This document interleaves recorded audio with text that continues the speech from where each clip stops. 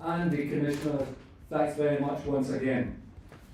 Thank you, Doug, and a very warm welcome to everybody for the Sydney hearings, and we'll be in Newcastle tomorrow and Wollongong on Wednesday. And so far, as you will have heard, we've had hearings in Melbourne, in Fremantle in Western Australia, and also in Adelaide, where we had two hearings, a formal hearing such as this, and also, excuse me, an informal hearing with First Nations peoples, chaired by Karina, our other commissioner, who is running a little bit late, but who will be here. We're very pleased and warmly welcome those who are submitting this morning. And in particular, I want to acknowledge the Honourable Malcolm Turnbull AC, former Prime Minister of Australia. Malcolm, welcome. And thank you for coming and speaking to us. And later on, we'll also have former Foreign Minister Bob Carr, former Premier of New South Wales, as it happens, speaking to us as well, followed by a range of other submitters. And in the end, towards the end of the day, there's an opportunity for the public. We have a list of public speakers, people who want to be heard, who have questions to ask, and we're very happy to have that happen, but we'll need to wrap up here pretty firmly around about 5. So apologies in advance for me being a rather strict timekeeper, and without any further ado, Malcolm, I invite you to come up and speak to us. Thanks very much. Well, thank you very much, Peter, and your fellow commissioners.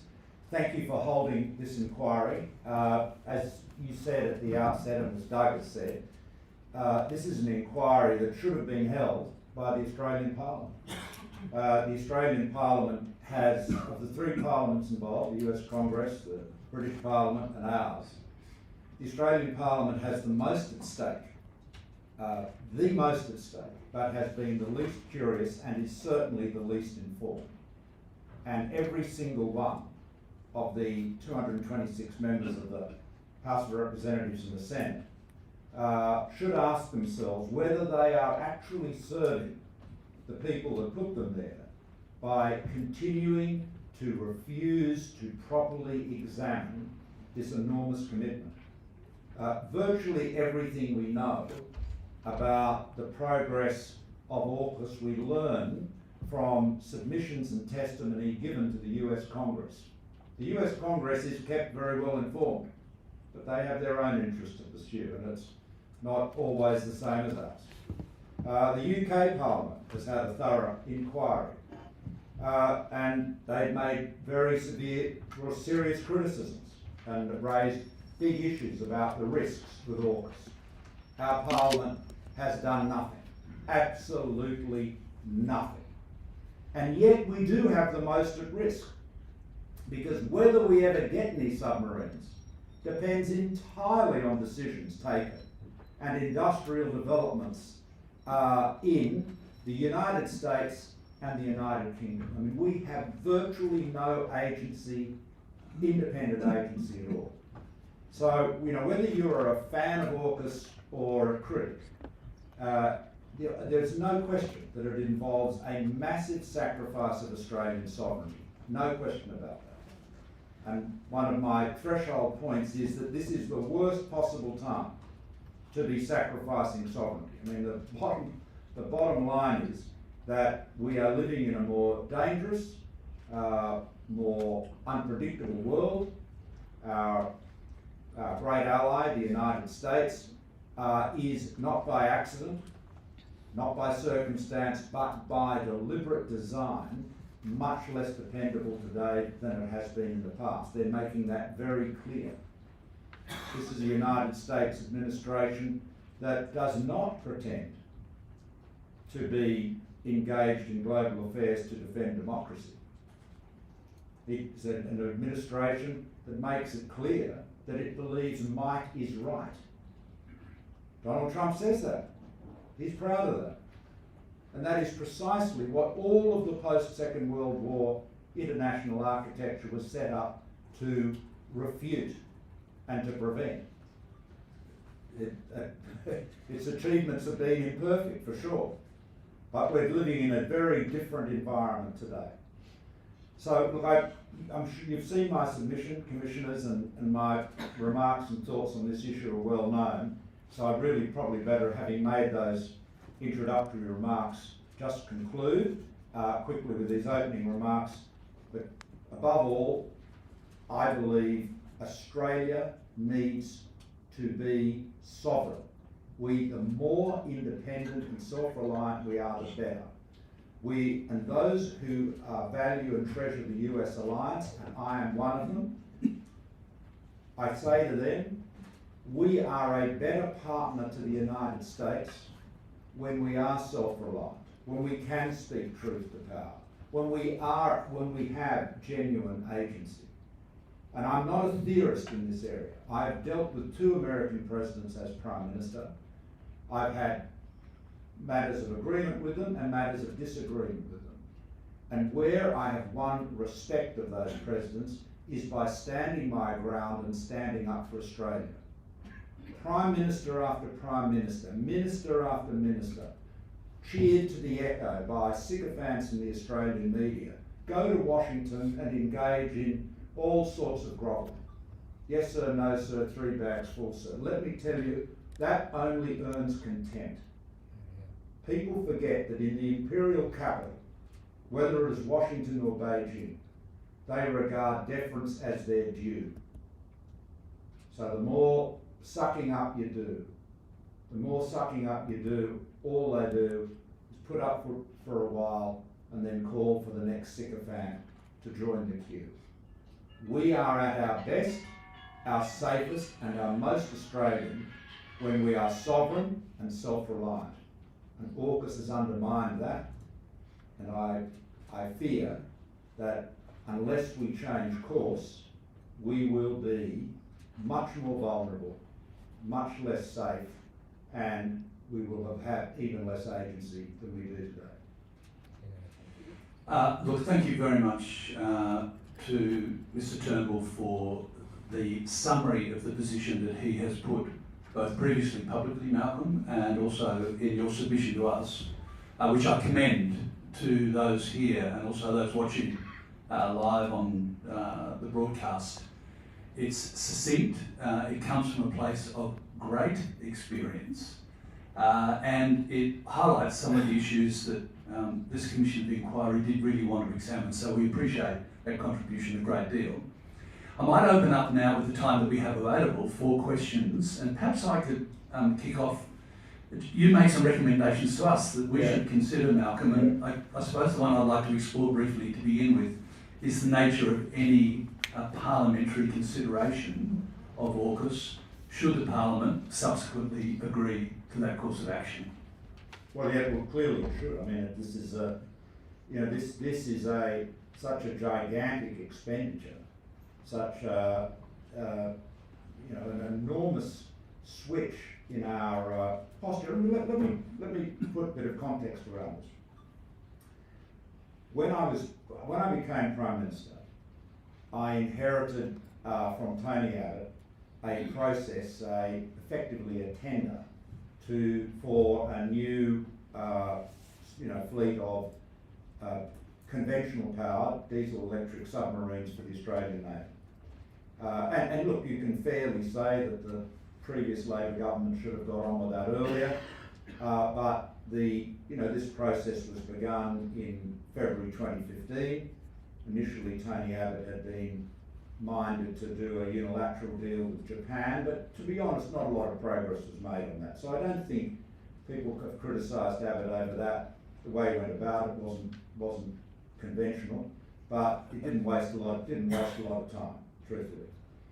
So I inherited that process, and people said, well, in fact, Donald Trump said to me, why aren't you buying submarines from us? And I said, well, your submarines are nuclear powered. We need submarines soon, and we do not have the ability, given the fact that we don't have a nuclear industry in Australia, in that short time frame, to be able to manage nuclear powered submarines in a sovereign way.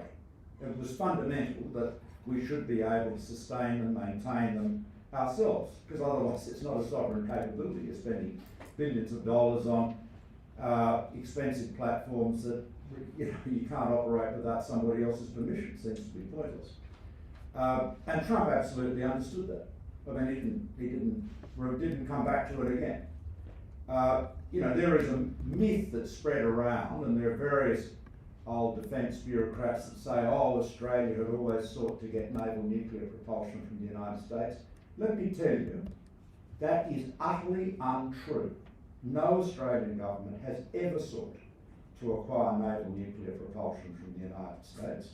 I went into this matter very deeply when I was Prime Minister, and because I was very conscious of the advantages of nuclear propulsion in submarines. I think everyone understands that. They can basically stay underwater indefinitely as long as the crew can last and there's enough food and so forth. So they do have real advantages, but they are hugely costly, hugely complex, and for a country that has no nuclear industry, no nuclear hinterland of its own, it's obviously, you're really talking about a generation, truthfully, at least. And so that's why we went with the approach that we did, and that had been, that was accepted wisdom. And everyone around, I felt, around the cabinet table, obviously I was mistaken, I wasn't always the best judge of college, but everyone around the cabinet table, I felt, had the same view about sovereignty as I did. It seemed to me to be basic, common sense. I didn't think it was remotely controversial. But, what we've now got is a big sacrifice in sovereignty. And yet, is this being examined? No. And the reason, I think, truthfully, is that because it is bipartisan, a bipartisan error, the media in particular, I'm not one of those people that blames the media for everything, but in this case I think they've got to take a bit of blame. The media have shown very little interest in it because they're only interested in calling the football match. So if it's not in contention, then there's nothing to talk about. And so, for all of the, well, there it is. I mean, I've been making these points for years now. And look, let me just come to a point. There is a cargo cult mentality in Canberra about these Virginia-class submarines, where people clearly feel that if they acknowledge that there is a real risk that they won't arrive, that will prevent them arriving. So you have to keep on believing. Now this is stark, staring bonkers. I mean, I have sat with senior officials, admirals and so forth, and said, what is your plan B if these boats don't turn up? And they look at me glassy-eyed and say they will turn up. Well, this is crazy. This is like you having a big barbecue in your backyard, and somebody says, what are you going to do if it rains? And you say, it won't rain. And they say, no, wait a minute, what is the rain? No rain, it won't rain. Well, it might rain. And there is a real risk.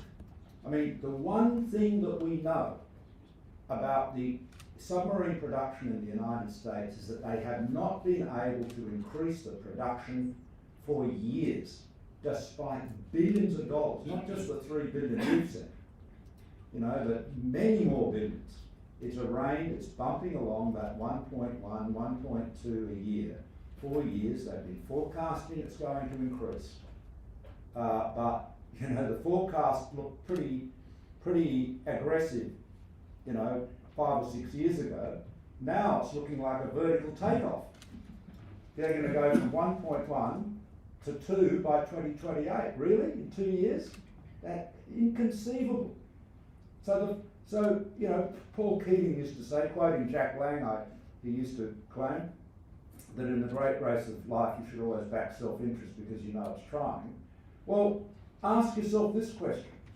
If the US Navy does not have enough submarines for its own needs, and if you've got legislation that clearly states that before a submarine can be transferred to Australia, the President has to certify that the transfer will not degrade the underwater capabilities of the US Navy. In what political fantasy land is a president going to do that? If they're already short. And we can't complain because we have made it, the Americans have been utterly transparent about this. They've said, we're short at the moment, we're hoping to increase, and they've been optimistic. That's fine, it's great to be optimistic. You've got to be realistic as well. And so they build all that in. And so when no Virginias arrive, right, we won't be able to complain. We won't have been double-crossed or reneged on or anything like that. So again, it's this sacrifice of sovereignty that is so shameful and so sad. Thanks, Malcolm. I might invite other commissioners to put any additional questions that they have. Carmen? Thanks very much, Malcolm. And I also recommend that people read the submission. It's an excellent coverage of the key issues, I think. One of the things that I guess I would want to ask is whether you have any insight into the motivation behind the change of position from the time when you were Prime Minister and the French deal was ongoing, and this embrace of the tripartite pact, as we call it, between the three countries. Who was driving that and why, in your opinion? Well, Scott Morrison's clearly the first driver. I think the key motivation was for Britain to essentially swipe a big shipbuilding contract from France. Boris Johnson has said as much in his own memoir. He always looked to see the benefits, cui bono, it's not a bad legal principle.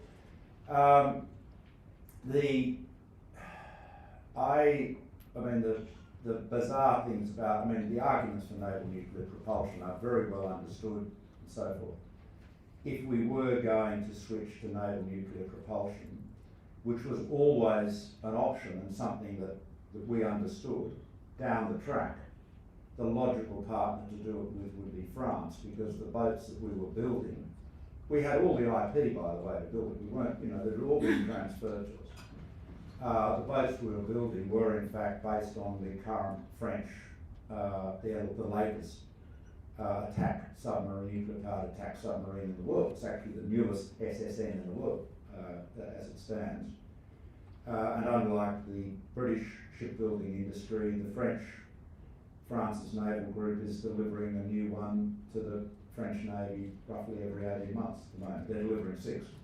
So that would have been the logical thing to do. So I found and of course lying to the French president, the whole thing was a diplomatic catastrophe. It did us enormous harm and doesn't win you any respect. So the British motivation's pretty clear. To be honest, I don't really understand Morrison's motivations, other than perhaps being dazzled by a big announcement. The Americans clearly have got it's a good deal for the United States. It's not a lot of people said you get all this degree, particularly in the Australian what a relief Donald Trump likes AUKUS. Well, why wouldn't he? The only question Donald Trump would ask is, how did that stupid old Joe Biden do a deal as good as that? That's what Donald Trump would be asking him. So I'm not suggesting that I think Joe Biden is stupid, by the way. But that's how Trump talks about it. Because you think about it, the Americans getting $3 billion, they're getting a naval base in Western Australia, as you know, in your hometown, all at our expense. They're getting, and they've got a sort of an obligation to transfer us some submarines, but only if they can spare them. And that conditionality is made very, very clear. It's right up there in flashing lights. We can't complain about it. Thank you, Malcolm. I might invite Chris Barrie, if you have any questions, Chris. Thanks, Peter. I've got a couple of questions. Looking at Hugh White's predictions of the transfer of global wealth and power out to 2040, do you see China as the dominant regional power by that time? Well, China will certainly be the largest regional power by that time. Whether and to what extent it is balanced by the United States, is I guess, a question. I think it's in the United States' interest to remain present in the region, but China's relative strength, and it's not that the United States is getting weaker, but China is growing so fast. I mean, China has 200 times the shipbuilding capacity of the United States. I mean, we've seen, just reflect, I mean, again, you've forgotten more about this than I'll ever know, Admiral, but reflect on this. The United States has depleted their magazine depth for vital, both air defence platforms and, long-range strike platforms in this conflict with Iran. And it's going to take them years to replenish those magazines, which has become a big issue in the US and everywhere. If there were a conflict in the Pacific between China and the United States, and there were naval ships sunk on both sides, which one would imagine would be inevitable, which navy would be rebuilt sooner? No question which one would be rebuilt sooner. I think China it has, so it seems to be widely accepted, 200 times the shipbuilding capacity of the US.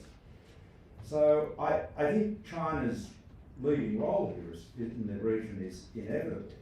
But having said that, I don't see China, and I made this point at Shangri-La in 2016, 10 years ago, I don't see China exerting some kind of Monroe Doctrine in this hemisphere. The Monroe Doctrine, obviously at that time, President Monroe, in the early 1800s, was looking at an American hemisphere with the Spanish and Portuguese empires having more or less collapsed and their colonial possessions being in disarray or independent, and America didn't want other powers interfering. This hemisphere is very different. When you have, South Korea, G20 member, Japan, the third largest national economy in the world, Vietnam, last conflict Vietnam had was with China, and the Vietnamese won. And then you go right down that hemisphere. So this is not a case of having China, the superpower, and everyone else being minnows. So I think as long as our goal, and this is Australia's goal is to ensure, in Shinzo Abe's words, free and open Indo-Pacific, one where the rights of all countries, large and small, are respected. That's been our goal. That's one of the key goals of our foreign policy, and that follows. Therefore, that's what our defence capability should be designed to support. Well, the idea that you invest in an alliance is important, and I think you've made the point that we should have a more independent view of the alliance and what we can contribute to it. But the same would be true of our relationship with China. And it is a fact that even today, China's shipbuilding industry is outproducing the rest of the world in new submarines. Mm. And so it makes that decision by the US President even less likely come the 2030s. But the problem, as I see it, in the containment process the United States is implementing at the moment, creating Australia as a vassal state, when I look into Washington DC and I see your successor as Prime Minister as a Vice President of American Global Strategy, I really wonder if that's ethical. Mm. Well, let me, I talked a little bit, again, and I'm not a theorist when I talk about dealing with American presidents. I've done that and I've dealt with Donald Trump. You win no respect there by being a vassal or a sycophant or, having your key objective, quote, not upsetting the Americans, unquote. And if you want a good example of that, a very candid example of that, which I quoted and I commend you a piece I had in Foreign Affairs, an essay I had in Foreign Affairs about a year ago on this, but I quoted there some remarks of Vice President J.D. Vance when he was talking about the Europeans, and he said it is not in America's interests for Europeans to be permanent vassals to the United States. And he praised Charles de Gaulle. Now think about this, de Gaulle, to say that de Gaulle irritated Presidents Kennedy and Johnson is an understatement because of his stroppy, independence and his determination that French sovereignty was maintained. I mean, France's, independent nuclear deterrent is French. They own the technology. The UK's is not. The UK is not in a position to use its nuclear deterrent without American concurrence. Again, you know more about this than me. But interestingly, Vance said de Gaulle was right. De Gaulle was right in insisting on French sovereignty. And so, this is you win respect from people by being true to yourself. I mean, yeah, sure, big personalities and bullies, whether they're countries or individuals, will often intimidate people and effectively encourage them to tell them what they want to hear. But that's not how you win respect. You win respect from the powerful by speaking the truth and being true to yourself. And my concern is that what we have done here is made ourselves, as I said, even more dependent than we were in the past. It's hard to imagine. That's quite an achievement. Well, thanks very much, Malcolm. I might invite Leanne. Let's see if that microphone's on and working. Hello. There we are, it is. Great. I'm going to just pick up a bit more on the abdication of sovereignty and calling on your experience. As you say, it's not theoretical, it's real. And since this inquiry started and I've been investigating the deal more, even in that time, more and more details come out. So suddenly we've got more service people that was originally said. Suddenly, the submarines could be nuclear capable. It feels to me like it's slipping, and I wondered if you had any observations on would a final plan of America's involvement in AUKUS in Australia have been clearly thought through by the Americans and explained to the Australian government, and we've just had we haven't had the information being given to the public? Or is it that the Americans would have had a clear idea of what their end game looked like and hadn't explained that properly to the Australian government? Look, the US has been pretty transparent with this. I think I'm not criticising the Americans over AUKUS. I think they're acting in their self-interest. And they've taken advantage of a compliant and foolish counterparty in Australia, regrettably. We've been our own worst enemy. In terms of the naval base in Perth, it's a dockyard and repair facilities comparable to what the US has in Guam. It's further away from Chinese missiles, so that's its big advantage. It's got access to the Indian Ocean. In terms of American Virginia-class submarines carrying nuclear weapons, of course they're capable of carrying nuclear weapons. And it's inconceivable that the Americans would seek anyone's consent about whether they were doing so. There are more than a few people, and again, I defer to the Admiral, who've, submariners who've made in other countries have said to me, there's not a lot of point in having a nuclear-powered submarine if it doesn't have nuclear weapons. A 1,000-pound explosive, on the end of a Tomahawk missile, can do quite a bit of damage, but it's not in the same league of deterrence as one with a nuclear warhead. So.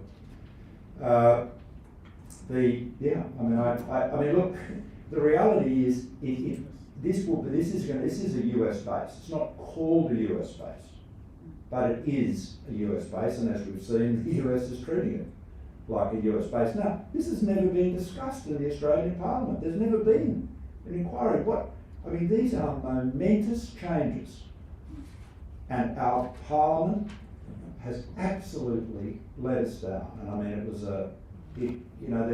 there was a window of opportunity after 2022 when the Labor government could have reviewed this, but they chose not to. And now we're, it's really up to, popular, enterprises like this one to ask the hard questions. I mean, if you, again, I haven't gone into the nitty-gritties of shipbuilding and submarines because I'm a rank amateur on it, but you've had the benefit of Peter Briggs's work, and Peter and I have stayed in very close touch for some years now, and he is really, really well informed. I mean, the points that we make about the problems with the United States, the problems with the UK shipbuilding base, this is not theory. This is absolute fact. Where is the answer? Why isn't there a committee saying to the minister and senior defence officials, what about this, what about that, what's your plan B? Thank you. I just want to quick follow up. I suppose you've made my point that I was looking to draw out, because I think not long ago, bases and nuclear armed weapons would have been unthinkable to the Australian public, and now they've become inevitable without the consent, I feel, from the Australian public. So my follow-up is, drawing on your political experience, I'm just keen on your opinion as to why the federal government don't hold a parliamentary inquiry. Well, because there aren't good answers to these. They don't have answers to these questions. I mean, the fundamental question is, there are many questions, but the basic one is, what do you do if the Virginia submarines don't turn up? Now, it's awkward and embarrassing enough for, the Admiral to look me in the eye and privately and say, oh, they will turn up, as though he's expressing adherence to some article of religious faith. But that's not going to go too well in the public domain. I mean, look, again, I'm being very frank with you and very open with you. The only member of the Australian Parliament that I've observed that has made really considered effective, informed comments about AUKUS has been David Shoebridge, the Green Senator. Probably not unconnected from the fact that his brother Michael Shoebridge is a former, very senior defence official, and remains a very respected commentator in this area, so he'll probably get some good assistance from his brother. But I think that because Shoebridge is a Green, people disregard what he says because the Greens, they're too loopy. But sometimes you've got to put aside whatever your prejudices are about a person as a person or as a party, and focus on what they're actually saying. And I think, but these are all questions that the Parliament should be addressing. I mean, why is it appropriate for the British Parliament to have a full-blown inquiry and not our Parliament? I mean, the British Parliament is receiving billions of dollars from the Australian government. It is the British shipbuilding industry that is being propped up by Australian taxpayers' dollars, right? So, from the UK's point of view, this is actually a good deal. I mean, I could make a case that I think the way they're heading is bad for them too. But at a very basic mercantilist way of looking at it, it's a good deal for Britain. They have an inquiry into it, but we don't. I mean, we don't. We're writing the checks, we're taking the most risk, but we are the least curious and the least informed. And whether you like AUKUS or not, that is a disgrace. All right, thanks. I think we have time for one more question, and Karina Lester has come. And Karina, I'll hand over to you. Thanks. Thank you, Peter, and good morning, Mr. Turnbull. Apologies for my lateness. One of the areas that we've been looking into as the Commission is around nuclear waste. Yeah. I'm wanting to see, as a former Prime Minister, what was Australia's plan, or what is Australia's plan to manage the nuclear waste?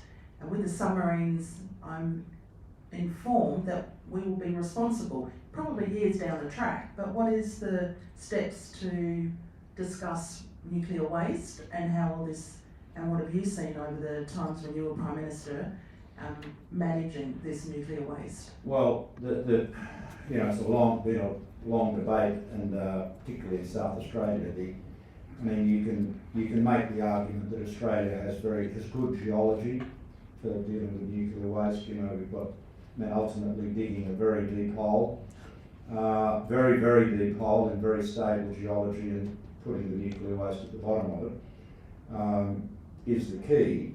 But what you're dealing with here, with these submarines that we're talking about, is that they have weapons-grade uranium. They have highly enriched uranium, about 95% enriched. They are from warheads, nuclear warheads. And that imposes all sorts of additional issues around the handling of them. Peter Briggs has gone into great detail about it, but just to give you a quick, you know, indication, compare and contrast, the French Navy and the Chinese Navy do not use highly enriched uranium. They use low enriched uranium. And they do that for a reason. You know, they're smart people. Both the French and the Chinese know what they're doing. And they made the decision to do that because it is lower risk in handling it. And also it means that you can have a similar regulatory regime to manage your civil nuclear industry as you do your naval nuclear propulsion. And it's chalk and cheese really. So we'll be dealing with the most dangerous substance made by man. That's what it is. Weapons grade uranium. And it will be hugely challenging getting it out of the submarines. It's not like it's not like taking it, you know, the battery off your, you know, power drill. The boat's going to have to be cut up. It's going to have to be in a special containment area to have the reactor removed. The relevant part of the boat itself will have to be buried in some very deep hole. I mean, it is absolutely a huge, heavyweight challenge. And, you know, for a country that has, you know, very, well, Australians have been very wary and very sensitive to dealing with nuclear matters and nuclear waste. So, yeah, it's not for the faint hearted. You see, I think in a way, you know, when Scott Morrison announced this deal, he actually cited the fact that it was a sealed reactor that was coming, that we would have not put our hands on it, as an advantage. So he tried to market it with what I would describe as a lack of sovereignty as an advantage, and treated it it was a bit like going to you know, your favourite hardware store and buying a power drill with a, you know, battery on it, and, you know, when the battery runs out, you know, throw it away somewhere, put it into a proper disposal bin, and buy another battery. Well, it isn't like that. It absolutely is not like that. So yeah, I think I really commend, again, I sound like I'm a promoter of Peter Briggs' work, but it really is, it's very, very detailed. And it goes into a detail and a sophistication of analysis that the AUKUS boosters, whether they are in government or, you know, there's a few commentators that sort of seem to do this habitually, have never, ever, ever remotely come to grips with. I mean, that's one of the, as you know, and Admiral Barrie's been at these conferences. I've had 2 security and sovereignty conferences now in Canberra, because I feel these issues, not just relating to AUKUS but others connected to sovereignty, are simply not being addressed. And what, again, going back to what I said earlier, what shocks me is that my assumptions about the importance of Australian sovereignty, I did not regard as being remotely controversial. I thought nobody said, oh, you're wrong, you know, we should just, you know, hand over everything to the Americans. No one ever said that. Never occurred to me that an Australian government would do that. Now, we've got 2 Australian governments that have done that from both sides of the aisle. Will you join me in thanking Malcolm Turnbull for his presentation? Thank you very much, Malcolm. I'll just come down and tell you where you are and I'll welcome both parties.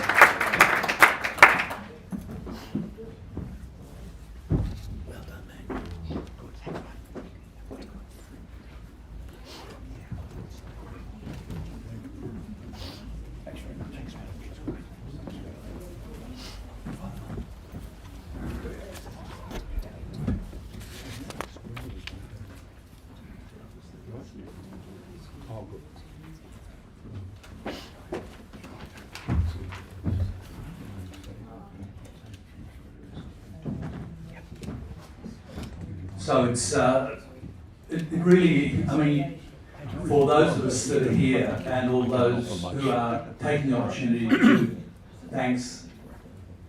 taking the opportunity to watch the broadcast, it really is, I think, an incredibly useful and worthwhile opportunity to hear from senior Australian political leaders who've thought long and hard about these issues and have exercised leadership in the country. And it's, I think, for commissioners, particularly a reminder of the seriousness of our task, given that we as yet haven't had that public debate, where national security is not only the interests of the governments themselves, but of all citizens.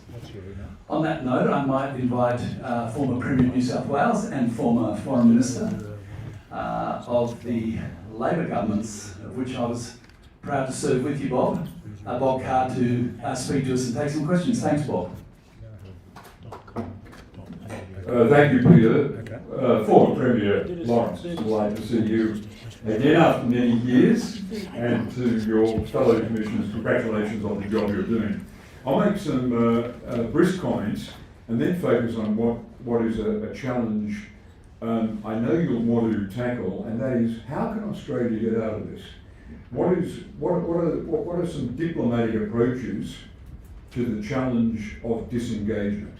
Is it possible to do it without a rupture in the Australia-China, the Australia-US alliance relationship?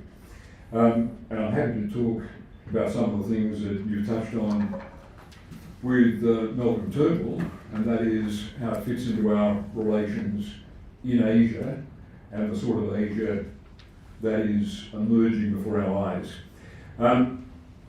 When I became Foreign Minister, I had a visitor in my office, and he had the demeanour of an Old Testament prophet.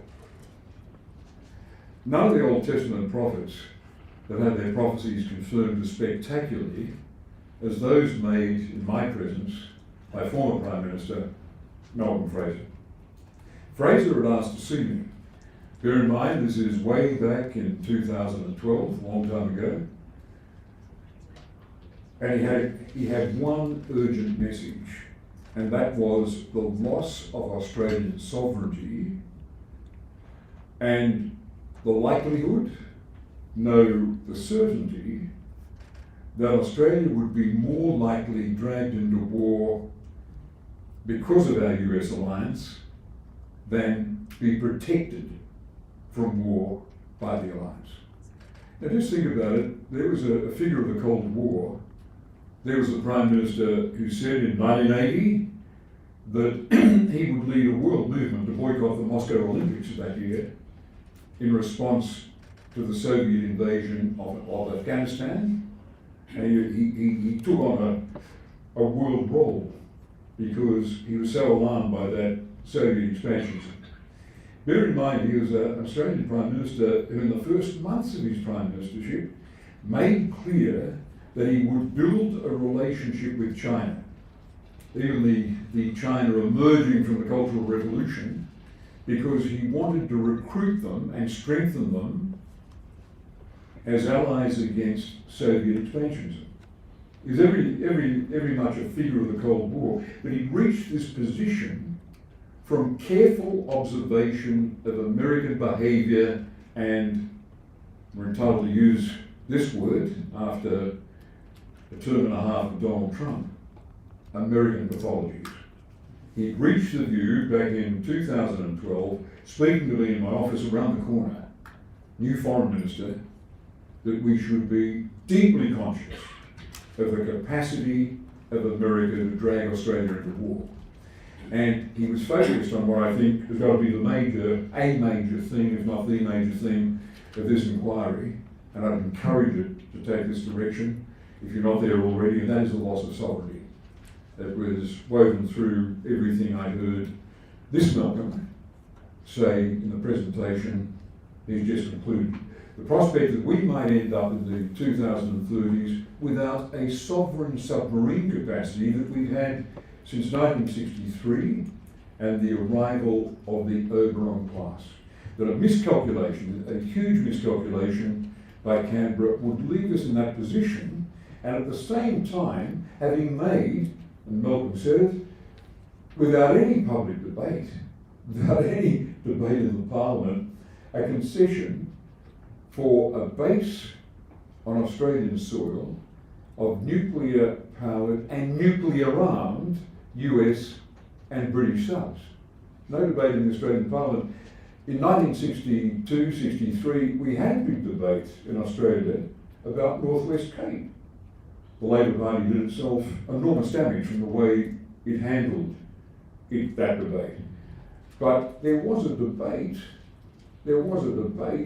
in the Parliament and in public about our decision to have what Sir Robert Menzies said is only a communications base on North West Cape.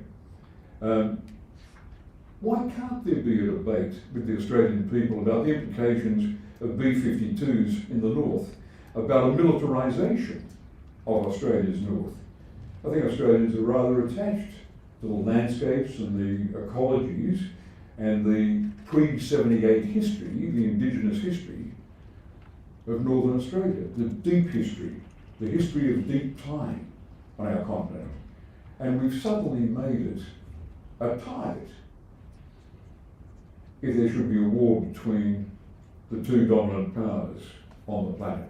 We've made it a target, perhaps an attractive surrogate target, perhaps a target of the utmost urgency for the Chinese if there are B-52s directed at taking out China's second strike capacity by destroying its nuclear bases from Australian soil.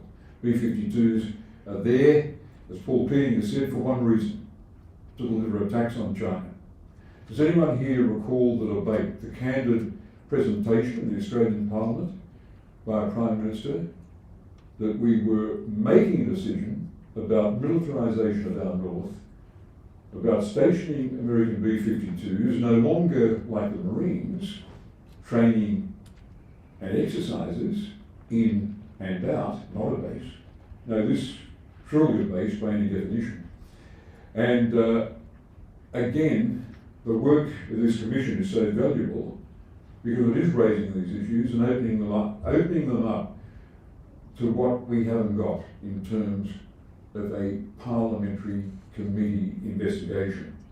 Just very quickly before I address the big challenge of how we get out of it, I've used the expression that the biggest enemy of AUKUS is not public resistance within my party, but it's the AUKUS's own over-engineered grandiosity, the naivety of AUKUS, the childlike ambition that Morrison signed up to for an amount that is incomprehensible, and I believe in Canberra, excuse me, already crowding out investment in other more urgent, arguably more urgent, defence platforms.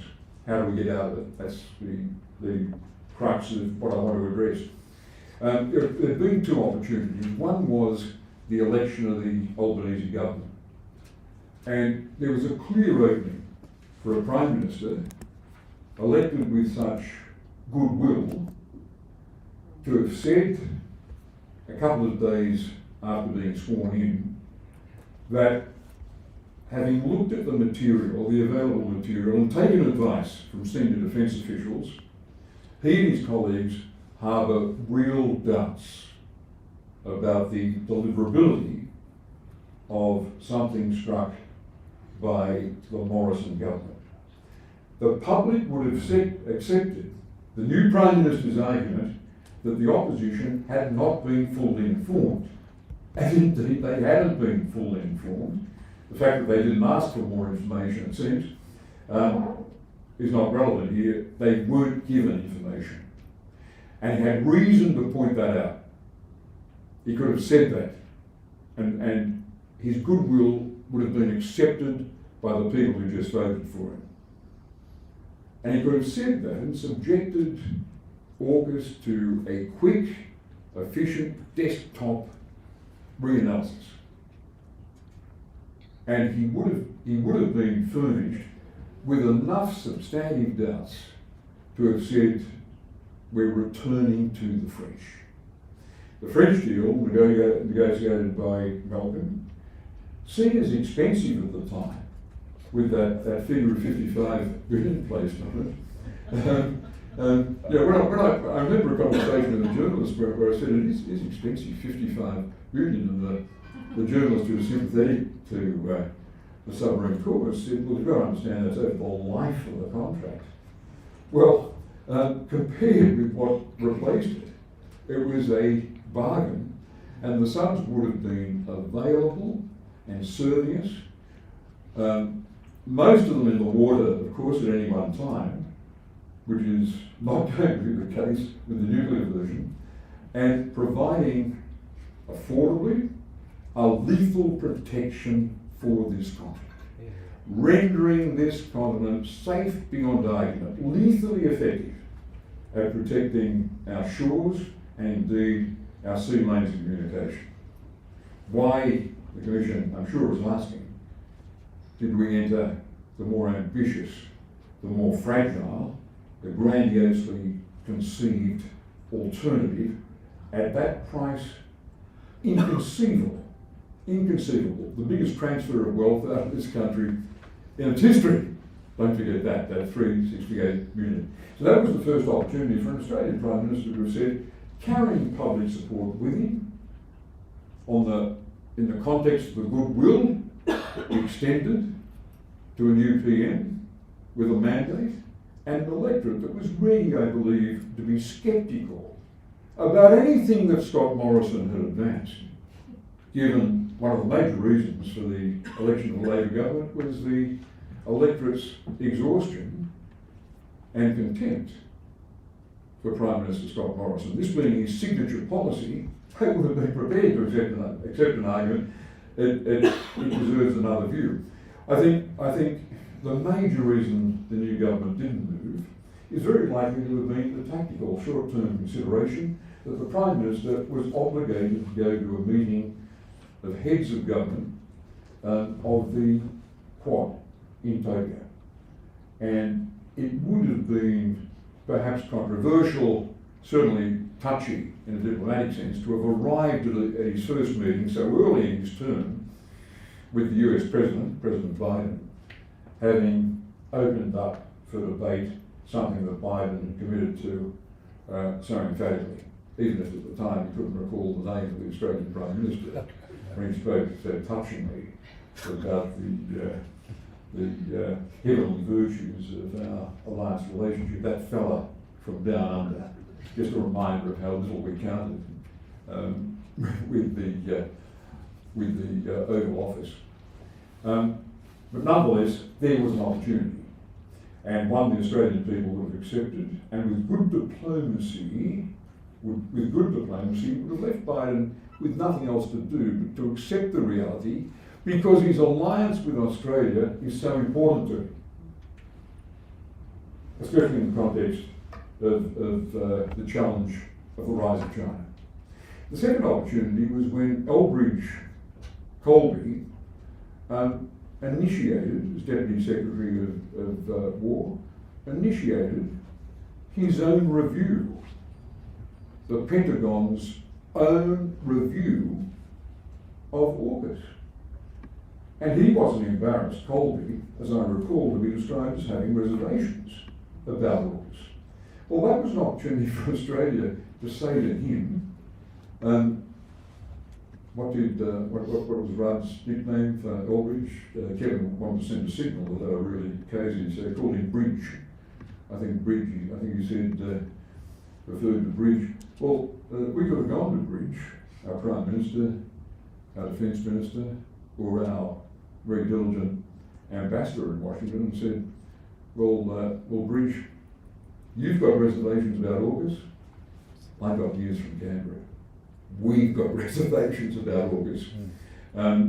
Let's talk about yours, and we'll talk about our reservations. And our big reservation is a sense that by the time we get to the early 2030s, you'll be embarrassed about how far you've fallen behind the Chinese, and you'll want to tell your esteemed ally, ourselves, that you're not going to be able to part with the Virginia subs as promised. Can't we be realistic? Isn't this what we're talking about? Isn't this what you've been saying behind the closed doors of the Pentagon? Well, therefore, can we have a sensible talk about alternatives that will meet our needs, about an off-the-shelf purchase, about a return to the French? What are the best in the world that we can have of the conventional subs? And are there other technologies that we might start to look at too that gives us a long-range strike capability? And there might be opportunities for defence cooperation with you, with Americans, with American companies, and with American expertise, unrivaled as it still is in so many areas, that we wouldn't have envisaged. Can we present this as an opportunity for both of us? Because we think this could be Rudd speaking, or Miles, or Albanese, because we think you're not going to be able to deliver. You know it. That's why you've got this review. Can we make something out of it and not disturb the tenor of the Australia-US relationship? I believe with the impressive diplomacy we've shown with the challenges of the Trump administration in this term of Trump, we could have pulled it off. Our diplomacy has been pretty impressive at managing the unpredictability of Trump. It wasn't up for us to have our Prime Minister give a speech like that of Prime Minister Carney of Canada. It makes sense, to put it crudely, to keep our collective head down in dealing with Trump. And our treatment on the tariffs front probably confirms that. And we have got advantages out of being able to say to partners in Asia and elsewhere in the world, we've got a fine working relationship with our alliance partner, the United States. There are advantages in the alliance. Good diplomacy could have protected those as we negotiated a US-Australian position that said, on review, there are better ways of managing Australia's submarine needs. Both sides accepted, and we think we can emerge with something stronger for both of us than AUKUS, which has proved to have more challenges than we thought a couple of years ago, when a former US President, a former Australian Prime Minister settled on it. I believe it was diplomatically manageable, and given that this will be a decision for a president after Trump, no one can say that it is beyond doing. No one can say what the attitude of a Marco Rubio or a J.D. Vance would be if we as an ally sought to explore options that will not cost us our submarine sovereignty and will not leave us with what I think is the frightening and ugly prospect of just being a base for US nuclear powered and very possibly nuclear armed subs, which is what we're left with. What we're left with when we know in the early 2030s, America is almost certainly not going to be in a position to make a transfer of the base as originally planned. It can be done. It can be done with good Australian diplomacy. We've shown in recent years with challenges of Trump, we are capable of such diplomacy, and it can be presented very credibly to one of the presidents after Trump as something in America's interests, as it clearly is, as Aldrich Colby sensed correctly, as well as being in our interests. And let's look at other ways beyond that of retrieving and salvaging what we can of Australian sovereignty. That's the underlying theme of all of what you were talking about. Look, thank you very much, Bob, and I'll invite commissioners to put some questions to you in the time that we have available.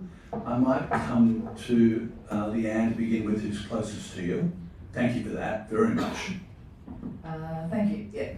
I put this question to the former Prime Minister Malcolm Turnbull just before you as well. You just said that we are possibly heading towards just being a base for the US and with nuclear armed subs. Do you think we're just bumbling towards that, or do you think that would have been a plan from the US or a plan from the Australian government?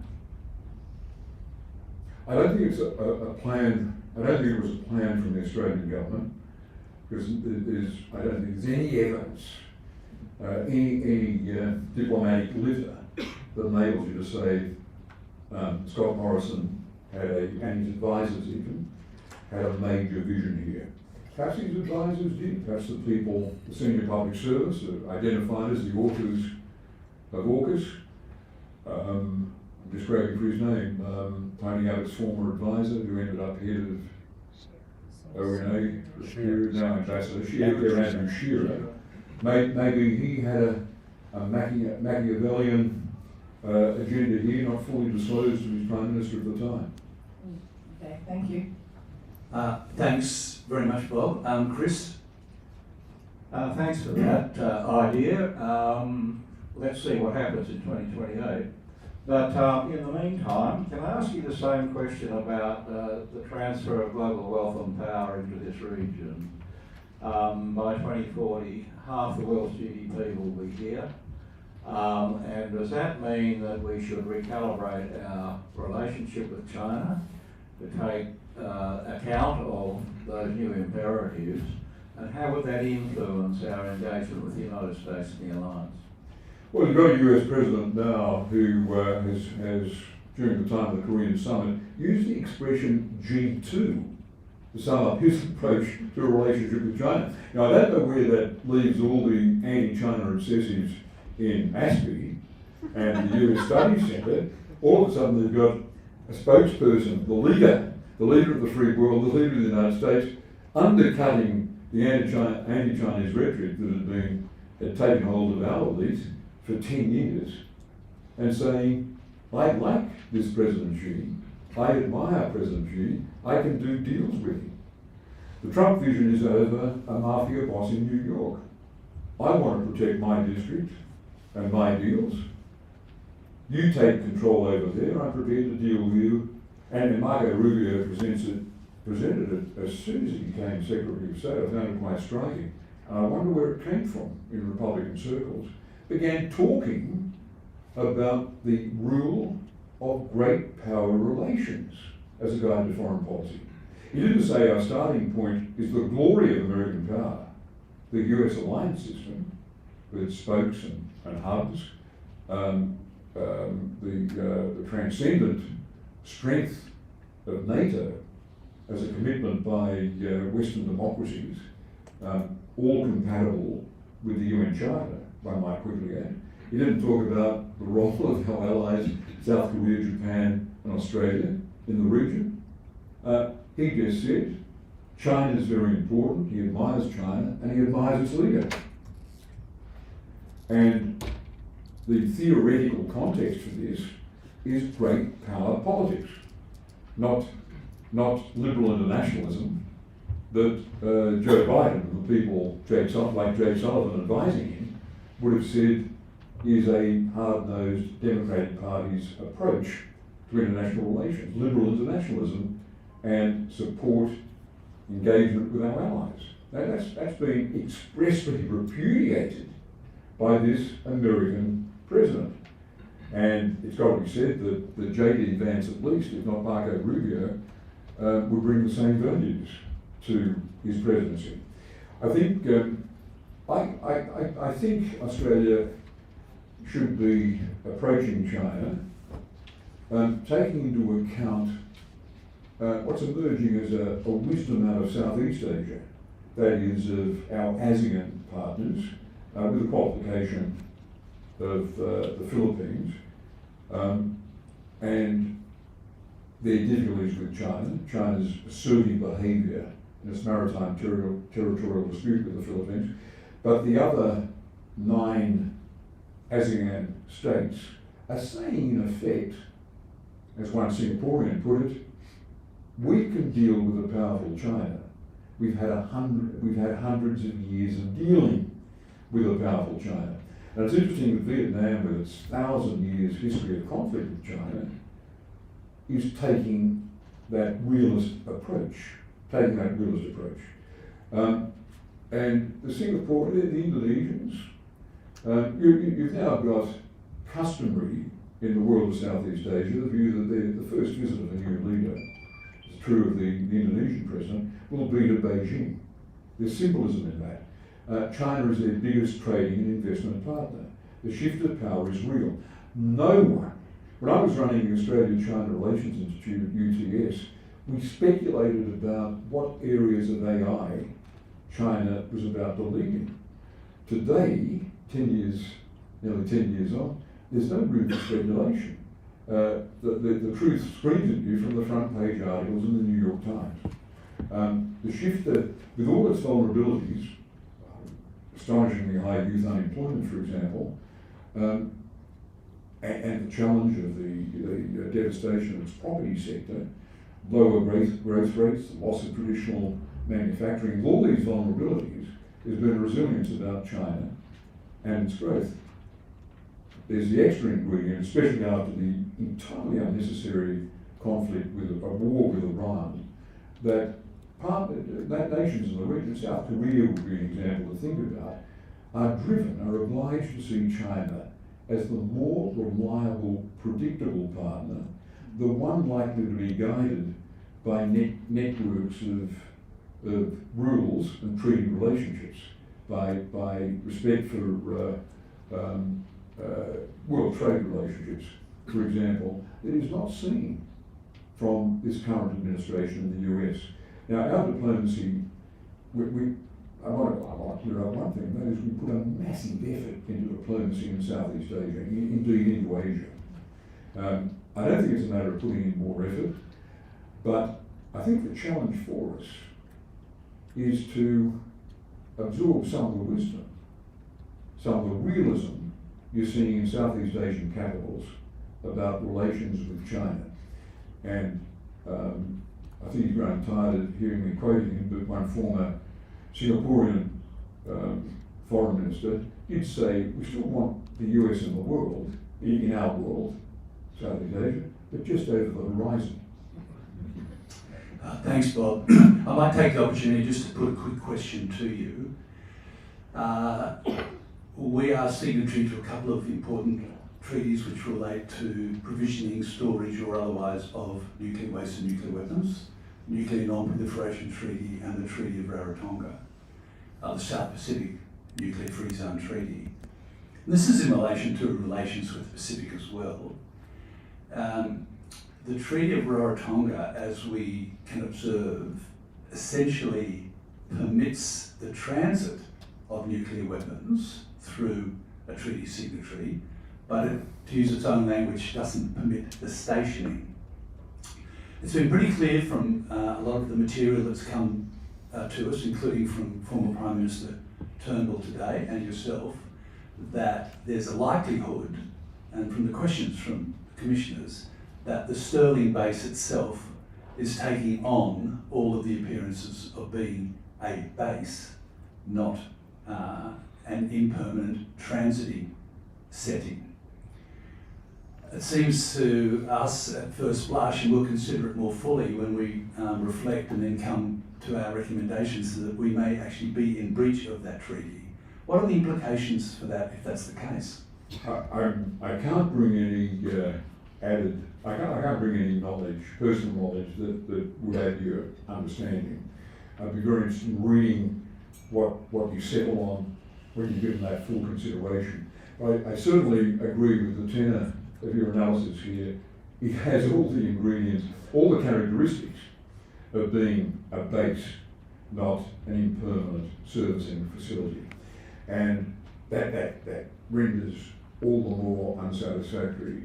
There hasn't been a full accounting to the Australian people. It's that important why can't it be treated as a statement by an Australian Prime Minister in the Parliament and a debate? That's how a thoughtful democracy, trusting the good judgment of its people, would attempt to handle an issue so huge. I think it reflects a lack of confidence in ministers in handling something as enormous for the future of this country, the strategic setting that we operate in. Thanks, Bob. I'll see whether Karina has any questions. Carmen. Thanks very much, Bob, for your understanding of this very important area. One of the questions that we've struggled with really is, first of all, why did AUKUS come into being in the first place? And Martin Turnbull's obviously addressed that question to some extent, but it remains a puzzle, really. But the second one is, I guess I'm speaking here partly with my background in politics, is why the opportunities that you mentioned after the election of the current Labor government were not taken. What were the contrary voices, apart from, a moment's embarrassment, which doesn't seem sufficient in my view? Where were the pressures coming from for Albanese to continue with AUKUS without any examination, in your understanding, or speculation for that matter? Thanks. I think the imminent meeting of the Quad was probably the biggest factor affecting how the new Prime Minister saw this. It was a matter of really of urgency overtaking importance. And by the way, to divert for a moment, what's happened to the Quad? What's happened to the Quad? For years, every document about Australian security underlined the importance of the Quad. It figured in every speech by an Australian Prime Minister or Foreign Minister. The Americans used it too. When the Americans were under pressure to say what the pivot, remember the pivot? What the pivot meant, they would reach for the Quad. What's happened to the Quad? No one invokes it today. Trump undercut it by ruling out his attendance at a meeting in Delhi. The Indians have been reduced to saying, well, we told you we were holding back from a full-throated commitment to the Quad anyway. We weren't going to relegate our creative foreign policy mechanisms to the Quad. We weren't going to relegate our relationship with China to be made in the context of the Quad. Now the Indians would be saying, I'm certain. There you are, there you go. We were recruited to the Quad, all trumpets blazing, flags waving, and now America is saying it doesn't figure on our radar at all. Australia was persuaded he was a serious concrete confirmation from Washington that they were committed to our region and our future, the Quad. And the Quad, which I defended, I said, look, it's a diplomatic talking shop, but it sends a message to Beijing about deterrence. It suggests to Beijing that if their behaviour is threatening to other nations in the region, the Quad is capable of developing into a quasi-alliance. Not an Asian NATO. No one in Asia wants to belong to an Asian NATO, but at least it was a signal to Beijing, and a legitimate one, a bit of hedging on our part, a bit of balance, strategic balance. But it's gone in a whisk. The Quad has gone. It's no longer there. But I think that's the best explanation. A meeting of the Quad 1 week after his election, and a Prime Minister not wanting to generate a controversy in the first hours of his Prime Ministership. I think we're just trapped by coincidence. A meeting of the Quad in Tokyo, he had to be present. A few days before that, you make a decision on AUKUS that, while defensible domestically, might have opened up a whole range of difficult diplomatic possibilities. The Elbridge-Colby one is harder to explain. I think I'd like to have the tapes of conversation with Kevin Rudd. I'd like to know. I'd be confident if at least it had been explored. If I found out that at least the prospect of a Pentagon inquiry into the future of AUKUS had been at least considered as an opportunity for us to be part of the Pentagon and say, as I put it earlier, you've got reservations about the Quad, well, so have we, let's start talking. On that note, can you please thank Bob Carr very much for coming. Thank you, Bob. We'll take a quick 5 to 6 minute break for people to stretch their legs and use the bathroom if they need, and we will resume at 11 o'clock for the Maritime Union of Australia and the Teachers Federation. Thanks very much, everybody.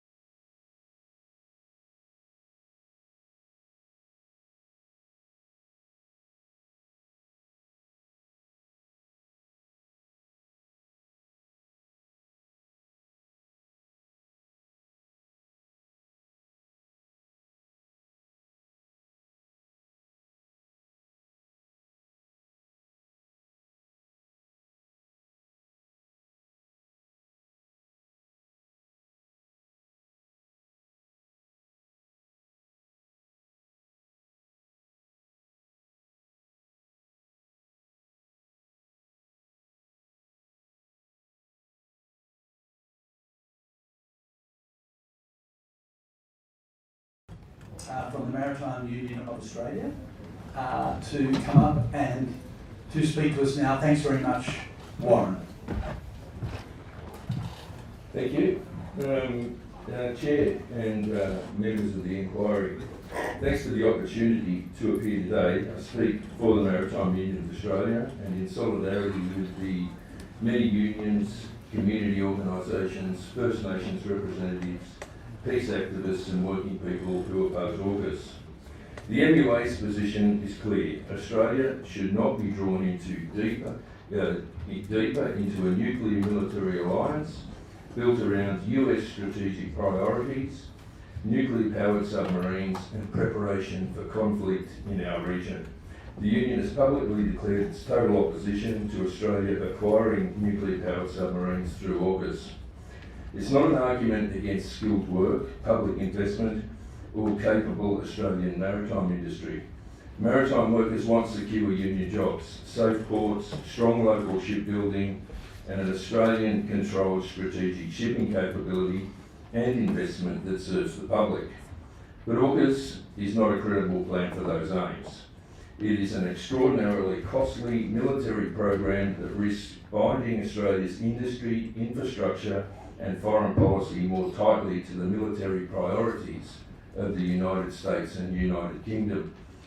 The fundamental question is what Australia does with its public resources. Hundreds of billions of dollars committed to nuclear submarines cannot also be spent on the things that create security in people's daily lives. Public housing, hospitals, education, climate resilience, renewable energy, civilian manufacturing, commercial port infrastructure and strategic shipping. The claim that AUKUS is principally a jobs plan does not withstand scrutiny when investment of this scale could secure socially useful jobs across the country rather than concentrating resources in a military project dependent on foreign technology and supply chains. For maritime workers, safety is non-negotiable. Nuclear-powered vessels bring risks that cannot be dismissed by assurances or managed behind closed doors. Wherever submarines are based, maintained or supported, wharfies, seafarers, tug crews, port workers, transport workers and neighbouring communities deserve transparent information, independent civilian regulation, enforceable safety standards and genuine union oversight, not military secrecy and exceptional rules. AUKUS also threatens to divert maritime capacity away from civilian needs. Australia should be strengthening commercial ports, domestic shipping, maritime training, ship repair, offshore energy and manufacturing, not allocating scarce waterfront land in berths, dry docks, skills and public funding to service a nuclear military build-up. The MUA sees particular potential in clean energy industries, including offshore wind, which can support large numbers of jobs while helping meet the climate challenge. Finally, Australia's security is not advanced by making our ports, coastal communities and workplaces more closely tied to aggressive foreign militarism. Maritime workers depend on peace, stable relationships and safe sea lanes. I will point out one of the points of the history of our union is that 1 in 8 seafarers were killed in the Second World War. AUKUS increases the risk that Australia will be drawn into conflicts that are not in the interests of our members, our communities or the broader public. Our submission asks this inquiry to reject the nuclear submarine pathway and to direct public investment towards a peaceful, safe and sovereign civilian maritime future.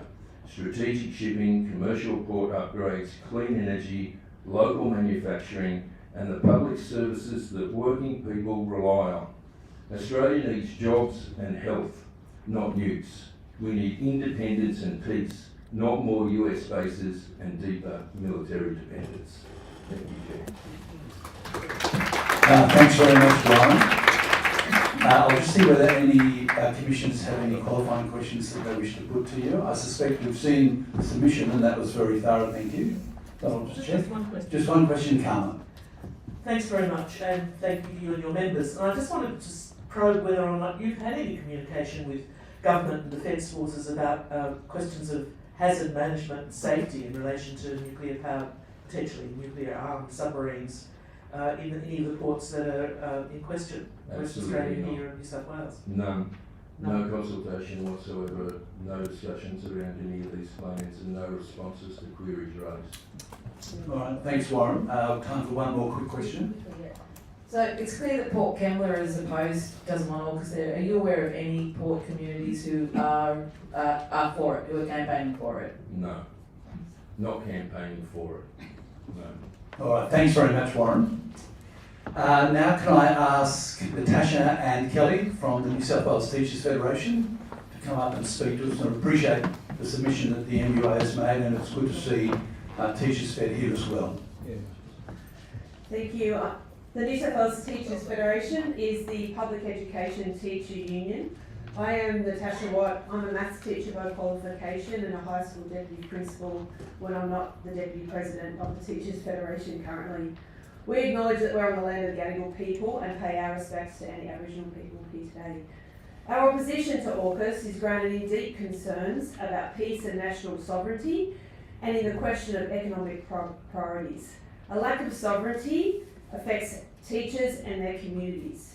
As teachers work daily with the consequences of underinvestment in public services, a $368 million plus commitment to nuclear powered tax hubs is the wrong use of our taxes.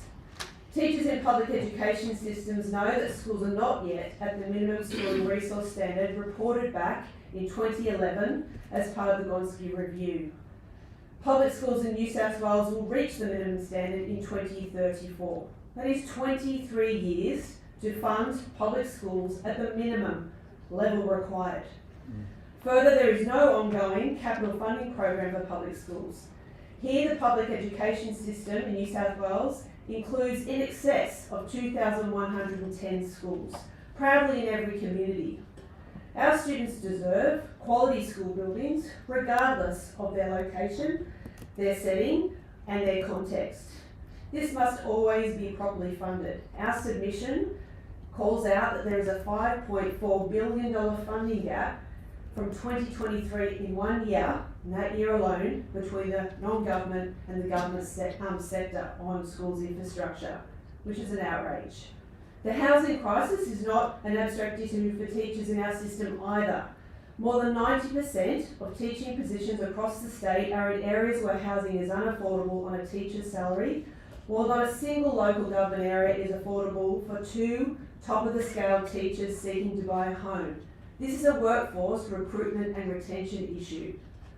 Spending our taxes not just on nuclear-powered tax hubs, but on building homes for American naval personnel and their families. Is this what AUKUS means? And I'm referring to the media this last week about the homing of potentially 2,400 troops in Western Australia. If governments want to invest in Australia's future defence security, they should do it without sacrificing its own people.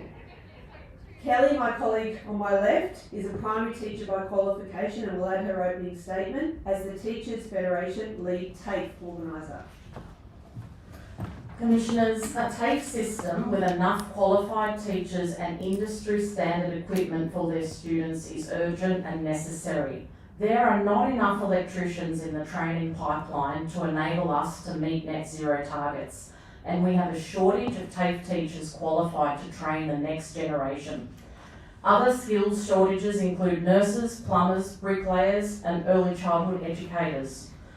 Critical skills for a functioning economy and society that deserve the full attention of governments, not a $368 billion disgrace that benefits nobody but the interests of the United States government and those who stand to profit. The AUKUS agreement is an answer to a question that nobody asked. It's a solution to a problem that doesn't exist. And why does that matter? It matters not just because we believe it's a dangerous exercise, but also because there are real challenges that citizens are facing here in New South Wales, the solutions to which require significant sustained investment from governments. AUKUS is a distraction from the real crises. the housing crisis, the climate crisis, and the skills shortage crisis. Commissioners, our Aboriginal members have asked us to read out the following statement. The New South Wales Teachers Federation supports the traditional custodians and owners of the land in and around Port Kembla. They are the Wadi Wadi people of the Dharawal language group. Aboriginal and Torres Strait Islander peoples in Australia are against the impositions of foreign military bases, nuclear waste, pollution, and war on ceremonial lands and traditional lands and waters. The Teachers Federation remain active allies of the Uluru Statement from the Heart, and we support the realisation of the principles of voice, treaty and truth. And we are in support of Aboriginal lands councils around New South Wales who are against amendments currently being proposed by the New South Wales Government in the New South Wales Crown Lands Bill, which will undermine the Aboriginal Lands Right Act. New South Wales Teachers Federation members, Aboriginal members, I can also flag, will be making a written submission very shortly to this inquiry outlining their strong opposition to AUKUS. And Commissioners. Thank you very much, both Natasha and Kelly. I'll just see whether there are questions from Commissioners. Chris? Just a quick question. Can either of you inform us about any penetration of our school system by people who are advocates of AUKUS or industry? Because we've heard in 2 other states that this is happening. So in the New South Wales public education system, we heard this was happening across the country in other places. Programs funded by the Defence Department federally, the Subs in Schools competition, for example. We approached as a union our Department of Education and made our concerns clear to them that this was not okay in the New South Wales public education system, and they supported that. And we do know where that hasn't happened across Australia, that teachers are teaching specifically taking curriculum and altering it to the program of some of these companies in particular via government resourcing. I am a maths teacher and I can say what we really want is kids learning about STEM to solve the world's problems, not create more of them. Let me see if there are any other questions. Chris took the one I was going to ask you. Karina? So as a former education minister who was involved with the Federation in an earlier life, it's great to see you both here. And thank you very much for coming and presenting to this inquiry. Can I ask Dr. Lachlan, I'm getting proper pronunciation, Loch? Clossy, National Tertiary Education Union to come up and speak to us. Thanks, Lachlan. Thank you. Thank you for the opportunity to present to this inquiry. I'd like to acknowledge that I'm a visitor today to the land of the Gadigal people and further acknowledge elders past and present. And in acknowledging country, I'd also like to refer to our submission in which we highlight the defence and military developments have too often proceeded on Aboriginal and Torres Strait Islander country without the free, prior and informed consent of traditional owners, resulting in enduring cultural, environmental and community impacts, many of which are ongoing. The National Tertiary Education Union represents more than 28,000 members employed in tertiary education, predominantly in Australia's public universities. Our position on AUKUS has been democratically determined and reaffirmed by our National Council, our highest democratic decision-making body. As we've stated in our submission, NTEU opposes AUKUS and accompanying agreements and military spending for several reasons. NTEU supports peace and we believe AUKUS increases the likelihood of war. NTEU is concerned about risks of nuclear proliferation and long-term nuclear stewardship obligations. NTEU recognises the historic and ongoing environmental impacts of production, testing and deployment of military technologies. NTEU recognises the impacts on Aboriginal and Torres Strait Islander peoples, as well as other Indigenous peoples internationally. NTEU supports spending for the public good and believes that AUKUS and its accompanying arrangements represent an unprecedented commitment of public funds without sufficient oversight or public scrutiny. And finally, NTEU believes that universities exist for the public good and require the autonomy and public investment necessary to pursue education and research in the public interest rather than being subordinated to military or industrial priorities. In our submission, we quote former University of Melbourne academic and CSIR, as it was then, Chair Sir David Rivett, who discusses in 1944 his fear that the pursuit of knowledge should not be subordinated to keeping the ship of industry in motion or the dogs of war supplied. We also quote the ANU's Sir Mark Oliphant in 1958 on the social responsibility of science. Let's contrast that with the Vice-Chancellors of today. Former ANU Vice-Chancellor Professor Brian Schmidt publicly spoke of incentivising students to study in AUKUS fields, including endorsing the view that we need to set a 14-year-old schoolgirl on the path to being a nuclear submarine captain. UNSW Vice-Chancellor Professor Attila Brungs has spoken of universities contributing to the social licence of AUKUS. NTEU believes we need the autonomy and public investment to support and educate a 14-year-old schoolgirl to fulfil her potential to be whatever she wants to be. To do that, we need to be investing in higher education by taking measures like scrapping the Job Ready Graduates program in favour of meaningful funding reform, not throwing away money, public money, on measures which might not come to fruition or might present a great risk to us all if they do. Thank you. Thanks very much, Lachlan, and I'll now invite commissioners to consider any questions that they may have. And yes, Carmen? Thanks very much. Part of what I've been doing in the last 10 years or so is teaching in a university setting, so I'm aware of some of the constraints that scientists particularly operate under. And I wonder if you might comment on whether or not signing up to AUKUS and everything that it entails in the university setting means greater secrecy surrounding scientific findings if there are partnerships, and conversely, the failure to collaborate with scientists from the enemy, in inverted commas, as it's construed in the case of China, whether this is seriously distorting Australia's research scientific effort particularly. Yeah, certainly that is a threat, that national security implications for research funding might mean that scientific discoveries, technologies, research breakthroughs might be secret. They might not be able to be shared publicly and don't contribute to the public good in that way. We're also seeing the other side of that. We're seeing increasing restrictions on research collaborations with other countries which are seen as hostile or not as friendly to Australia. Those countries do include countries like China, but also Iran, Russia, and other countries. So we are seeing restrictions on research collaboration and funding associated with that on national security grounds. Thanks, Lockie. Chris? I failed to turn it on.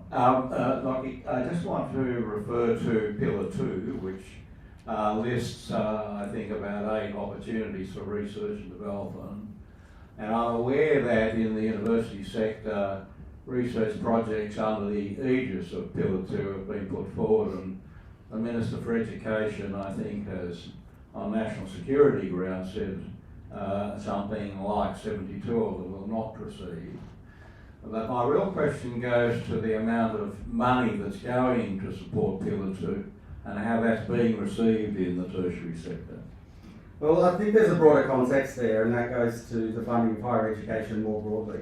What we've seen over decades, and this is both shades of government, is historic underfunding of the university sector. And that's put universities in a position where they've had to rely on funding from other sources, from other revenue sources. We've seen the government percentage of funds for universities decrease over time as a percentage of revenue for universities. Now, the biggest way that that's manifested is the pursuit of international students, chasing international students as another revenue source. But the things that I've spoken about here in terms of Professor Schmidt at the ANU and Professor Brungs at UNSW, we're effectively seeing universities pitching themselves for AUKUS money. They're not civic institutions that should be holding that important debate, that important civil obligation of facilitating debate in a democratic society. They're not the critique of these sorts of things. They're the enthusiastic cheerleaders who are basically there trying to pitch themselves for AUKUS business. And that's not a state that I think our public universities should be in. Thank you, Lockie. Any other questions from commissioners? Thanks very much for that submission. Greatly appreciated. Gee, we're having a really big morning here, aren't we? Just the amount of very important and relevant information that's coming to this commission is greatly appreciated. And I think I've got Peter Murphy and Pip Hinman coming up from the Sydney Anti-AUKUS Coalition. So Peter and Pip, you're very welcome to come and present to us now.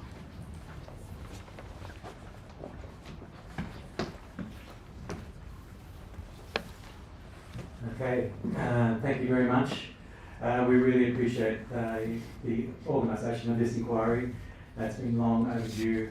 So there's two of us here from the Sydney Anti-AUKUS Coalition to put our ideas to you today and to further develop our submission. So we were formed in December 2021, within a few months of the surprise announcement by then Prime Minister Scott Morrison. We have united a range of groups around three basic ideas: no nuclear submarines, no war with China, and therefore no to AUKUS. We have held a number of rallies, public meetings and conferences over these last 5 years and support all the community-based campaigns around Australia which have grown up to challenge what we all consider to be a dangerous folly represented by AUKUS.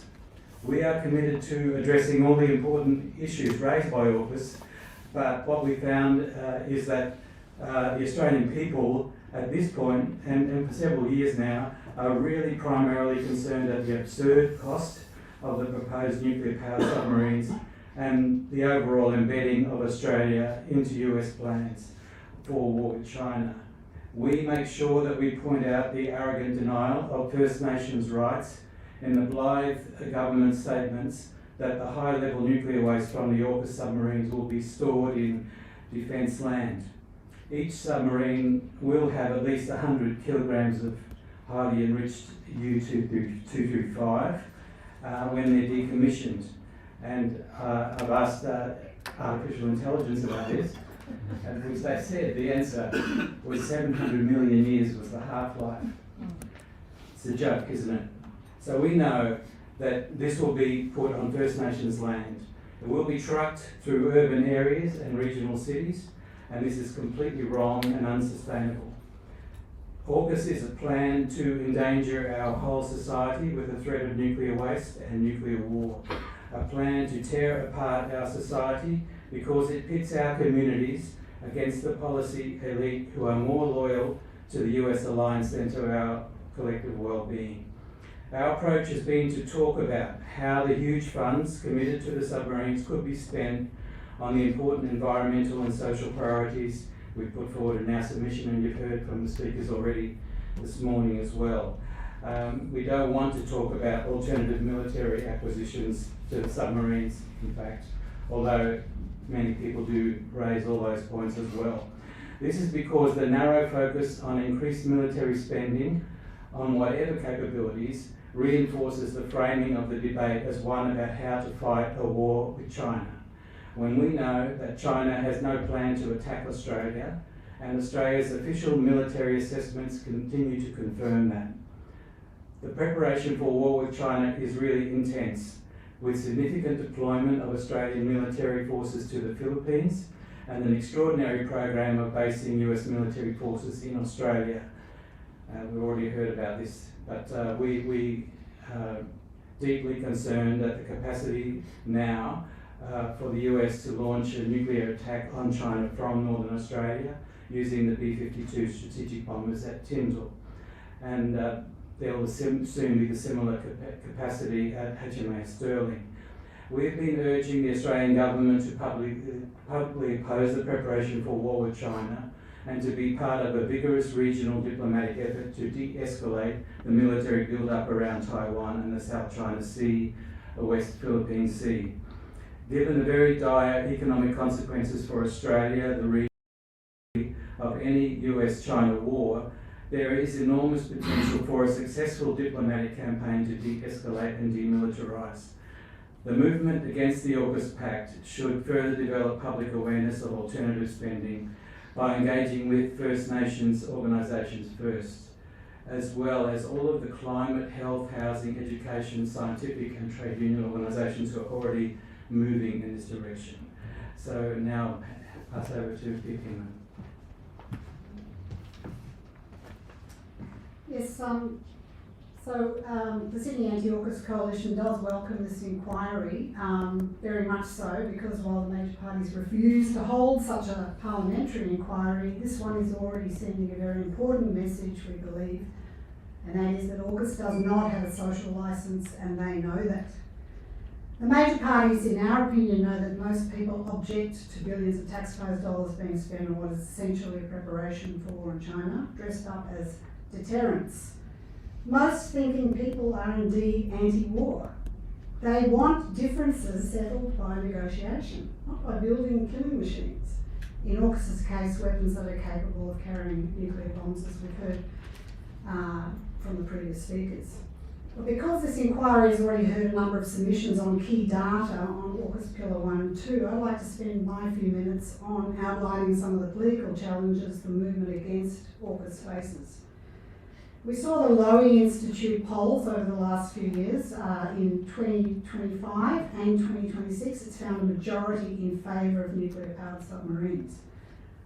But when the question is just focused on cost, the result is a lot different, with the majority opposing it.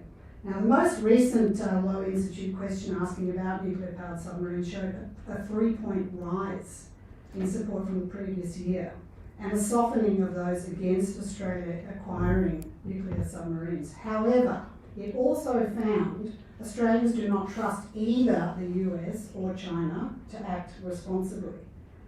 It also said the trust in the US has fallen to the lowest ever record, its poll, to 31%. By contrast, trust in China rose 8 points from the previous year. So, narrowing the gap between, narrowing the gap with the United States to just 3 points. So that gap in 2022 was 53 points. I'd say that the undeclared US war in Iran and support for Israel's genocide in Gaza is likely to have contributed to people's view on this. However, the movement to stop political elites from their wasteful and dangerous allocation of public money to weapons of mass destruction faces huge challenges. They include cutting through government and industry misinformation about the nature of AUKUS Pillar 1 and 2, through which the political elites are embedding Australia into what we regard as the US war plans in the Asia-Pacific region. Sydney Anti-AUKUS Coalition's focus has been on, as Peter mentioned, where else could these billions of public money be spent, including education, housing, transition away from fossil fuels.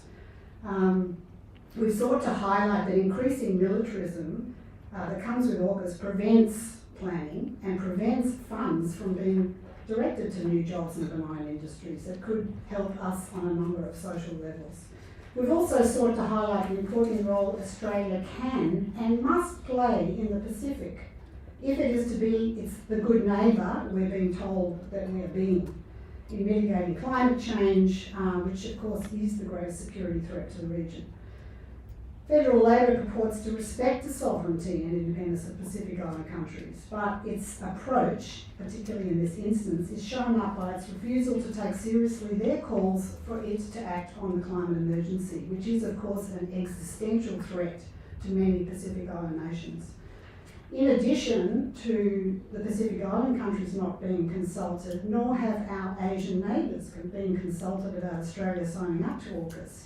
And we know that both Malaysia and Indonesia have expressed deep concern about AUKUS and its encouragement of military build-up in the region. So the other major concern is, of course, as we've talked about and we heard today, is the development, the acquisition of nuclear-powered submarines, meaning that Australia has effectively joined the nuclear club. It has effectively jumped its commitment to non-proliferation of nuclear weapons. Yes, Australia may not directly acquire nuclear weapons, but it will host US submarines which will be carrying them, as we've heard. So AUKUS means that Australia is also committed to taking this nuclear waste and storing it somewhere on First Nations land. Is another problem that many have pointed out, including Friends of the Earth and actually the Electrical Trades Union. We would just finally say that the AUKUS Pact calls into question Australia's commitment to the 1985 Treaty of Rarotonga, which was mentioned earlier this morning. which that treaty bans the use, testing and possession of nuclear weapons within its borders. And Australia did sign that treaty in 1986. However, Australia has not signed the treaty on the prohibition of nuclear weapons, despite this Labor government promising to do so before it was elected. And it is a deep concern to us that it has not signed the treaty because of its commitment to AUKUS. Our submission goes into a lot more detail about our concerns with AUKUS and also gives some ideas about how we can pursue the campaign against it. Thank you for listening. Thanks very much both to Peter and Pip, and I'll just invite commissioners to seek any clarifications or put any questions to you. Thank you, Leanne. Yes. I'm just interested in how your group's going, really. How has it been growing with people wanting to know more about AUKUS? Are you being supported by the community? The short answer is this type of campaign work is so volatile, but you know, 5 years into it, we've had a few cycles actually of change, of strength in the group. But we're finding that when we call a meeting, especially after the last federal election, we called a meeting to discuss what to do next. We had a very, very vibrant 100 to 250 people turning up, and really we ran out of time. So our assessment is that there's a very broad public support for the views we're putting forward, but because of the politics of our country, the bipartisan agreement to support AUKUS, there's a lockout happening, so people can't find a channel. That's why your inquiry is very important. The voices are emerging. It's really great. Thank you. Thank you for that, Chris. I just wanted to ask about the way in which we move ahead when we look at a government now in power that's got the veil of secrecy down so that none of us really knows what's going on underneath the blanket. Secondly, quite a lot of anger in the public spaces where we've been hearing from people. And thirdly, considering the Royal Commission into the nuclear fuel cycle and the citizens' jury outcome, when we look and try to move ahead, the only political party that we've got any support from in are the Greens and David Shoebridge, as we've heard, potentially the Independents. But I guess my question to you is, after we deliver this report, where do we go then? Wow. Well, I think your report will help a great deal. I do believe that it's important that the Greens have got a voice. They've got a crucial voice in the Senate. So there's a scope, but really the bipartisan position has locked them out of using that up till now. I think that the path forward is going to be to some important degree in the Labor Party, but it will only happen because the community is pushing. Mm-hmm. So I think, for instance, you'll go to Port Kembla, you'll find a community that's very mobilised. They can see a huge threat vividly in front of them, and I do believe that is really where it will come. Reflecting on, say, the nuclear waste dump issues, I've just been in the Pine Gap Convergence and down in Adelaide for the Labor Party conference and the IPAN, and I got a lot more information about, I think, 7 campaigns to stop nuclear waste dumps on Aboriginal land. These are all done in very adverse conditions. They were won by a combination of the community and the court. So we have still got tools in our democratic structures that enable the truth to come through and the right decision to be made in the end. Very painful. But our communities are mobilised to do this. They are going in that direction. So I think we can't expect to wind up, we can't expect a magic solution, unfortunately. It's really painful, drawn out, slugging it out sort of process. But look at your initiative. So I think it's just another case, a very important case of how the people find a way forward. In my lifetime, we would have said the anti-Vietnam War protest movement created serious political change. Do you think we're headed down that kind of pathway in order to get the current government to change its mind? It would be nice if we were. I agree with you there, because I think you're right. I think it did herald in huge changes in society and in policy with the incoming Labor government then. There's no doubt about that.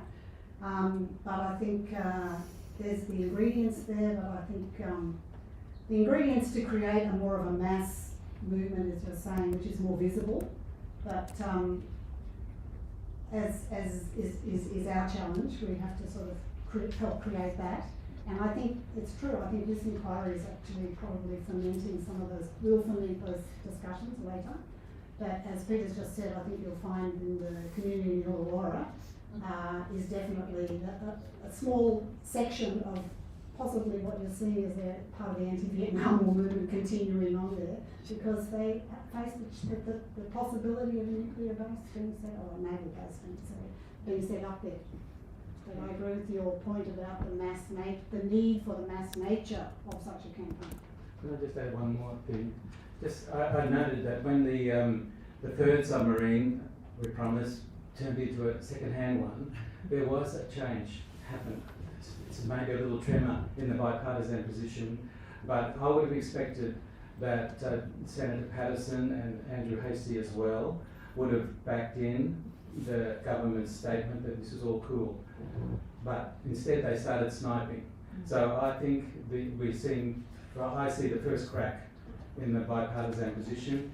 So the stupidity that we've all been talking about, it's obvious to these politicians as well, and something's breaking open. We are the force, I think, to break it open. Okay, thanks very much. I'll just see if there are any other questions. There being no other questions, thank you very much both to Peter and to Pip, and for your ongoing efforts to inform the public about AUKUS.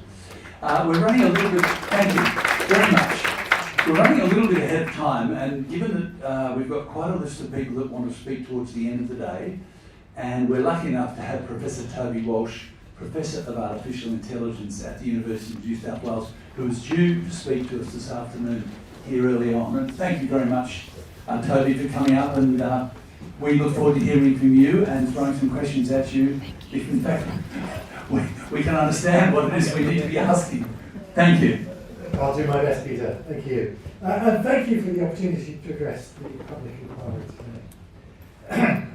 For background, I'm Chief Scientist at the AI Institute at UNSW Sydney, and I've been a researcher into artificial intelligence for the last 4 decades. My career has increasingly focused on the responsible use of AI, including in military applications of AI. I've had the privilege to speak at the UN in New York and Geneva on the risks of autonomous weapons, mobilised thousands of my colleagues to sign open letters calling for regulation, and served as one of the 18 experts on the Global Commission on the Responsible Use of AI in the Military, an international body that was set up by the Netherlands government with support from South Korea and Spain, whose recommendations were recently delivered to the Security Council by the Dutch Prime Minister.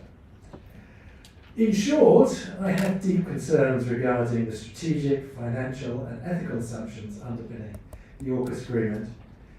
In my submission to the inquiry, I argue that AUKUS, as currently structured, commits Australia to a deeply flawed path across both of its pillars.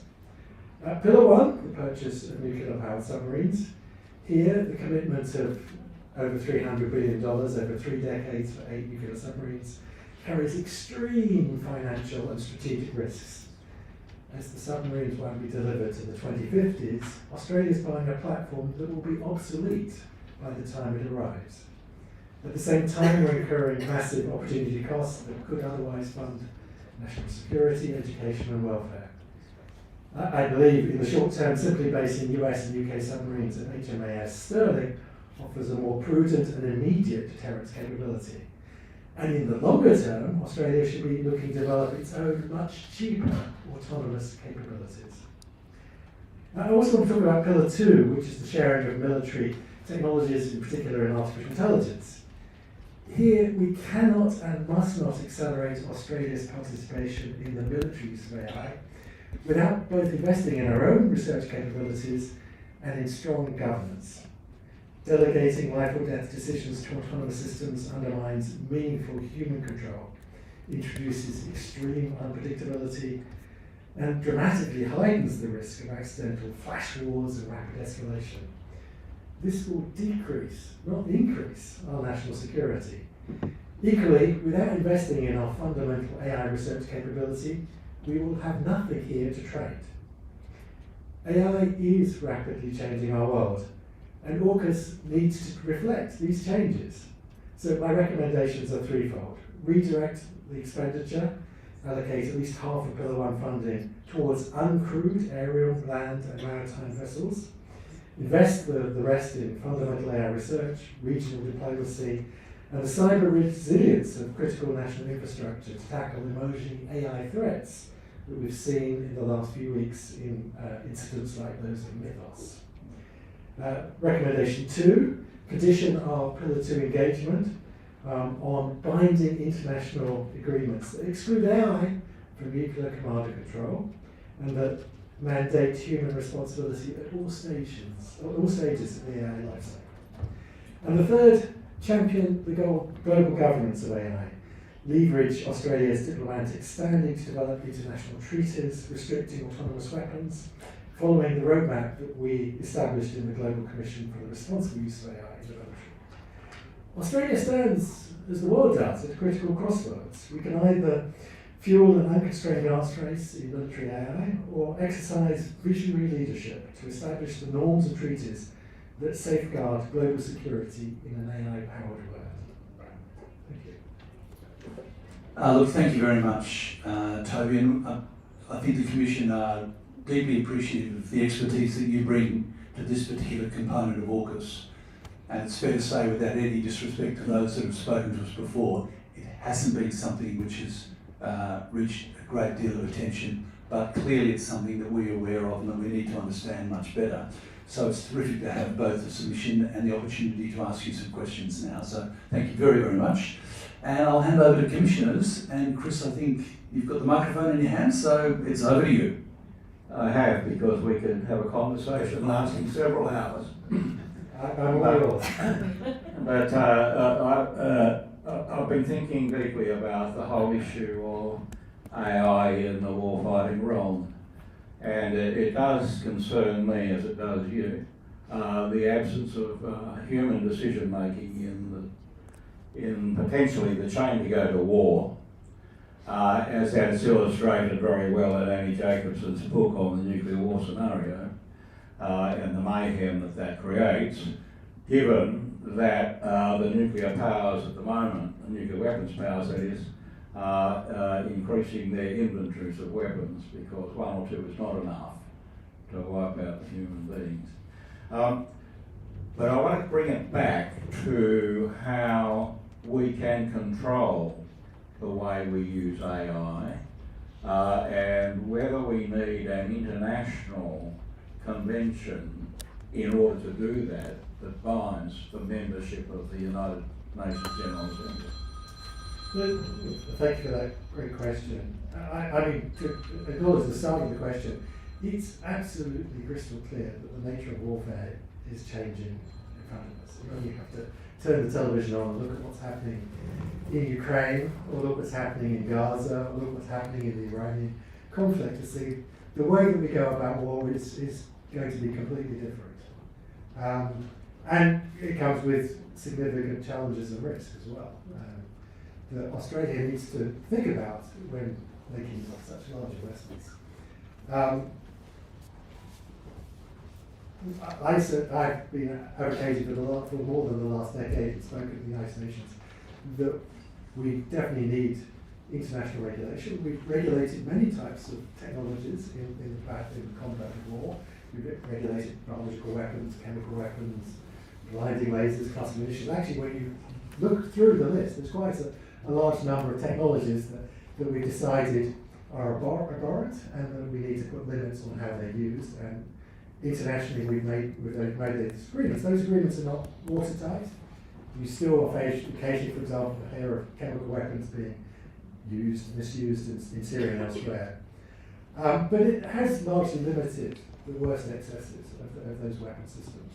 and I think made the world a better place, even though some nations and some states have sometimes stepped over the line. And so I would welcome such regulations for the use of artificial intelligence in warfare. And I think they would carry a similar chilling effect on the misuses of the technology. I don't think they would be perfect, but I think they would add to the safety and security of the planet and would be worth arguing for. Australia has interestingly led the way in many of these debates. We led the way in chemical weapons, we've led the way in nuclear weapons. We could lead the way in the regulation of autonomous AI-powered weapons. I think that would be a fantastic. We're well placed to do that, actually. I mean, we've got this interesting place where we're not actually a NATO member, so we're not bound by having to speak as one within NATO, and yet we're very closely connected to the United States and other NATO countries. We turn up at many conflicts. In fact, we turned up at every major conflict since the Second World War. But so we as ever punch above our weight in these matters, and we could and should, being use our position and things like our investment in AUKUS, to do that, and that could make the world a safer place, not just for Australia, but for the whole of the world. And I wish that our diplomats were entrusted by our political masters to do more in that space, but there's so much more that we could do. Okay, thanks for that. I think there are going to be some other questions here, Karina. Just one quick one. Thank you, Professor, for that. I hear a little bit about data centres, and I know in South Australia they've been talking about data centres. I'm wanting to know a little bit about the environmental impacts on these data centres.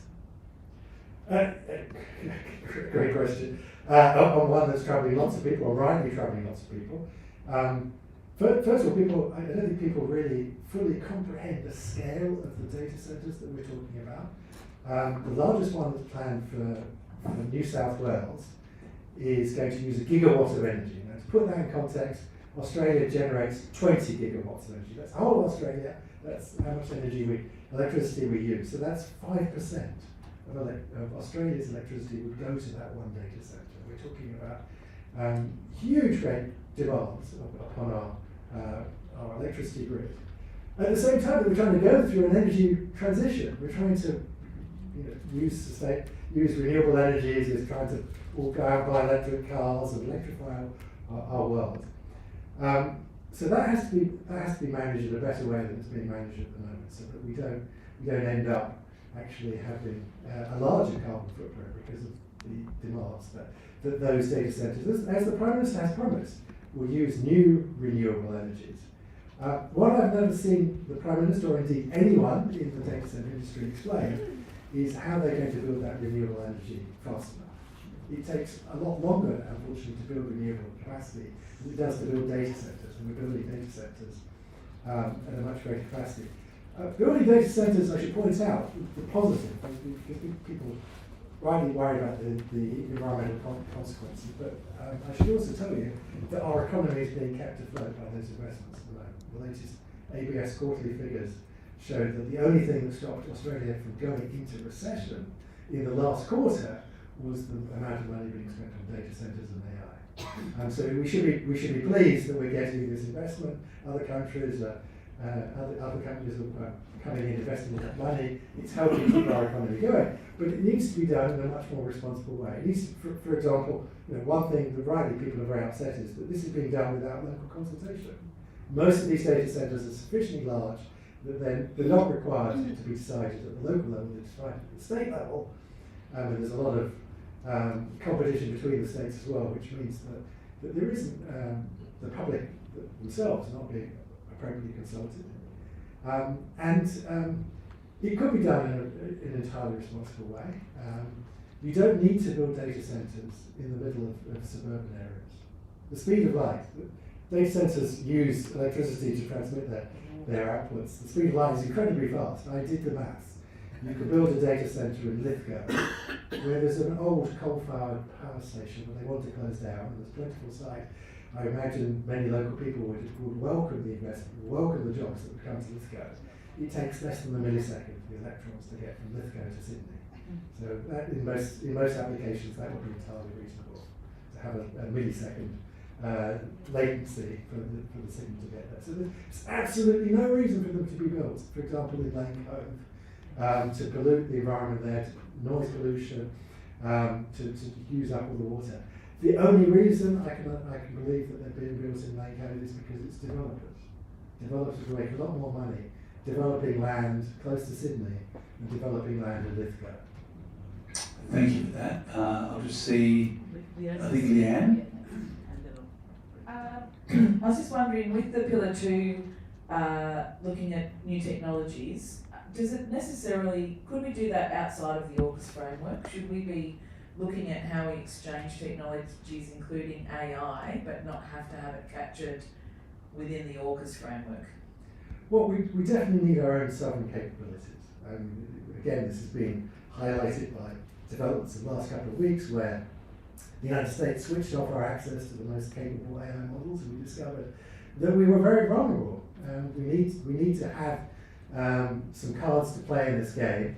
We need data centers in Australia because, again, we can't rely upon other people.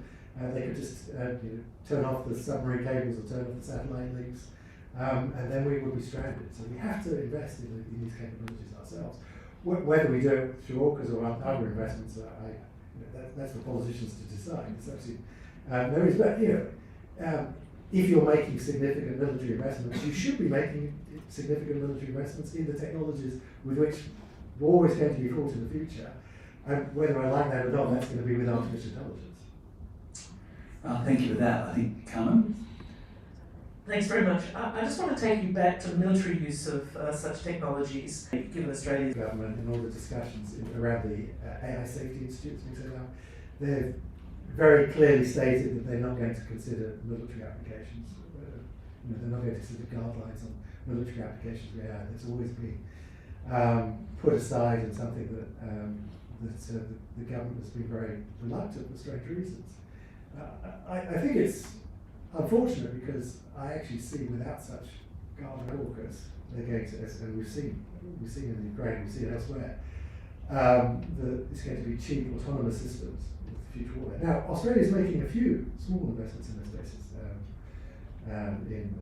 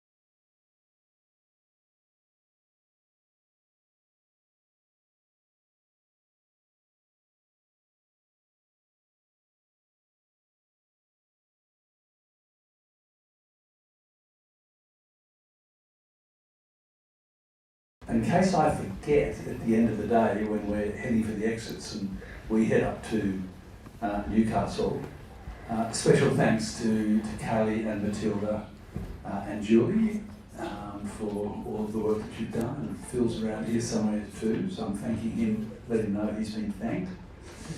Without our team, believe me, nothing would move. And with our team, we're at warp speed. So let's hear now from Alex Byrne, who I know is here. Thanks very much, Alex. We look forward to hearing from you in the afternoon of this public hearing.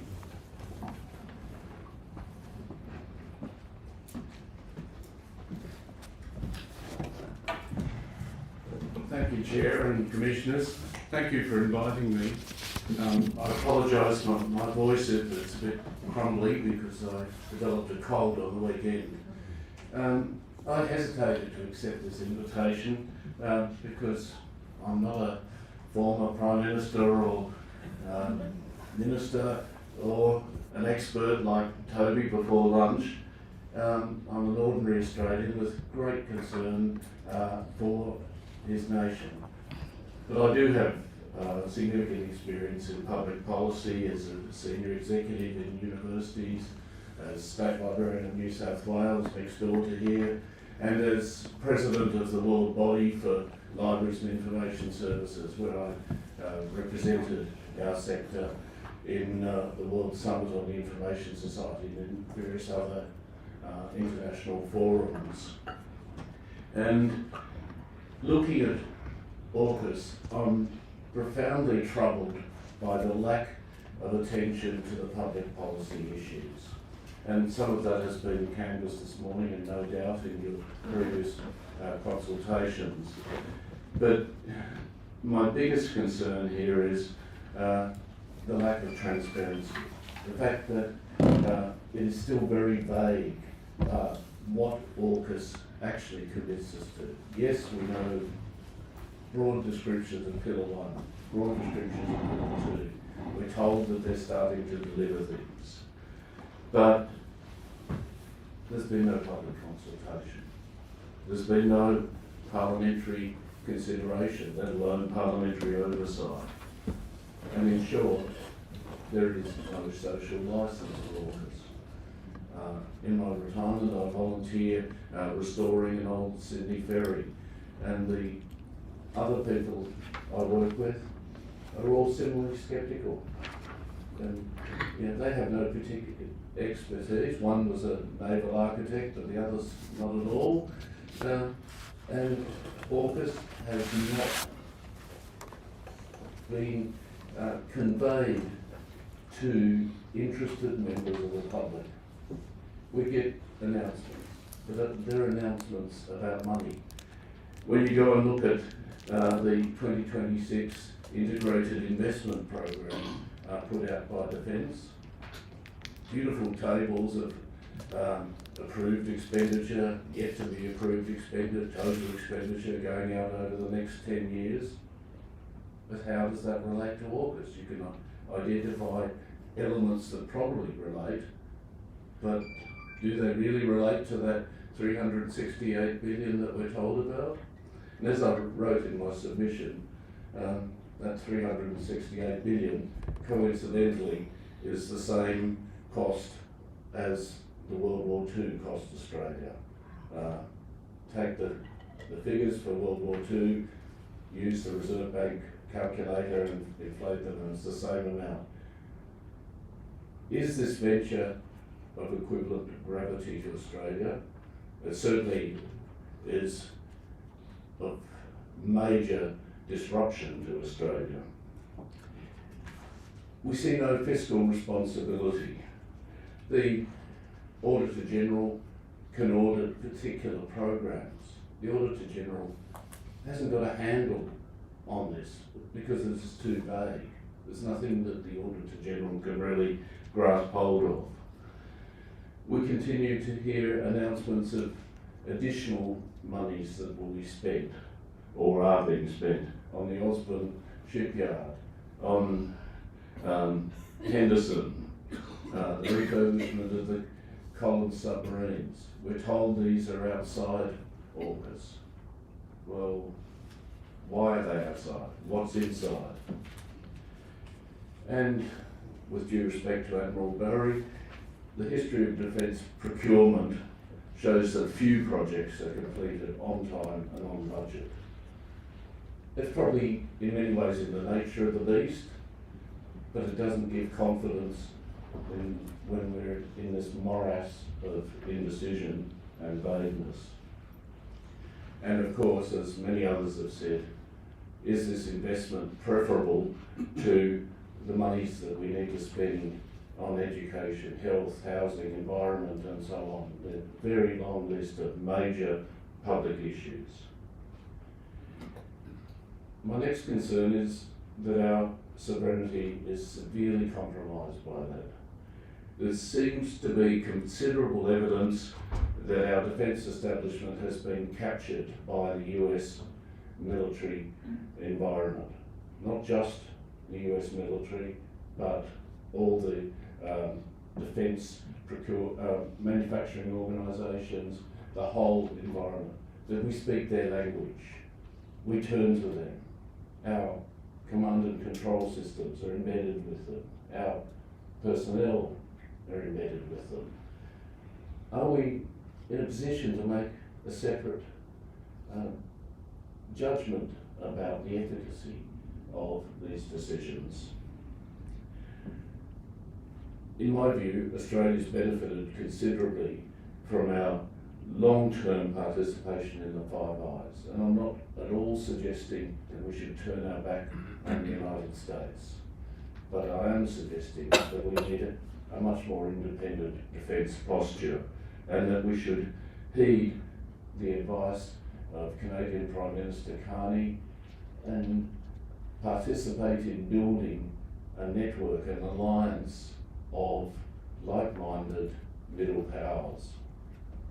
Ironically, and sadly for those who are suffering, the Russian invasion of Ukraine and the fight against that has given us an opportunity to participate with NATO and in our region with Japan, Korea, Singapore, Indonesia, to build this alliance of middle powers, to move away from a bipolar system of great powers.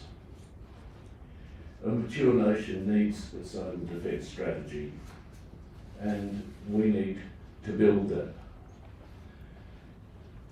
Procurement, the figures show that the lion's share of Australian defence spending goes to the United States. That probably is a result of my point about our military being captured by the United States.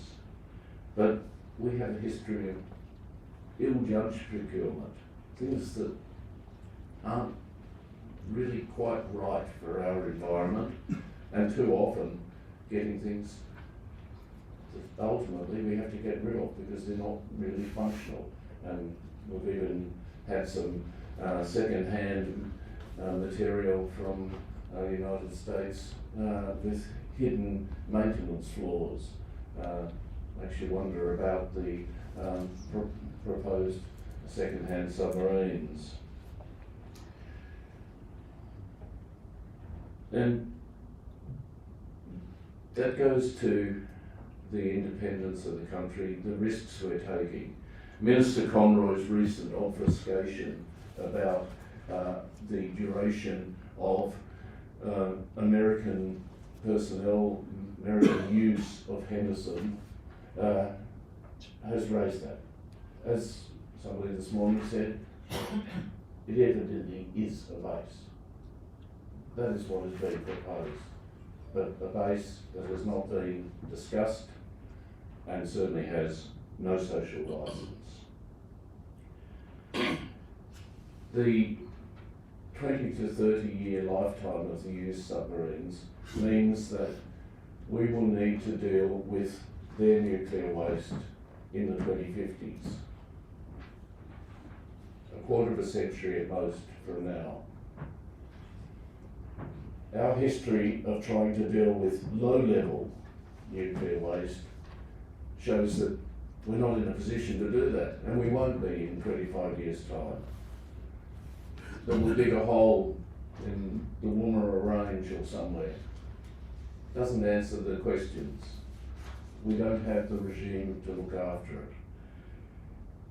And that brings me to one other big concern I have, that in doing anything, we've established a protocol, a regimen where we need environmental impact statements. I've heard no mention, no whisper of an environmental impact statement for AUKUS or any of its elements. These issues need to be cancelled, need to be considered, need to be brought out. And finally, I have a question for you to consider, which I haven't heard from any of the former ministers and prime ministers, and that is that sitting where we are now, 6 years away from the promised delivery of submarines, we're 2 elections away from that. It's highly unlikely that any of the current boosters of the program, the current ministers, Prime Minister, will still be in office. My question is, does that play a factor, an element in their reluctance to talk about the issues and to propose a plan B? Thank you.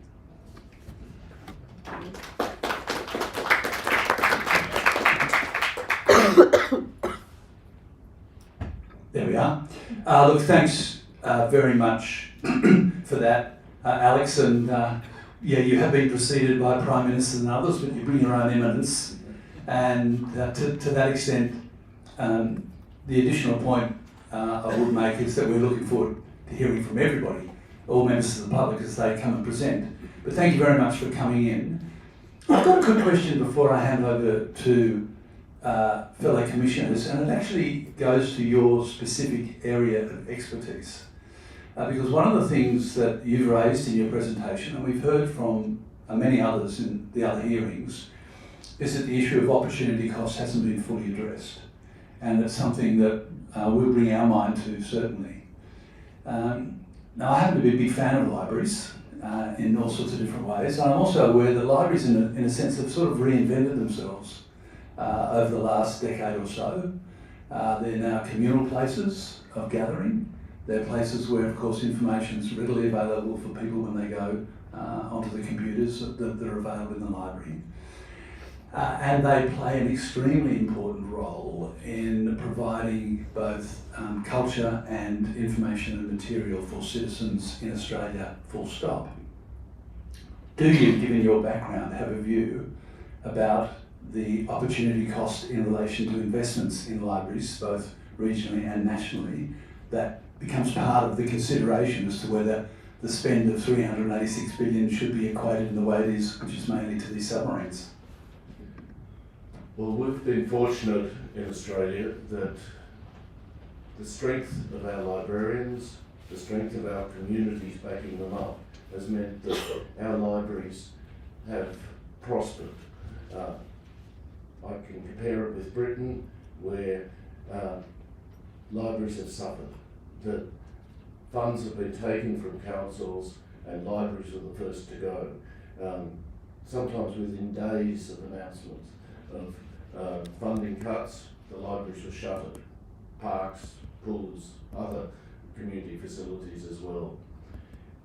As you've said very elegantly, you might have drawn it from one of my speeches, libraries fulfil many roles, and traditionally we and our partners in archives and similar organisations keep the record, and that is a really important fundamental issue.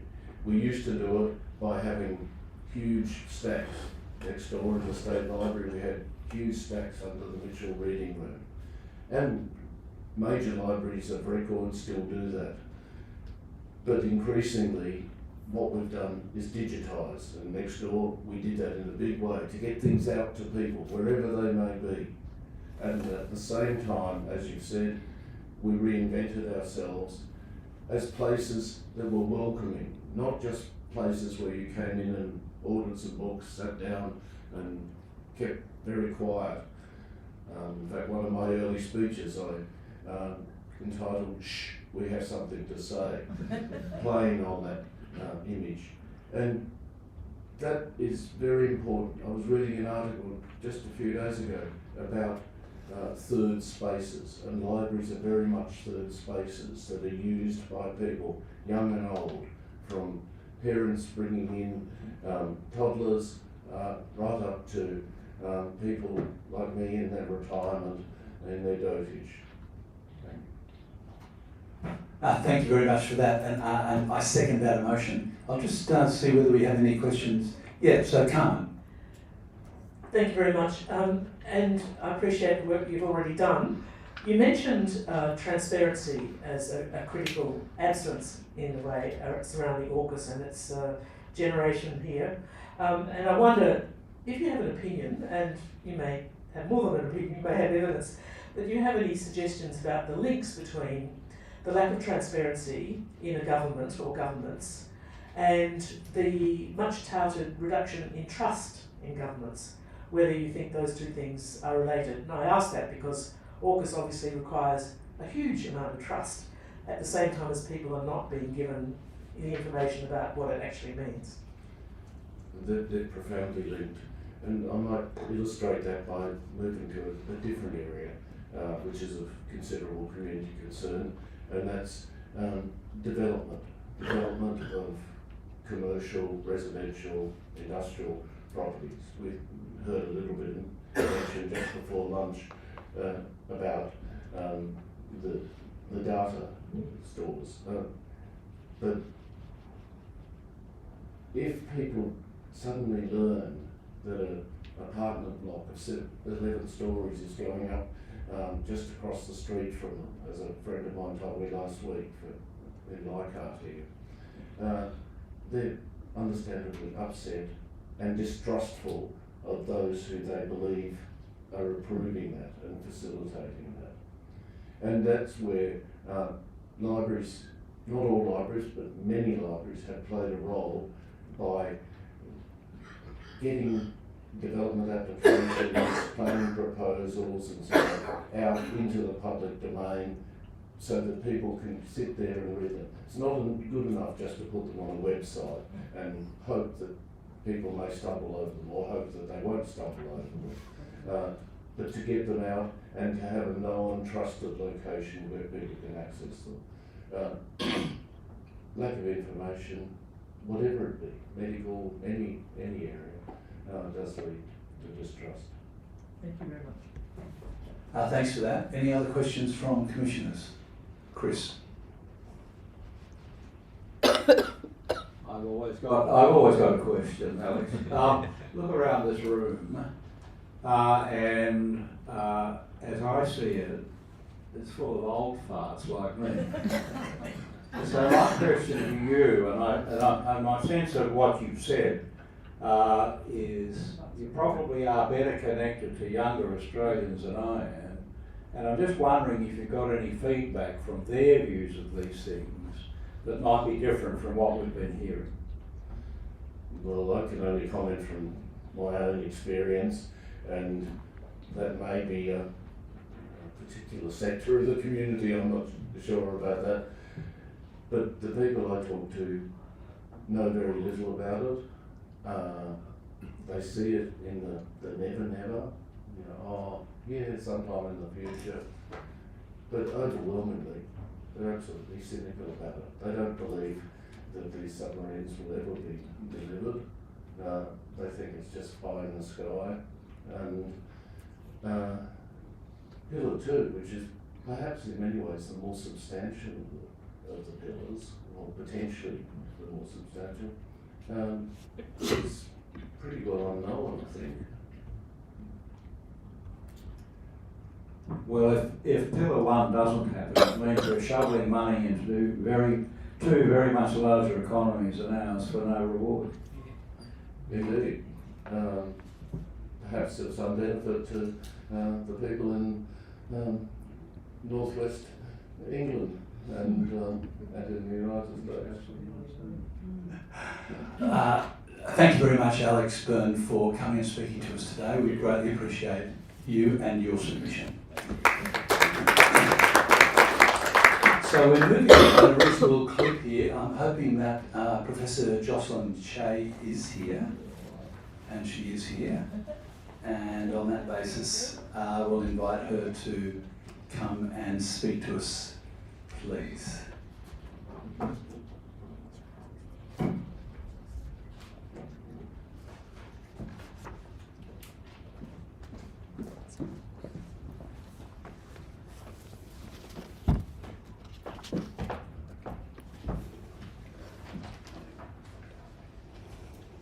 Good afternoon, everyone. I'd like to begin by acknowledging that we're meeting on the unceded land of the Garrett people of the Eora Nation, and pay my respects to their elders past and present. Thank you for the opportunity to speak to you today, Commissioners. And I want to start by stating very clearly what my position is. Without any reservations, I think AUKUS should be scrapped.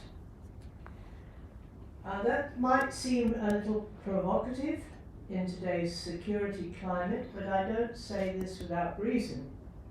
I say it based on my career that has spanned more than half a century working in academia, government and the private sector on the front lines of Australia-China relations.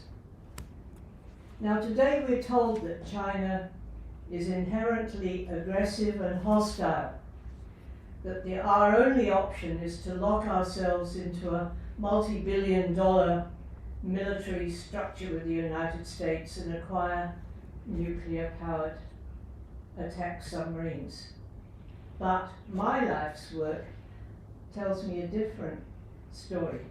It tells me that if there is hostility, that creates suspicion, and that a focus on common concerns is the way to dispel misunderstanding and build trust.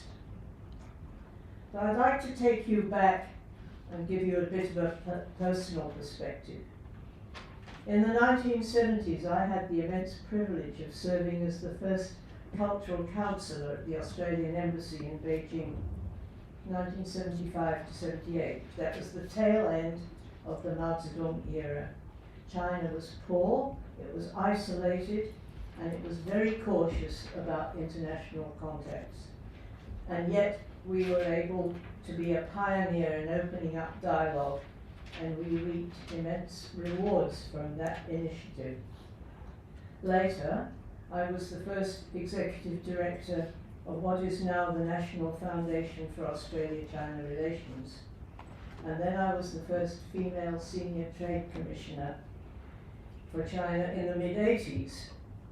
Under Ambassador Ross Garner, I was deeply involved in negotiating the Mount Chana iron ore joint venture in 1987. And that was China's very first major foreign equity investment anywhere in the world. And they chose Australia. Why? Because we had already established deep trust with one another. But during those early years, I must admit that for me, there was always a bit of an emotional gap. I identified with my government, and my Chinese partners identified with theirs. The real turning point for me, and I think was the highlight of my career, was after 1988, when I left government to work for the International Wool Secretariat. And our brief was simple. It was to open up the Chinese market for Australian wool. And our approach was not transactional, it was not defensive, it was based on cooperation. What we did was to form direct partnerships between the producers of wool and the Chinese manufacturers, designers, retailers and traders. And we worked together to produce high quality wool products that were made in China but bore that internationally recognized Woolmark logo, that certified they were made of high quality wool and manufactured to international standards. So in that job, the two sides had a common goal. Of course, there were cultural and technical and political differences. But because we were actively working together towards a common objective, we were able to build deep understanding and institutional trust. And that experience taught me a profound lesson. That when you sit across a table trying to defeat or to contain someone, you get friction. But when you sit on the same side of the table, working together on a joint project, you get results. So for some decades, this cooperative approach has generally worked between Australia and China. We backed China's economic reforms. We welcomed China into APEC and the World Trade Organization, and we built a very beneficial trade relationship. And as recently as 2014, the two countries signed a comprehensive strategic partnership agreement. But then, around 2017, something shifted dramatically, and it was in Canberra. Public opinion wavered, there were political anxieties and media narratives. We saw the passage of the foreign interference laws, banning of Huawei, and a rapid, intense, what I call securitization of our entire foreign policy. Suddenly, China is no longer our primary economic partner. It was framed exclusively as a threat. And this came to a peak when Prime Minister Scott Morrison publicly called for an inquiry into the origins of the COVID-19 virus. And that sparked a trade war and was followed then by the announcement of AUKUS in 2021. So AUKUS, it seems to me, was dreamt up in a fervent anti-China environment. And as speakers have said, it was never properly debated or explained. But look at what AUKUS actually demands of us. It locks us into acquiring nuclear-powered submarines, and those are attack vessels, not defense vessels. They are unsuited to defending our territory or our immediate neighbours. In fact, as other speakers have mentioned, introducing nuclear ships into the Pacific may contravene several international treaties, including the Rarotonga Treaty. But the unstated but obvious enemy is China. We adopted a line which was pushed by the Pentagon and security think tanks, and that assumes that conflict is inevitable. However, China, historically, has never been an expansionist power. When we bind ourselves to AUKUS, we lock ourselves into the American military structure, and we make it inevitable that our forces will be dragged into a US-initiated conflict. There is a better way. I suggest that what both sides need right now are CBMs, not ICBMs. CBMs are confidence building measures. Confidence building measures are political steps designed to signal goodwill, to enhance transparency and reduce the risk of accidental escalations. They're stepping stones to rebuild predictable working relationships. International conflict resolution experts have pointed on a number of occasions to how CBMs can be developed, and I won't go into that, but it involves communication, transparency, verification, and constraint. Constraint meaning agreeing to limit power demonstrations, like putting on pause military exercises in contested zones. CBMs elsewhere in the world have been proved to work. In 1975, they worked between the US and Soviet Russia in the Helsinki Final Act. And today they keep conventional clashes from spiraling out of control between India and Pakistan.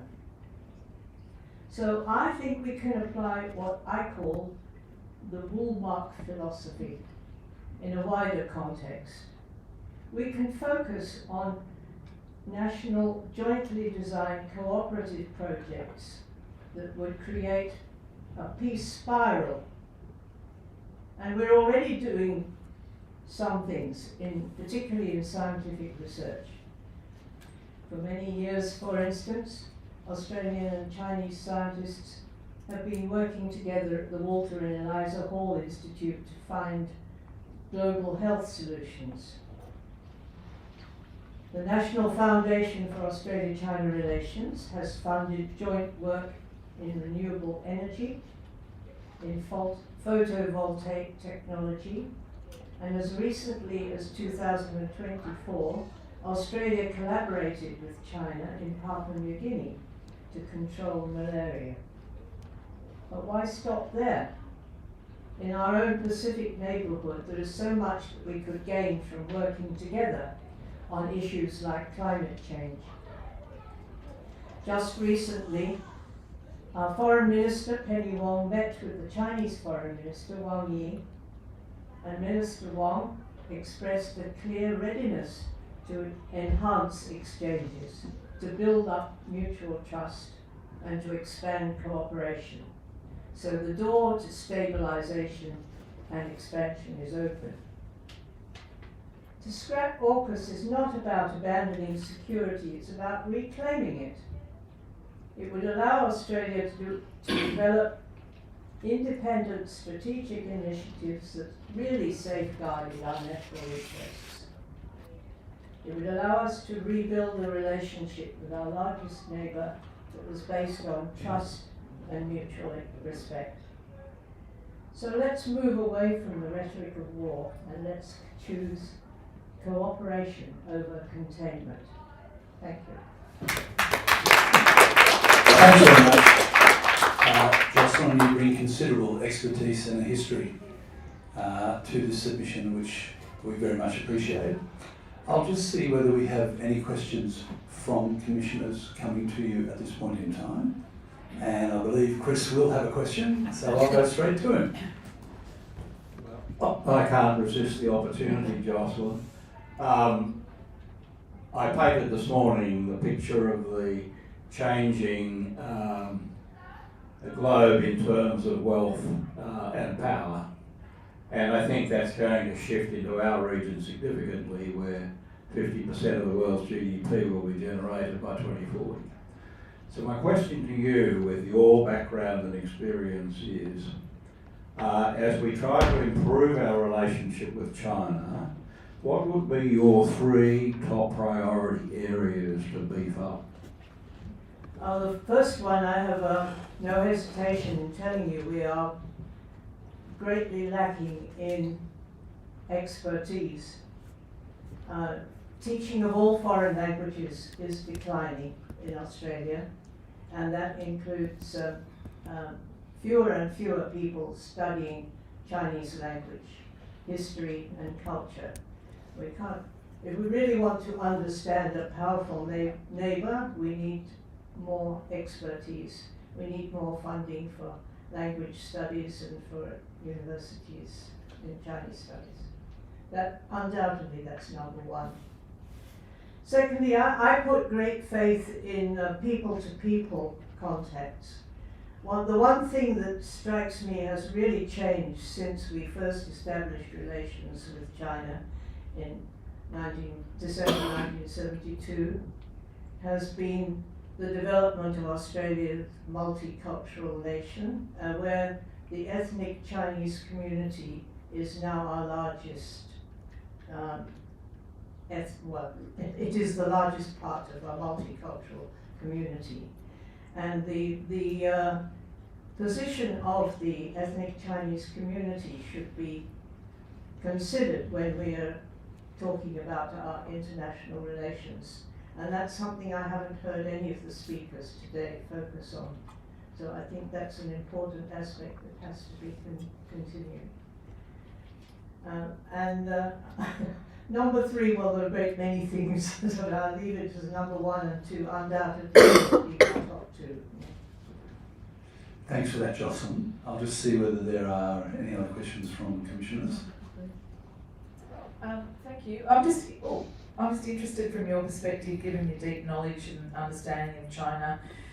When we look back at the 2017 foreign interference laws, do you think that they were in any way justified on the part of Australia, and what would have been a better way to engage in that issue than the way that we did?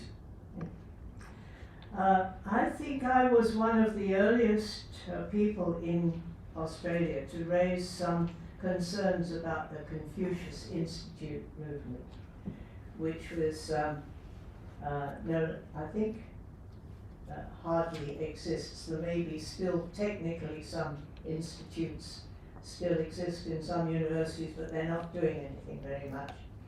But it definitely was a part of the Chinese government initiative to encourage more proficiency in Chinese language and more pathways to study in China, and to control the content of the teaching to some extent.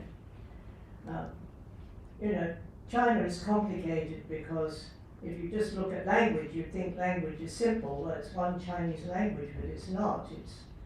There are many varieties of dialects and sub-dialects and languages, and there are different ways of writing the Chinese language, so the choice of what you teach, just from basic language point of view, is a political decision. So I was concerned at that time about potential limits being put on academic freedom, that the sort of China that we studied would be a sort of China which was not decided by us but by a foreign power. And certainly I think we were right to pay attention to these issues. To me it's a question of academic freedom.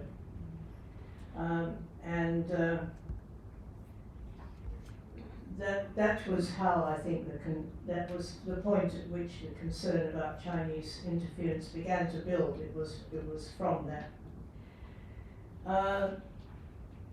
I think with better understanding of China and the ability to distinguish between what is a top-down Chinese government propaganda type initiative and what are grassroots, spontaneous or academic initiatives to develop relations is something that has to come. Anybody who's studying China quickly learns about how to distinguish the extent to which the state is involved and the extent to which it's like a matter of popular or common concern.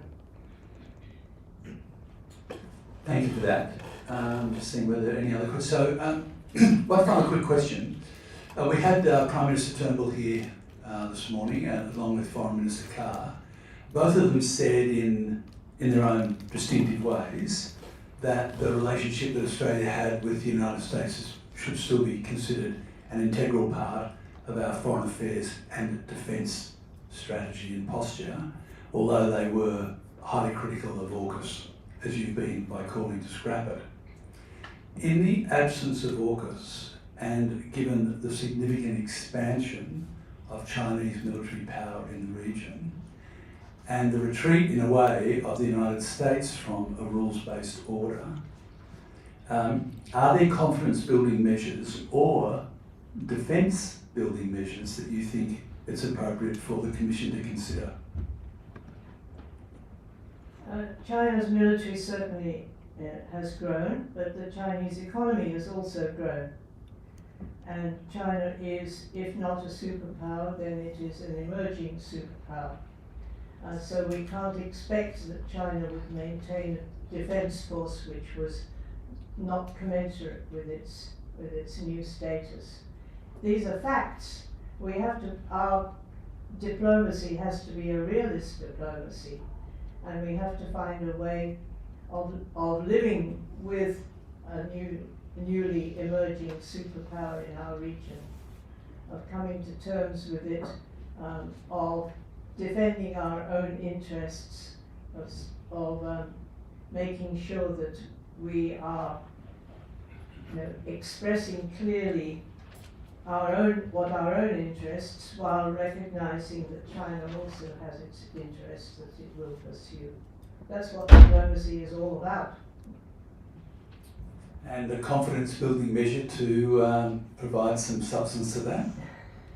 Well, I've suggested that we could start with working on international aid projects, and we're better to start than in our own neighbourhood. I think that both Australia and China face immense threats from climate change, and both countries are developing technologies and policies to deal with that. And it would be to the interests not only of the two countries but of the whole world if we could embark on closer cooperation in that area. Thank you very much. Jocelyn, will you thank Professor Jocelyn Shade, please?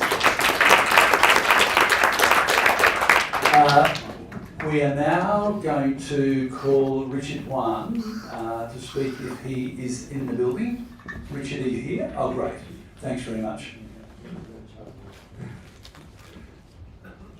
And we're moving at a rate of knots. I'll just say to the Secretariat that we are moving at a rate of knots, which I'm happy to be doing, but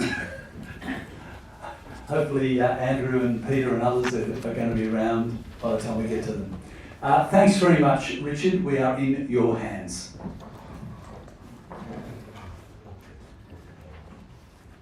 Thank you. I migrated to Australia 3 decades ago and have proudly called Australia home, and I have become an Australian citizen since 2001. Australia has provided opportunities, stability, freedom, and a multicultural society that has enabled migrants like myself to contribute meaningfully to the nation. Over the past 26 years, I have worked extensively with Australian businesses, migrants, education institutions, community organisations, and government stakeholders, particularly in the field of Australia-China engagement. I respectfully submit that Australia should reconsider its commitment to AUKUS. My concerns are not ideological. They arise from practical observations accumulated over decades of working between Australia and China, helping Australian businesses engage internationally, organising educational exchanges, leading goodwill delegations, and observing firsthand the benefits that peace, dialogue, and economic cooperation bring to the ordinary people. Australia has every right to maintain a strong and credible defence capability. However, it is increasingly obvious that AUKUS does not genuinely enhance Australia's security. Rather, it risks increasingly strategic tensions while imposing extraordinary financial, social, and diplomatic costs upon ourselves and our future generations.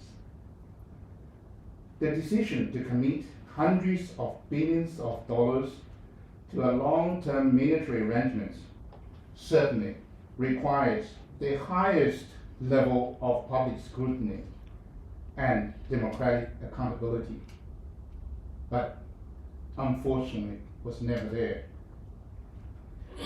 Australia has benefited from engagement, not confrontation.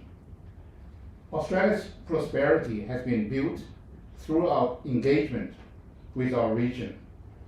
For decades, Australia's economic success has been closely linked to trade, education, tourism, and investment throughout the Asia Pacific. And we, as a lucky country, has been enjoying closely to 30 years of non-interrupted growth, thanks to our regional partner, particularly China. China has become Australia's largest trading partner and one of our most important economic relationships. Australian exporters, universities, tourism operators, farmers, miners, and service industries have all benefited from constructive engagement. Throughout my professional career, I have personally witnessed Australian businesses succeed, not because of military alliances, but because of trade, innovation, entrepreneurship, and people-to-people relationships. The Australia-China relations has created jobs, generate investment, and support countless Australian families. AUKUS is sending a clear but wrong message that Australia has increasingly viewed its largest trading partner primarily through a military and strategic lens, rather than through diplomacy, commerce, and mutual benefits. History demonstrates that misunderstanding often grows when communications decreases. The most nations perceive one another primarily as strategic threats, the greater the risk of miscalculation and confrontation. AUKUS is based on the false assessment that China presents a threat to Australia. China is not an enemy, but AUKUS will eventually force it to become one. Australia's long-term interests are best served by maintaining strong relationships with all major partners while preserving an independent foreign policy focused on dialogues and cooperation. The human cost of strategic rivalry. Discussions about AUKUS frequently focus only on submarines, military capabilities, and geopolitical tensions. Less attention is paid to the human consequences of strategic rivalry. One example that has attracted considerable public attention is the case of Dunn and his family. Regardless of individual views regarding the legal proceedings involved, the case demonstrated how geopolitical tension can profoundly affect ordinary people and their families. His wife and 6 children have endured years of uncertainty, while larger strategic and political issues play out around them. Now, strategic competition is often discussed in abstract language by policy makers, commentators, and the defense panelists. However, the consequences are ultimately borne by individuals, families, and communities. As Australia becomes increasingly integrated into great power competition, policymakers should not overlook the human costs that can arise when international tensions escalate. National security should not be measured solely by military capability. It should also be measured by the well-being, stability, and confidence of its system, particularly here, the Australian family. Social cohesion and the experience of Chinese Australians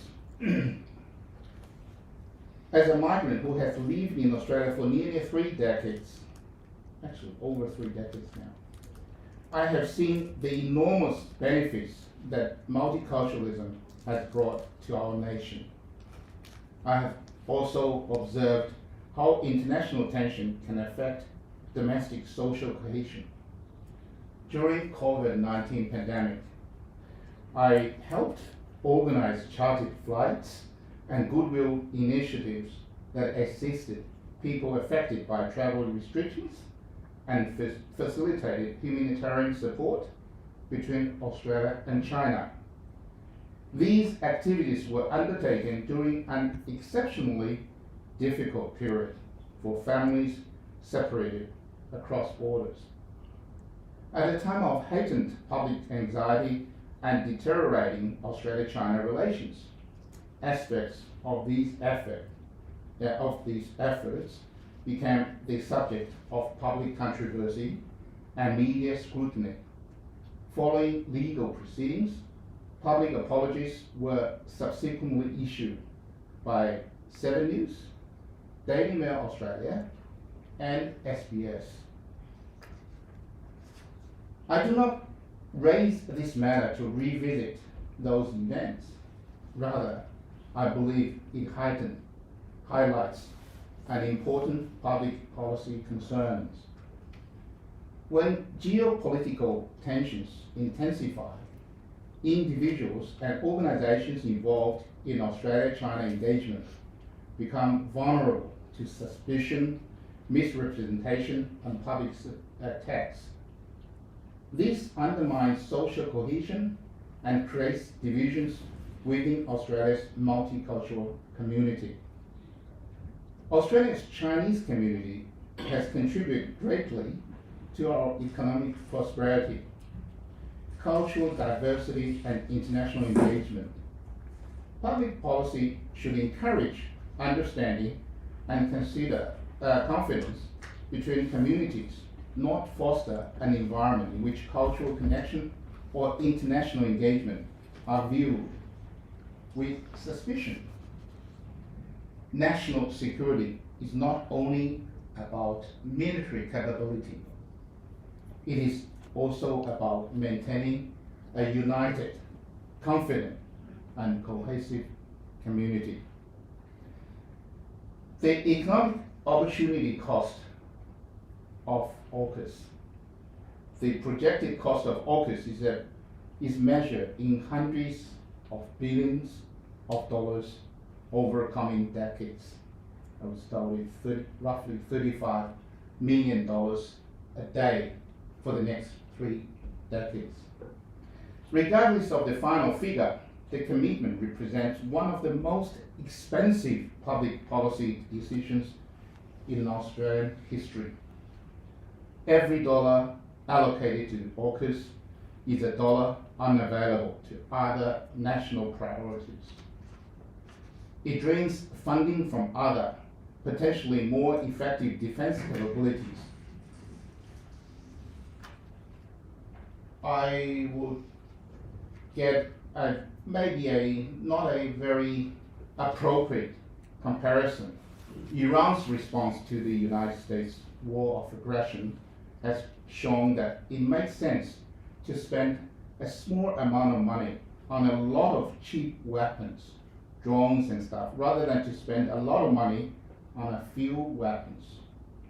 In any case, they are of dubious effectiveness in the rapidly changing technological environment that is likely to render them obsolete, and even before they are delivered. Apart from the purely military aspect of national security, Australia today faces significant challenges across many sectors of society and the economy, which are also important to comprehensive national security, including housing affordability, cost of living crisis, healthcare access, aged care services, infrastructure development, education funding, scientific research, productivity and innovation, just to mention a few. young Australians increasingly struggle to purchase homes, establish families, and build financial security. Future generations will ultimately fund AUKUS through taxation and public debt. It is therefore entirely reasonable for Australians to ask whether these represent the most effective and responsible use of national resources. The burden of proof rests with those advocating expenditure on such an unprecedented scale, who have so far come up with no convincing argument. People-to-people diplomacy matters. I'm so pleased Professor Jocelyn actually mentioned that people-to-people diplomacy. Richard, can I get you to pull that microphone a bit closer to your mouth? Yeah, that's right. No. If you go a bit closer to it, you'll be heard. Sorry, that's the sorry, the other one. light. That's the microphone. Oh, I beg your pardon. That's a light. Sorry. That's right. Head towards that mic. Okay. Now, people-to-people diplomacy matters. In recent years, I have organized and led numerous study tours, business delegations, and goodwill missions to and from China. Many participants traveled to China for the very first time. And one participant, I recall clearly in April, that in his 70 years of life, he doesn't even have a passport with him. So to issue a passport.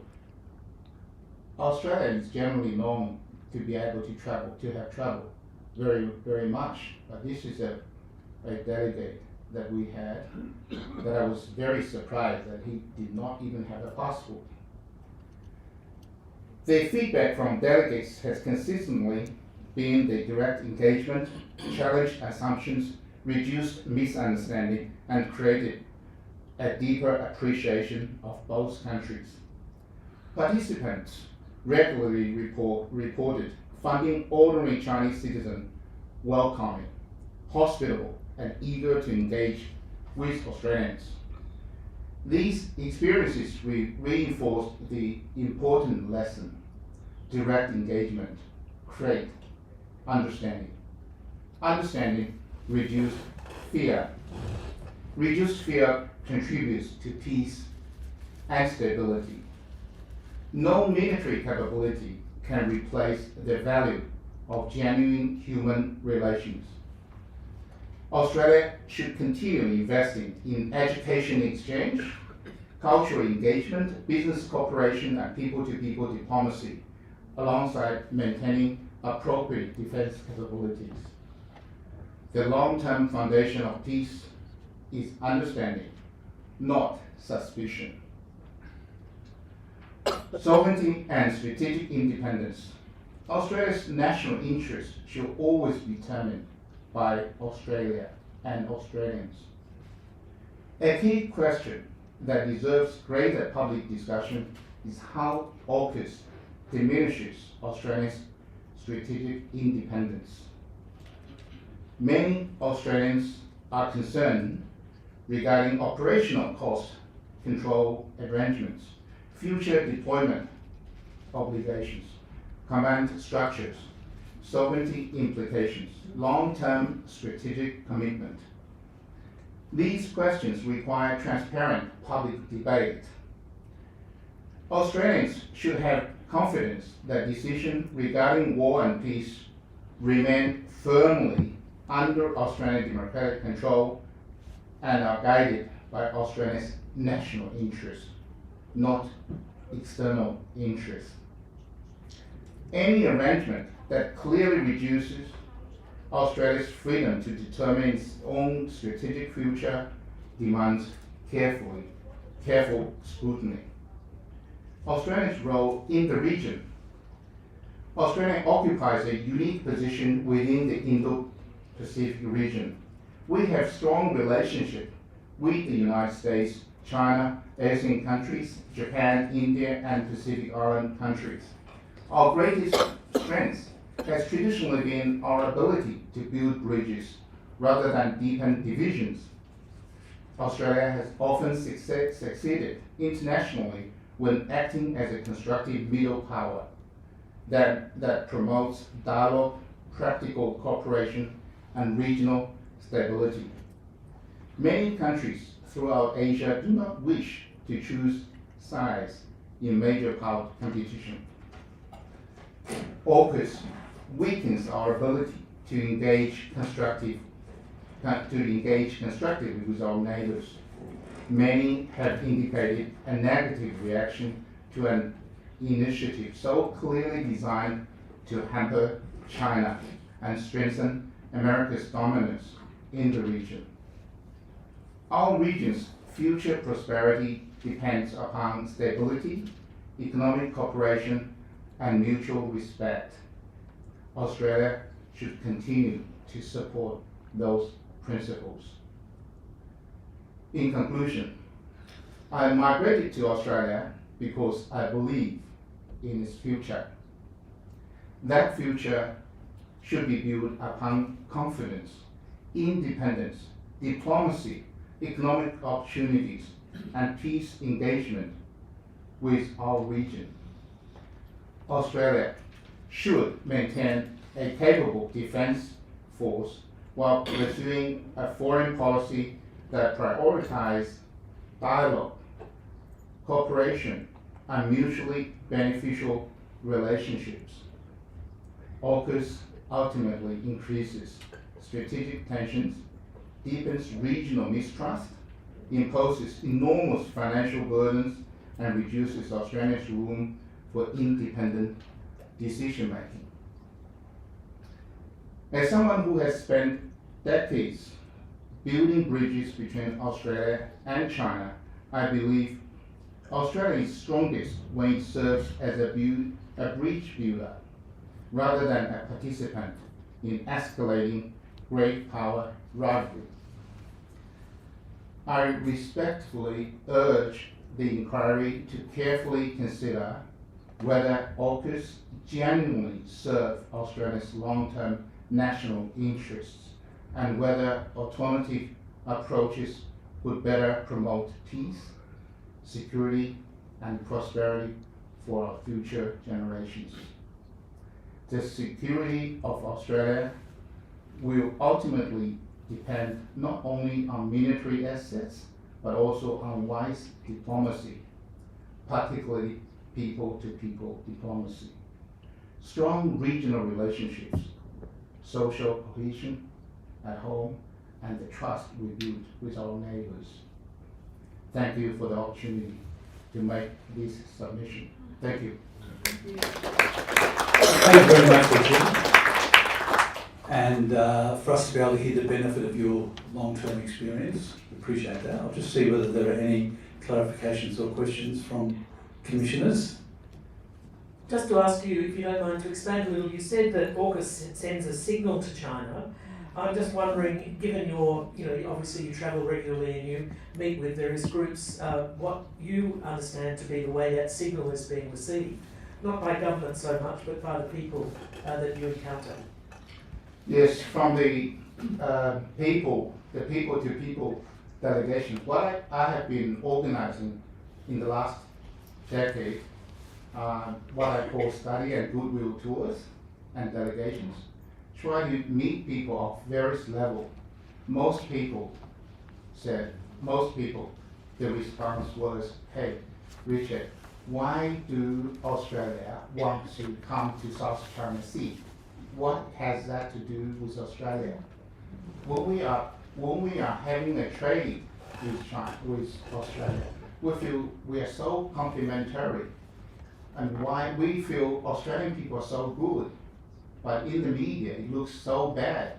Australians always say this and that and follow an instruction or dance to someone else's tune, not our own independent thinking. So subservient to a foreign power may actually damage our relationship with our biggest trading partner. We, on the grassroots, I think we have done what we could to meet people of different level, even at the government level, from really bottom to up. And also in the various encounters that we had with China, we felt the Chinese people are so friendly, and every single delegations to China rated me almost 10 to 10 in terms of the satisfaction level. But many people have never been there. They did not have the luxury of travel with me. I mean, to China. They don't have to travel with me to China. They can go to China. I think your lived experience will tell so much more than what we assumed, what we heard, what we listened, heard, and understood from the local media headlines. The assumption were, I think, just do one very simple checkup. Check the media headlines in the past months. I can bet with you at least 70% of those headlines in relationship to China are negative. These people are not doing a service to defend Australia's best interest. They are doing a disservice. That's what I think. I hope that answers some of the question. Yes. Thanks for that, Richard. Any other questions? Chris. Richard, I have to ask you the same question I asked Gosling Che. That is, with the shift in global power and wealth to our region and 50% of the world's GDP, seems to me if Australia wants to have a good relationship with China, we need to work assiduously on that. And what would your top 3 priorities be for making those changes? Number 1, China literacy. I actually heard when I entered the room and Professor Josephine was talking about the China's the top priority is language. I would say the China literacy, the underused, what I call personally, and Australia's strategic capital. This is so important. We've spent decades, maybe 3 or 4 decades, to build that national capital or strategic capital of reserves of so many Australians because of various programs, Columbus programs and new Columbus program, send people to Asia, including China. They've been China literate. And how many of them are, as recently yesterday, let me quote you something important from a LinkedIn post that I posted last night. And then I have personally, actually, I asked the author's permission to use it, and she said yes. This is actually a public, a corporate communication specialist called Katie Howe. She commented something that I would like to use. Australia already possess an extraordinary strategic capability. Now, over the past decades, thousands of Australians have already built such great capabilities. However, many of them have to go offshore to play a role. And Katie, I know her personally, and she said she went to New Zealand at least for 3 or 5 years in the past because she felt that her skills could not be utilized properly, and people and the government wouldn't appreciate those. Well, they didn't even recognize that as an Australian national capabilities. Richard, we're now starting to run a bit short of time, so I'll ask you to go to the other 2, please. Yes. Thank you. So the very first one is actually the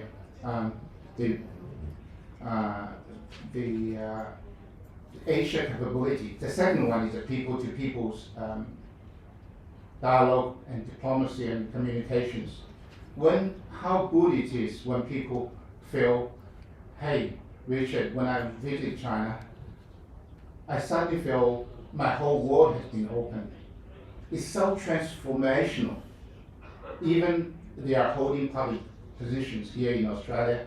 When they went with me, they went as one of the delegates. They see on their own, they check out everything else. So the second bit, I would say, people to people diplomacy is the second priority.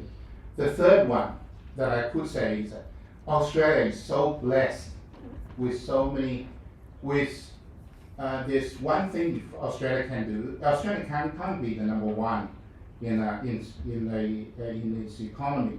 The size of it decided restraint. However, Australia can definitely be number one in terms of its understanding and in terms of its appreciation of China. By working closely with China, how blessed are we? How good can we become much better without investing as much? I don't know how many people here would agree with me. I think, are we better off than we were 10 years ago or 20 years ago? If the answer is a hesitant one, you should reconsider. Because if you ask ordinary Chinese the same question, they say, oh shit, so much better.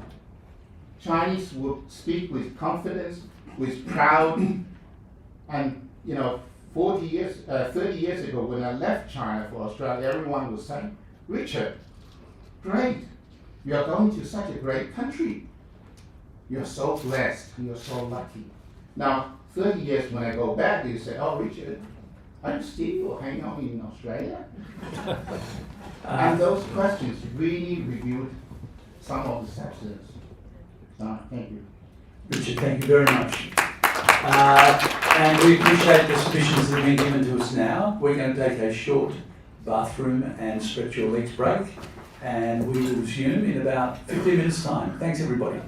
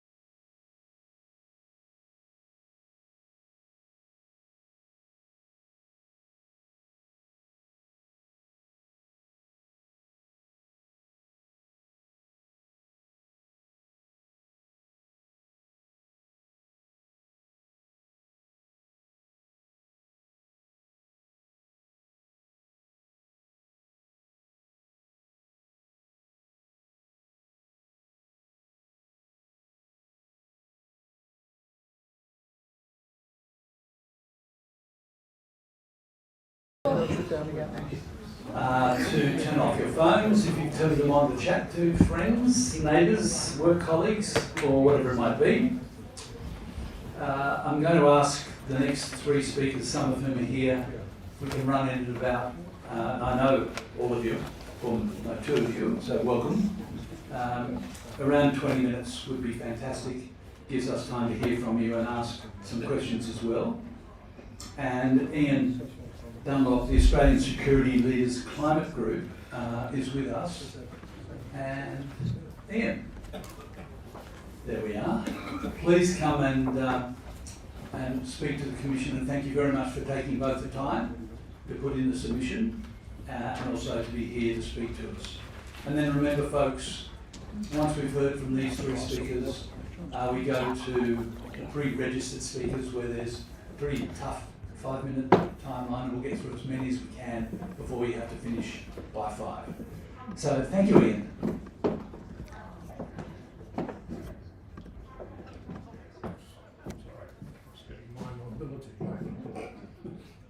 Thanks, Peter. You might have to throw the mic up a bit, Ian, I think.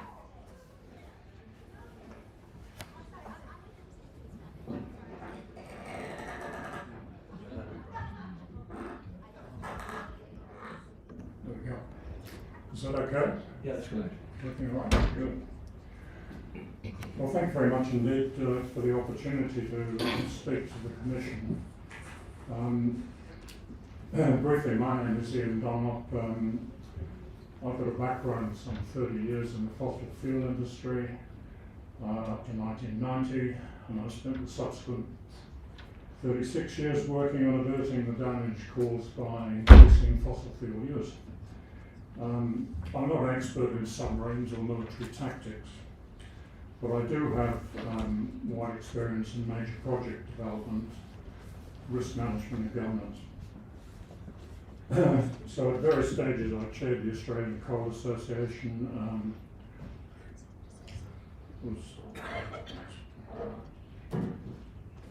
CEO of the Institute of Company Directors, during which time I chaired the first experts group on emissions trading under the Howard government, which after the Kyoto Protocol, which we signed but never ratified, tried to get emissions trading starting abortively, unfortunately.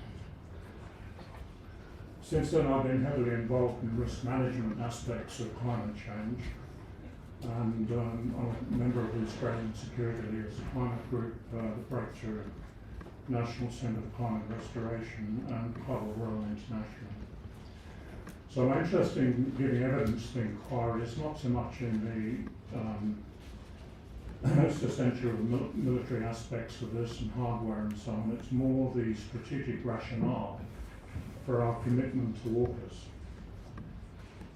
Not just in the narrow, but in the militaristic national security sense, but more in terms of broader human security, and particularly the opportunity cost of AUKUS for other national priorities.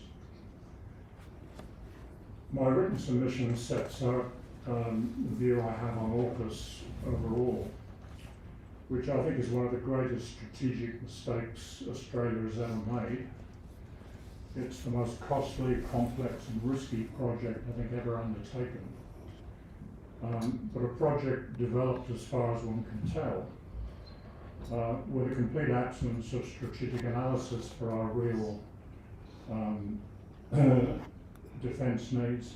It breaks all the rules of sound governance, project management, project and risk management, without any appropriate due diligence on the part of the key decision makers involved. It's a project which suits the US and the UK, but not Australian needs. And developments, I think, subsequent to the original decision of AUKUS have really reinforced that initial view. My real focus on this is that the real security security threat Australia faces is actually climate change. The first responsibility of government is to protect the people, their safety, health, livelihoods and future well-being. Security therefore has to be understood in terms of broader terms than military capability alone. It includes the stability of the systems upon which we depend: food, water, energy, health, ecosystems, functioning institutions, social cohesion, in fact human security in the broadest sense. The challenge with AUKUS is not simply its cost, but what it says, I think, about the establishment's attitude towards security. It reflects a framework in which geopolitical confrontation is treated as the overriding priority, while risks that are systemic, unavoidable, already unfolding and supposedly soft, like climate change, receive far less strategic attention. So it raises a fundamental question. I mean, are we preparing for the most likely future, or a future which is defined by the historical experience and limited imagination of official experts? Unfortunately, in my view, it's clearly the latter, as our political system almost across the spectrum, along with our security and defence establishment and media, has for years been locked into a narrow national groupthink in which the US is seen as our only real protector against threats which will arise from Asia, particularly China. Notwithstanding the fact that the rise of Asia economically has been largely responsible for our prosperity since World War II, and China is our largest trading partner. In reality, the greatest threat Australia, along with the rest of the world now faces, is climate change, which is largely the result of increasing atmospheric carbon concentrations from fossil fuel use. And despite 4 decades of global negotiation, emissions and carbon concentrations continue to increase. We've achieved precisely nothing in those 30 or 40 years. To preserve a stable and livable climate, those emissions should have been dropping years ago, and they remain the absolute priority in the work that Australia should be undertaking if we want a secure future. So what we're now seeing, as you've seen no doubt in Europe and the US in recent weeks and right now, is a rapid acceleration in climate change. The lower limit of the Paris Agreement has already been passed, the 1.5 degrees C, to all intents and purposes, a decade earlier than expected. We have a super El Nino developing in the Pacific, which is probably going to bring very difficult conditions to Australia, quite catastrophic in the months ahead, and there's not much we can now do about that. We see record temperatures all over the world in the Arctic and the Antarctic. Major tipping points are quite probably being passed with things like the Atlantic meridian overturning circulation, which essentially keeps agriculture and the European climate livable.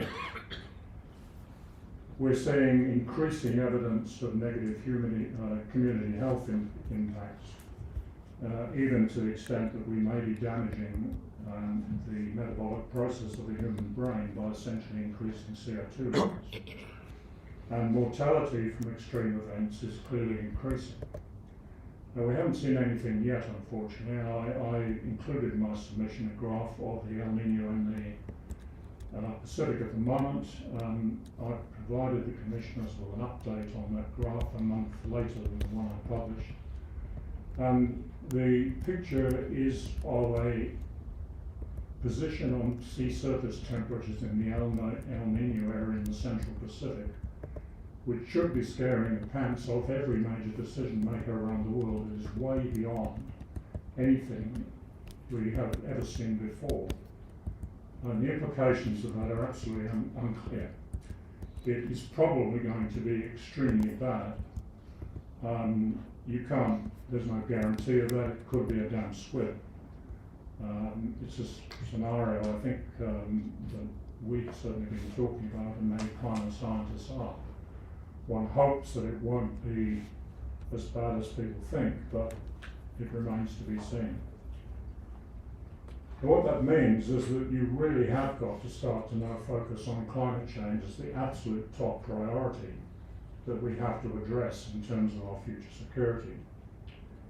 The militarization we see going on around the world, which started particularly with the Russian invasion of Ukraine, of course, and the increase in energy prices, is a major threat to any possible way of solving this problem, because the emissions from what is going on, military emissions, are not included in the global accounting for climate change.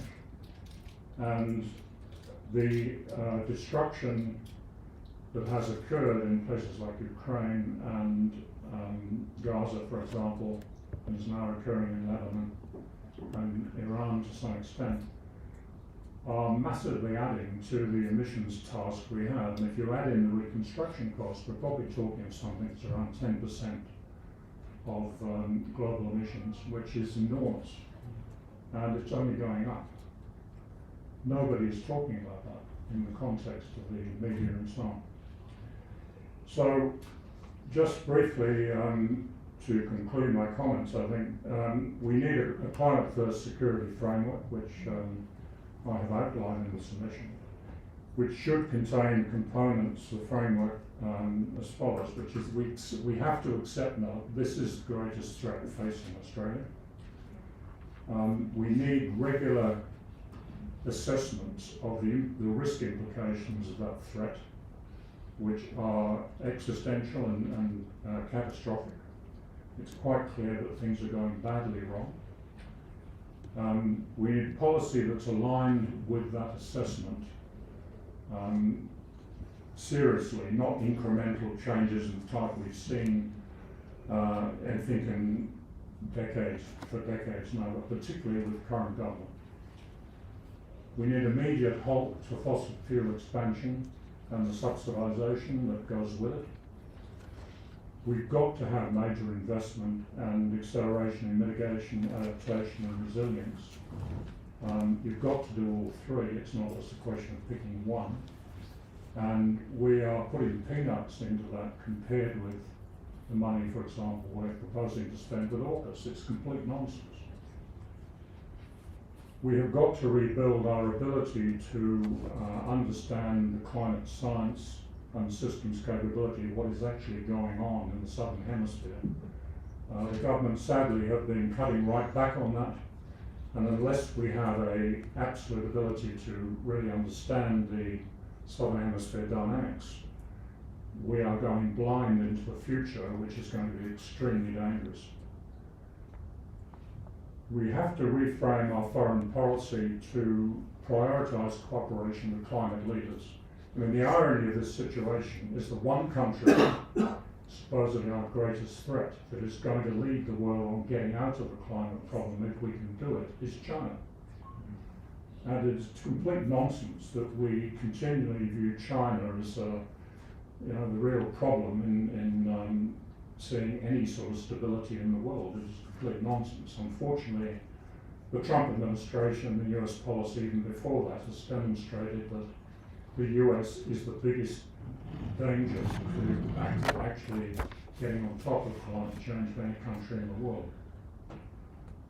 And particularly the fact they are trying to undermine what other countries are actually doing. This happened in the climate negotiations way back in the Kyoto Protocol in the 1990s, I know from personal experience, and it's happening again. And this time we don't have any choice. We're either going to have to get on top of that, or we're in very, very big trouble indeed. And finally, we have to rethink conventional defence strategy in the light of the climate threat. Yes, we need to have a realistic defence capability, but it needs to focus really on the basis of sound analysis and due diligence on what we really need, not on what our supposed allies think we should be doing, and particularly effectively making Australia an aircraft carrier for US ambitions in the Pacific.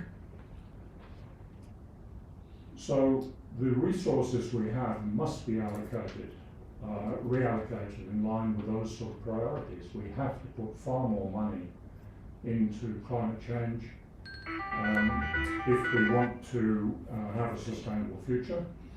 It is ludicrous to be spending this amount of money on a particular type of technology in submarines in the current context, particularly the singular large-scale platforms, which I think is fairly obvious around the world. Technology is overtaking extremely quickly.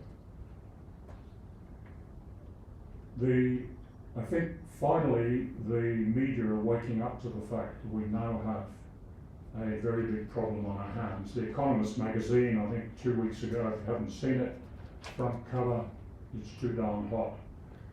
The article inside is extremely good on dimming. The only problem is that it talks about the uncertainty we have to deal with. But all of the uncertainties it talks about, which are very accurate, are all in the wrong direction. There are no positives.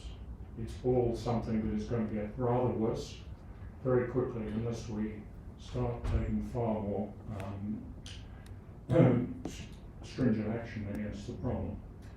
And finally, I think even the good weekend yesterday, Saturday, had this question of adaptation, if you haven't seen it. What are we going to do about livability? And I have provided the Commission with a report that the Australian Security Leaders Climate Group put up about the northern areas of Australia and the implications too hot to handle, which looks, among other things, at the military implications for trying to work in those conditions. And it's relevant to what AUKUS is supposedly providing, because a lot of what is suggested is frankly not going to be workable in the world into which we're moving. So, Chairman, I think I might leave it there with a final comment from Sir David King, who in 2021 said, what we do over the next 5 years will determine the future of humanity for the next 2000. Well, it's 5 years on, we've done nothing, and now we're having to bear the consequences. So it's time we really got sorted out on where our priorities really should lie. Thank you very much. Thanks, Ian, and in the interest of transparency and disclosure, prior to serving on this commission, of course, it's been my pleasure to be able to work with Ian and his colleagues on their climate work. And so it's good to see you here and providing that perspective for us. So I'll open up to commissioners to see whether there are any additional questions, queries or comments. Karina. Thank you for that, Mr. Dunlop. That's a really interesting concern. From a lot of First Nations mob, we're very worried about the environment and this climate change and the shift that's happening on our traditional lands. Are you aware of any research that's been done around the military emissions? There's a doco that came out called World's Greatest Enemy that focuses on the US and the amount of emissions that is being used. Is anyone capturing that data or that information that can give us a figure or a picture of what is being exposed out there or used? Yeah, there's a lot of information around about it, particularly on Ukraine, on Gaza, on the general question of the military emissions, not the current conflicts, but just the sort of baseline that the military use. I mean, the US military is I think the largest emitter in the United States by a long shot, and far greater than many countries. But it's not disclosed. This was part of the deal at the Kyoto Protocol, is that the US would not be required, militaries would not be required to disclose their emissions. And that's remained the case ever since. The point about, I think, First Nations people and the impacts of this are addressed in the Too Hot to Handle report, I think, got a copy of, because that is one of the big issues. I mean, we are going to see very big temperature increases in Northern Australia, and obviously that's going to be extremely difficult to deal with, and it needs proper special attention because of the fact that there are already so many problems. Thanks for that, Ian. Carmen? Thanks very much, Ian. And I thank you for seeing this problem through the lens of the biggest crisis that we're facing. I certainly appreciate that perspective. One of the things that I've been concerned about is a very narrow definition of security. In a sense, that drives the whole AUKUS business. And I wonder if you have some thoughts, because I know you've been working in this field for a long time, about how we get both our governments and our people to think more broadly about what security actually means, and therefore to give appropriate priority to the real challenges that we confront and the remedies that therefore follow. Because the real difficulty, as you know, is that climate change kind of, sometimes accelerates in importance and then declines and then accelerates and declines. And we don't have sustained action from any of our governments to address this very important threat to our security. Yeah. Well, I think we've been trying to push this point for a long time because we were heavily involved in initiating the first Australian National Climate Risk Assessment back in 2021-22 as the Albanese government was coming into power. The problem I think we have at the moment is in the climate arena there's a lot of talk about the so-called disclosure trap, where essentially things have got to the point where governments are not prepared to talk about the real implications of climate because the position is such that they don't want to upset the community. And I think we have got into that position. Now, the government here did a major analysis through the Office of National Intelligence back in 2022, which they published, it was finished in November. It was used as input to the Defence Strategic Review. It's never been made public. It remains secret. And all we know is that some backbenchers have been shown it and said it was horrific, but they haven't been able to say anything else.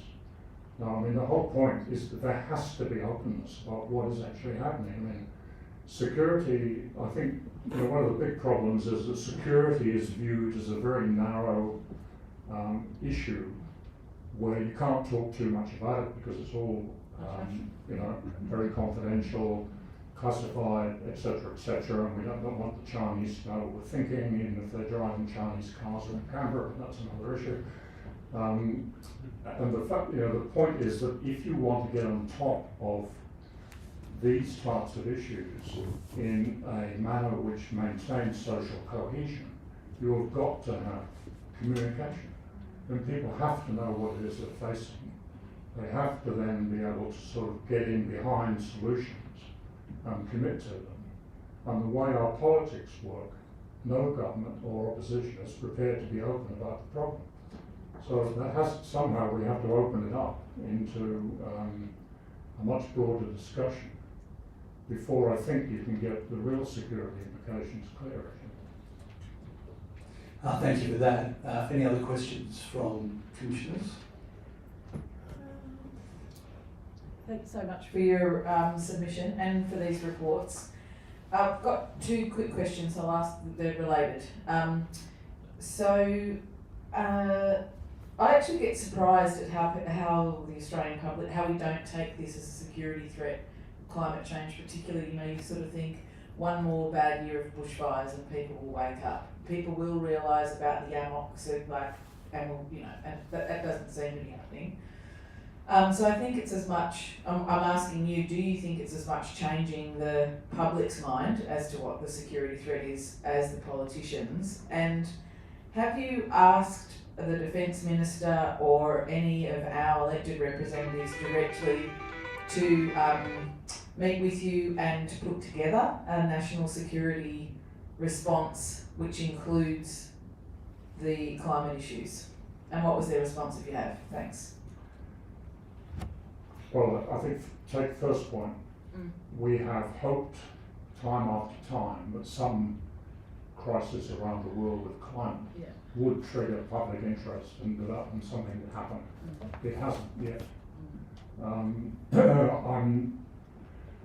don't know, I think we're going to have a really big crisis before something does break, and this possibly may be it, because we've never seen this sort of change occurring. I don't know if you looked at the Guardian over the weekend, but the pictures of what's happening in Europe at the moment, with rivers drying up, parched landscapes everywhere, etc., etc. I mean, I won't bore you with it, but that picture on the graph is extremely serious, and this is way off scale. Now, the implications of that will only unfold over the next few months, and maybe it don't squid, it may not, but it's going to have to, it probably does require something like a very major change to way beyond anything we've seen before to trigger this. And it may happen. I mean, if you look at Canada at the moment and the US, the western side of the US, massive fires everywhere. And as Greg Mullen said the other day, we can't rely any longer on cooperation around the world. It's all happening simultaneously. So you're going to get this cascading series of impacts, which one thing happens, another thing happens, and you can't recover from the first one before the next one occurs. And this, I think, is the sort of thing which will perhaps bring the world to its senses. And insurance, of course, is another, because that's going to go out the window. The second part of your question as to the government, we have tried on multiple occasions, but I'm afraid that the polity in Canberra is not interested in listening to any serious suggestions about tackling this sort of a problem. And it's all short term, it's all based around AUKUS and the around, I think, developing these sort of issues. Nobody's been prepared to really face up to the fact that we're going to be extremely reliant on China to get on top of this problem. There's still the big bugbear of the strategic threat, which frankly in my view is complete nonsense. I've worked around Asia for a long time, and I think politicians really have little experience of the way in which Asia really works. Thanks, Ian. So one final, Chris. Just another admission. I'm the other executive member of the Security Leaders Climate Group. But my question, Ian, is in 1945, when I was born, there were 2.5 billion people on this planet. There are now nearly 10 billion people on the planet. And I think the evidence is showing that 3 degrees Celsius warming is now more likely than almost any other result. That is going to lead to massive changes to humanity. And some of the predictions that we suspected were in the O&I report are about the massive displacements of people coming from other parts of the world to Australia on one hand, and internal displacements on the other. My question is there any hope at all of us leading the charge to rebuild a planetary consensus on what we need to do? And I'm flying directly in the face of people like Trump who say climate change is a hoax. Well, I mean, I think Australia is actually, if it chose to do so, ideally placed to take that leadership. I mean, we actually have implemented some of the real solutions in quite an extensive way, with the way that solar's developed and the way that we're going about wind power and so on. And all of these things get heavily criticised, but the fact is we are leading in many respects, even though our policies are completely contradictory, in the sense that we're still, on one hand, we're doing all this good work, then we're completely negating it by export massive amounts of coal and gas. It's crazy. But no, I think with the right leadership, we could indeed be world leaders in trying to get sensible discussion going. And, make no mistake, I mean, the 3 degrees C is probably going to be here before 2050, it could well be by 2040. And that is massive amounts of the world are going to be unlivable, including parts of Australia, which is in the report I tabled. So, I mean, these things are now going to start happening, and you can already see it in the way people are reacting to even the last few months in Europe and the US and Canada and parts of Asia. I think it will be here. So I think we have the ability to do it, but it takes courage, and it takes people with sort of preparedness to use their imagination and vision to really view this as a national emergency. And I think if you're in that situation, I mean, you have got to start to think about what are the worst case scenarios that could occur and start using them as the planning basis. And take precautionary action to ensure that we try to the best extent we can to avoid them. And that's the whole point about it. We haven't been prepared to do that. But yes, I think we could do it if we get a national consensus behind doing it. Thanks very much, Ian. One quick final question. Look, I should know this, and maybe in the material has come to us, but do we have a recent assessment of potential climate impacts to the Australian economy that is a take-home figure? Look, there are lots of figures around. Quite honestly, I don't think anybody has really come up with a figure to reflect what may now happen. You know, you have consulting companies throwing out figures all around the place, 30, 40 billion a year. We're already up to that. And it's going to get an awful lot higher. It's going to become a major impact on the national economy. It, in fact, already is, except that it's been sort of hidden. And we are going to end up spending much, much more than AUKUS expenditure on handling climate change. Probably the rate annually would be much more than we were on AUKUS if it proceeded, which is why we cannot afford to do things like AUKUS and develop a livable future in life. Well, thank you very much for both speaking to us in the submission. Please thank Ian Dunlop. And thanks, Ian. Peter Hayes, we would like to invite you as a former RAAF group captain with over 40 years in the ADF to come and speak to us. Mindful of time, gee, have you had a hip hop? No. I have. I know what it feels like. Thanks very much, Ian. And thank you, Peter. We're all yours.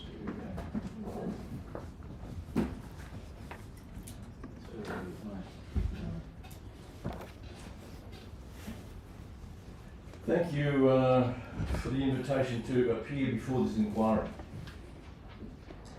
I'd like to read a prepared statement based on my earlier written submission and would be happy to respond to any questions which may follow. I'm Peter Hayes, a former RAF group captain, having retired in July of 2011 with 46 years of service, including 2 terms of in the Defence Force Headquarters, also known as Headquarters ADF. From the outset, I would acknowledge the Assistant Defence Minister Khalil's stated position that the AUKUS nuclear powered submarines are justifiable, are vital, are proportionate and unavoidable. But with respect, there are many in the Australian polity who, with me, would disagree. In 1982, during my first term at Defence Headquarters, I completed the Defence Systems Management course. The purpose of that course is to deepen participants' understanding of the force capability development process and to prepare its graduates for prospective employment in associated roles. I also spent the best part of 2 decades as an Air Force logistician and in that time completed the Defence Industrial Mobilisation course, the Air Force Staff course and the Joint War College. So I'm deeply familiar with acquisition and sustainability of complex weapon systems from the military user and industry support standpoints. I spend much of my time now trying to stay abreast. ADF force structure and capability development is a complex process at the centre of the defence reforms which began in the period 1971 to 75 and which have been evolving since. The process is rooted in a series of major high-level defence committees, namely the Force Structure Committee and the Capability Development Committee. where the senior leadership of the three armed services engage with the senior civilian leadership of various defence support functions, including intelligence, budget and systems analysis, to identify the best way to defend Australia. Now, the process begins with a full spectrum situation awareness drawing on intelligence assessments from all available sources. That awareness is then paired with the National Defence Strategy as the primary influencer for shaping force structure and capability development. Capital equipment acquisition and an outcome, or is an outcome, of the force capability development process. The manner in which the AUKUS submarine acquisition was announced clearly revealed the absence of a deliberate prior analysis of threat, strategy and capability development needed to inform the preferred equipment and source. The earlier decision to acquire a conventional French submarine would imply that the process had been followed but was later overturned. By mid-2018, the Australian people and its defence industry sector were settled on a $15 billion program to replace the 6 existing Collins-class boats in the early 2030s based on the French Barracuda design. Construction of the first boat was set to begin in 2022-23. That project was well underway and preliminaries begun. But just 2 years later, on the 16th of September 21, the project was upended and refocused to acquire a nuclear-powered boat, and the Morrison government seemed unwilling then to explain what had changed. The then Labor opposition's acceptance of the governing coalition's decision and announcement left no room to validate via the well-tested, well-defined and reliable defence capability and equipment acquisition process, which I just referred to. And since taking government in May 2022, an ongoing unwillingness to divulge the rationale for the sudden switch in capability. How the former coalition government and its opposition decided such an outcome is a mystery. Fantasy in any form has no place in Australia's political process or its force structure and capability acquisition deliberations. These are matters of vital national importance demanding profoundly detailed analysis and resolve. How the ADF could use a nuclear-powered submarine is an equally vital element of our national defence strategy, but none of which was analysed prior to the AUKUS announcement. Where is that operating concept now?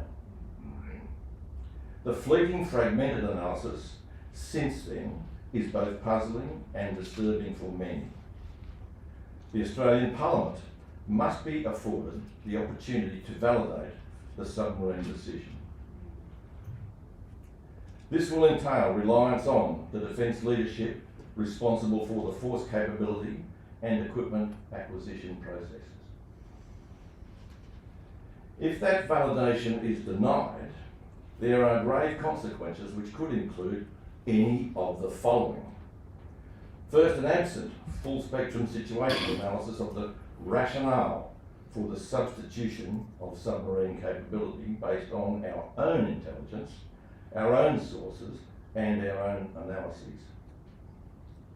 Second, an absence of or undisclosed assessment of and analysis of the nuclear submarine costs and impacts on the Australian economy, its workforce, its industry and its research sectors, and the foregone opportunity costs of other national priorities. An unknown and uncertain impacts of submarine acquisition on other ADF force capability needs. Unquantified environmental and community impacts of indefinite nuclear waste storage and handling. The lack of transparency, public consultation and parliamentary oversight around such acquisitions, arousing public uncertainty and doubt. the prospect of nuclear accidents in an Australian port or territorial waters, which cannot be absolutely averted or contained. Unidentified alternative pathways for progressing technological collaboration outside the AUKUS banner, so-called referenced as the Tier 2 opportunities.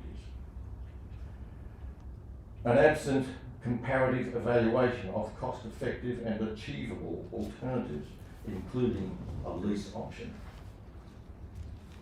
Opacity around the foreshadowed intent to acquire, thereby freaking out the regional capability balance, in turn ironically jeopardising Australia's security posture.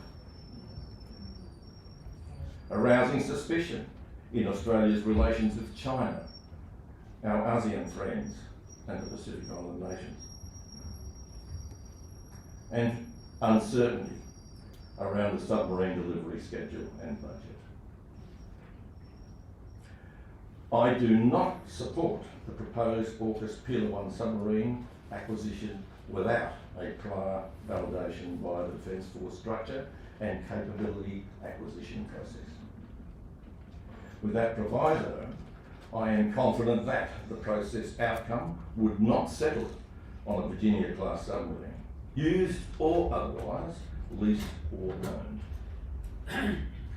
The Defence Capability Development Committee and the Force Structure Committee should both be free of political interference to complete the processes that they were created for. In my experience, any security imperatives attaching to stage or milestone conclusions can be suitably sanitised. Now I'd like to make two final points in closing. Warfighting in all domains is transforming at an extraordinary pace.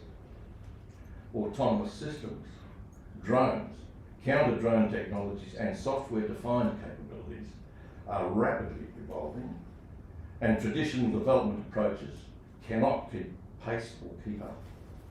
Rapid equipment acquisition with obsolescence is inevitable.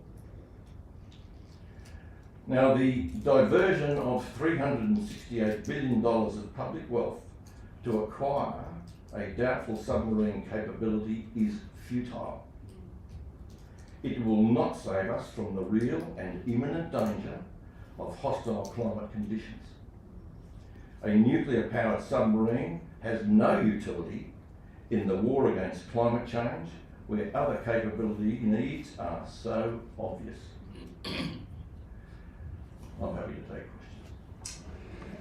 Well, thank you very much, Peter. And again, for the whole of this day, we've been afforded the great benefit of hearing from people with considerable experience who've given a great deal of thought to the issues in front of this inquiry. So we appreciate that very much. Look, I'll open up to see whether there are any questions, clarifications, or other queries which might, once we've retrieved your title that we know. Let me just see. Commissioners, any questions here at all? Karina? Just really quickly, and I think it's just me not getting my head fully around it, but did the ADF do its due diligence on the AUKUS agreement? Oh look, I can't answer for that. I was not part of the ADF at the time, and I would have to defer to other people who are in service or were in service at the time that process should have been undertaken. Would be a better position to answer. Okay, thank you. Carmen? Chris? I'm fascinated because I just saw you outline the benefit of all those courses that you did in the analysis and appreciation, Peter. Look, here's my question. You've talked about validating AUKUS decision by the Parliament. My question to you is, what do we do if that does not happen? Because, you know, somehow or another we do have to resolve the issues. I think if I could speak to just one element of it, you know, without the community's endorsement, whatever that looks like, this is on a highly to nothing. So the question is, if we don't get a validation from the Parliament, what do we do? well, that is a difficult question, and the Parliament constitutionally is the instrument by which we are constitutionally obliged to accept as the means by which the people have their say. And if the people, in having their chosen representatives, in having diligently articulated that say in the conversations that take place in the Parliament, not just in the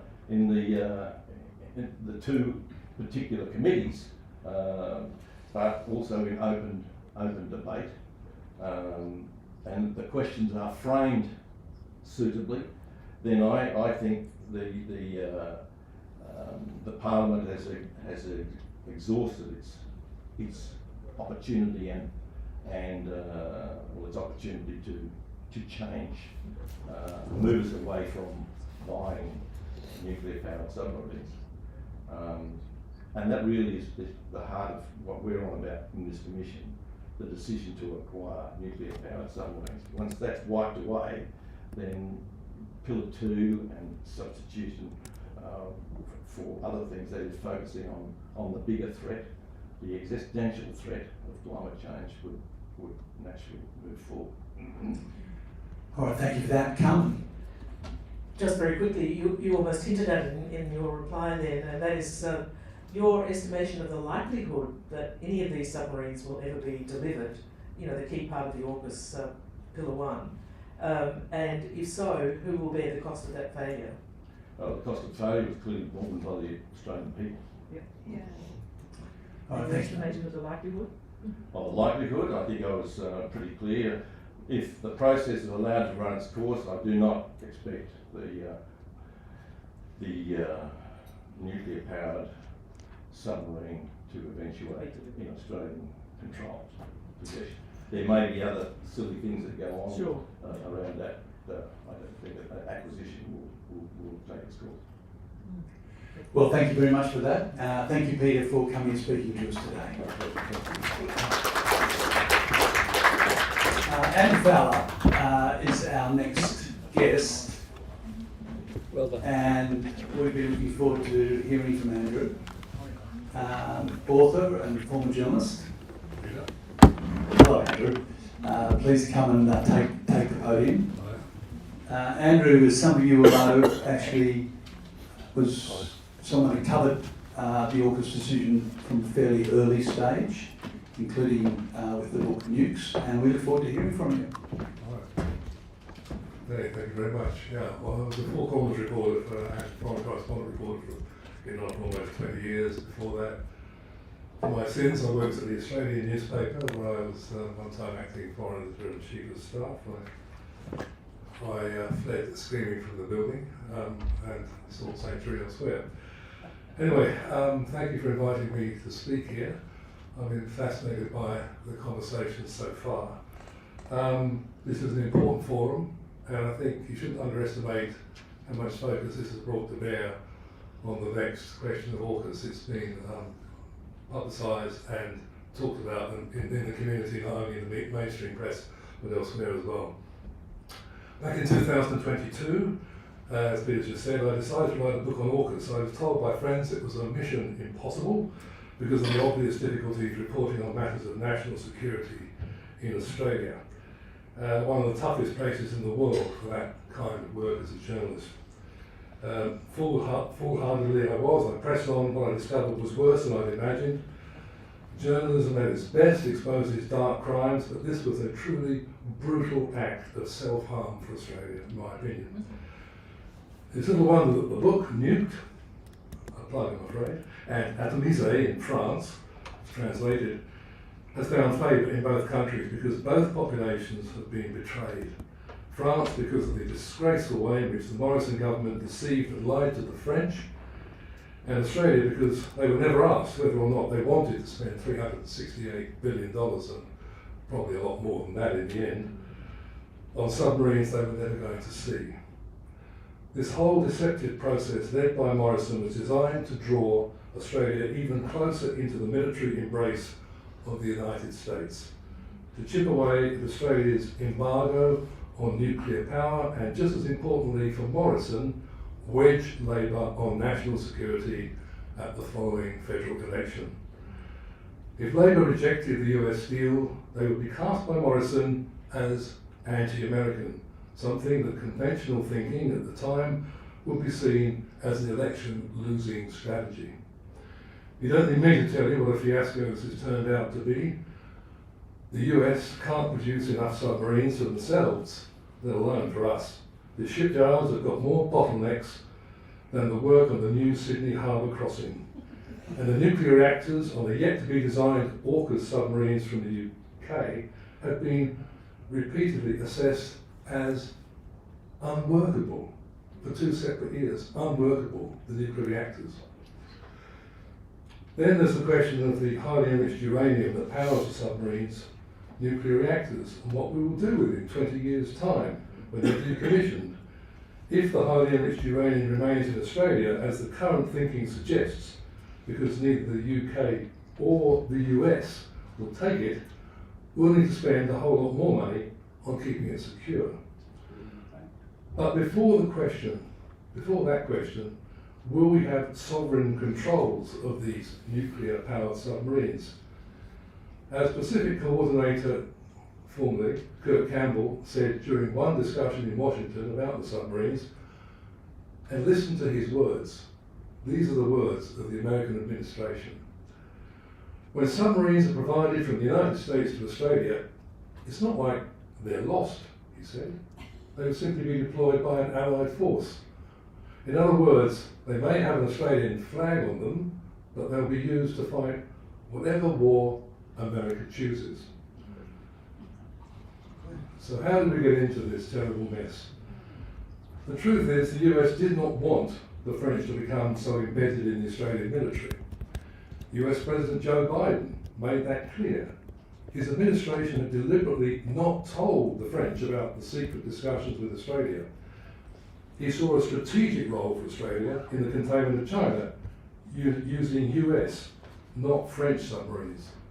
According to the New York Times, great connection with the White House there, he told aides that, quote, those French-made submarines would not do.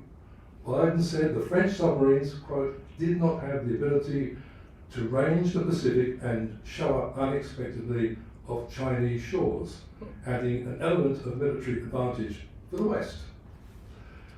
Now that tells you exactly why we're buying US submarines, not to defend Australia, but to confront China alongside the United States. The US has a pathological fear of French independence. They never forgave them or forgot the decision not to join Washington's disastrous Iraq War. And they feared the independence virus just might spread to Canberra. Even the person Morrison sent to Washington on the secret mission to negotiate with the Americans, the head of intelligence at the time, Andrew Shearer, was publicly opposed to the French deal right from the start.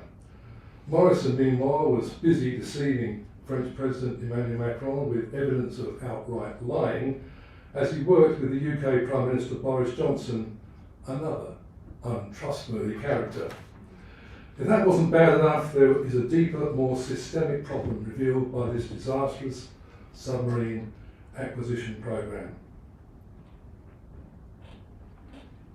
I noticed that the former Coalition Defence Minister Christopher Pyne told this hearing just recently that the National Security Committee of Cabinet is the ultimate decision maker on matters of national security, and that Parliament and the Australian people had not much to do with what was decided. What Pyne failed to mention is that there is a process normally followed in government where large acquisitions are about to be made. The process is in place, particularly in the Defence Department, in an attempt to produce a logical and efficient outcome for Australia's needs. It is indeed the role of the Australian Public Service to protect the public, They make sure the law and due process is followed. Easier said than done. It takes a strong public servant without a mortgage to stand up to a secretive, bullying Prime Minister. What happened inside the Defence Department is illuminating as it is depressing and self-defeating. While the team worked on the French deal, carrying out their labours, which would see Australia acquire 12 Suffren-class submarines to be built jointly by Australia and France, another secret operation was underway in the department to ditch the French and go with the United States and the UK. So what was going on inside the Defence Department, not well known for its openness and accountability? We get a glimpse in 2021 during an Australian Senate hearing. In any other circumstances, what came out of Senator Penny Wong's detailed grilling of the Secretary of the Defence at the time and members of the military at the Senate estimates hearing would have produced grounds for a royal commission. But since Labour's full embrace of AUKUS a few weeks earlier, any opposition to the submarine project was now out of the question. However, a forensic examination of the process was not. Senator Wong chose her target carefully. And this goes to some of the stuff we raised earlier at the hearing, which is to do with the process that you go through to buy this kind of stuff, right? After all, AUKUS was now Labour Party policy, showing she was careful. She was targeting the process, not the actual end result. Her questioning focused on the process. Had Defence done its due diligence on the need for nuclear-powered submarines and the creation of AUKUS? Wong asked Greg Moriarty, the Secretary of Defence, to explain how Defence usually goes about making a risk assessment or acquisition plan before sending it to government for consideration. Moriarty, a requirement is identified.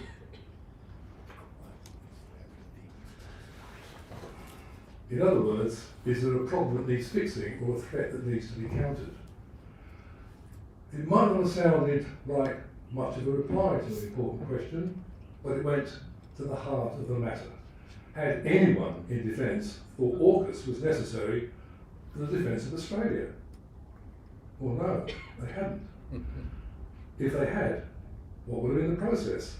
Once a decision had been made, Australia needed an agreement like AUKUS for its defence, the idea, quote, would be worked through the parliamentary committees, Moriarty told the Senate. The proposal would go to the investment committee to assess the costs, and the defence committee to see how it worked, and then it would be taken to the defence minister for his or her consideration. Moriarty told Wong that it was in May 2021 or June 2021 that Prime Minister Morrison was thinking about the framing of the way in which he wished to approach this engagement with the United States and the United Kingdom. Senator Wong, this framework, as you describe the partnership, was that the Prime Minister's idea? Moriarty? I believe it was. So Morrison had come up with the idea of AUKUS, but no reason for its existence had been identified. In a normal process, before making any decision to go ahead with the military acquisition, the government and the department must go through a number of parliamentary committee hearings known as gates. Gate 1 scrutinises the concept and the necessity. Gate 2 mainly examines the cost and benefits. The nuclear submarine proposal had not even passed Gate 1. Senator Wong wrote to the Vice Chief of the Australian Defence Force, Vice Admiral David Johnson, that there was no Gate 1 approval for the acquisition of propelled submarines. Vice Admiral Johnson, that's correct. Senator Wong, thank you, and therefore, obviously, no Gate 2. Vice Admiral Johnson, yes. Wong, it's an interesting way to do it, isn't it? You do a public announcement and you message that you're going to get nuclear subs, but actually you've not made any decisions other than to consult about it and to cancel a contract.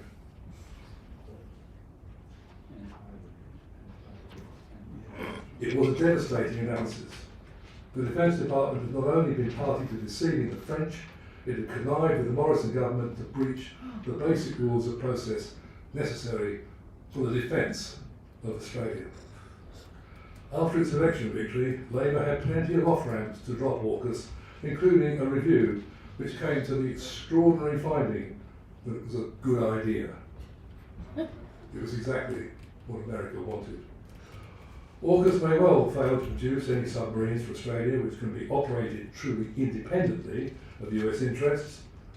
The government will undoubtedly try to fudge this issue. There is, however, one way to make sure the AUKUS disaster is never repeated. Toughen up the independence of the Australian public service and protect whistleblowers who want to speak out on matters of grave public interest. Thanks very much. Thanks very much, Andrew. And I'll now hand over to any commissioners to see whether there are any other additional questions or queries. Leanne? Thank you. I think when we were talking about Kurt Campbell before, he had another quote where he said that we have them on the hook for the next 40 years. I must have missed that one. We might rush to get the book out. Yeah, it sounds right. Wondering if you have any ideas on how we get ourselves off the hook. Well, look, I think the general view, is that we're just hoping it just doesn't happen. I mean, that's the whole idea, is that maybe it'll just all go away if we stop talking about it. The problem is that's not what the Americans think. They just love the money we give them to unblock their unblockable shipyards, and the UK will take anybody's money at any time. I mean, it's just it's an appalling situation, but nuclear reactors not working and all those kind of problems. It's such that, I mean, look, I've been a journalist for a long time and I've seen a lot of really odd things. But this is like, it's like the climate change stuff we talked about earlier. These are two kind of parallel things that are happening together. And we're not talking about it. We're talking about AUKUS, but nobody in Canberra is saying, it's absolutely right. They are undeliverable. The Americans can make 66, they reckon, could change to contain or to challenge China. And they're not going to give us any unless we agree to use them. And if we do say that we will use them, they don't really trust us in case we say, well, we don't want to because the politics is too difficult. So they'll hang on to them one way or the other. The other thing is these things are twice the size of the Collins class submarines, and we can't even get people to staff them properly. And so they're not really used for any other purpose than to get off the coast of China and listen to them and maybe try and attack them, possibly, over Taiwan, cover for oil supplies off the west coast of Australia up to the top there in Sri Lanka. It's just so patently a nonsense that we are talking about any form of independence with AUKUS. We're absolutely tied to the Americans. We don't have people to run the submarines. I know we're building them up now, but I thought the war was supposed to start next year, according to the latest assessment that I read about 5 years ago. So I really don't understand how the government can stand and say what it says, how everything's going according to plan. It seems a nonsense to me. Thank you for that. Chris? Andrew, thank you for the book, first of all. Secondly, are you aware that Scotty from marketing is now Vice President of American Global Strategies, and in that work he's assisted by a former ambassador, Sinodinos, and a former head of the Office of National Intelligence, Nick Warner. Do you think that's an ethical way for Australians to be behaving? Mr. Barrie, since you're retired, that's a leading question. And of course, I mean, the whole thing is a cesspool, isn't it? I mean, it's absolutely disgraceful that people like Joe Hockey are calling for AUKUS to go full steam ahead and what have you, without declaring his own selfish interest in getting those things away, and Sinodinos as well as the rest of them. I think it's. I just think that in normal circumstances, if it hadn't been such a wedge and so difficult for Labor to get out of it, there would have been a Royal Commission to this. You had the chairman of the company that makes the submarines, Newport News, actually sitting on the committee advising the government until about 6 months after the change of government. And then he said there was a perceived conflict of interest. He's the bloke who's making the tubs, right? So he said, a perceived conflict, or there may be a perceived conflict of interest. It's crazy. It's absolutely nonsensical. It's the example of what Eisenhower called the military-industrial complex. But you call it the military-industrial complex, political complex, which is just a big roundabout, of which I think one of the former speakers may well have been on that roundabout himself. So we should call them Morrison submarines now instead of AUKUS. You mean like Boris Bikes in London? Sure, we should call them Morrison submarines. I think it's quite interesting that, and I don't know Greg Moriarty, I'm told he's quite a decent person, but it must be a really dark sense of humour to make him ambassador to Washington when he presided over this unmitigated disaster. As Secretary of Defence, you are sitting at the top of this huge department, and you've got one lot of you guys working like crazy to build French submarines, and the French are wondering what the hell's going on in Australia. I did talk to the French some time ago, and they said, what happened? I said, well, you spent too long trying to build submarines, and you should have been looking at the person you're dealing with, Scott Morrison, who is in fact the Boris Johnson of the South Pacific. Then you might have got a better idea of what you're up against. A man, was many different words to describe him, but not trustworthy. And that's the problem that the French had. I mean, the French actually share some of their top secret welding and steelmaking processes with the Australian steelmaking companies, because the French steel, believe it or not, was even used on on British submarines, on their ballistic missile submarines, because it's so good. They shared that secret with Australia.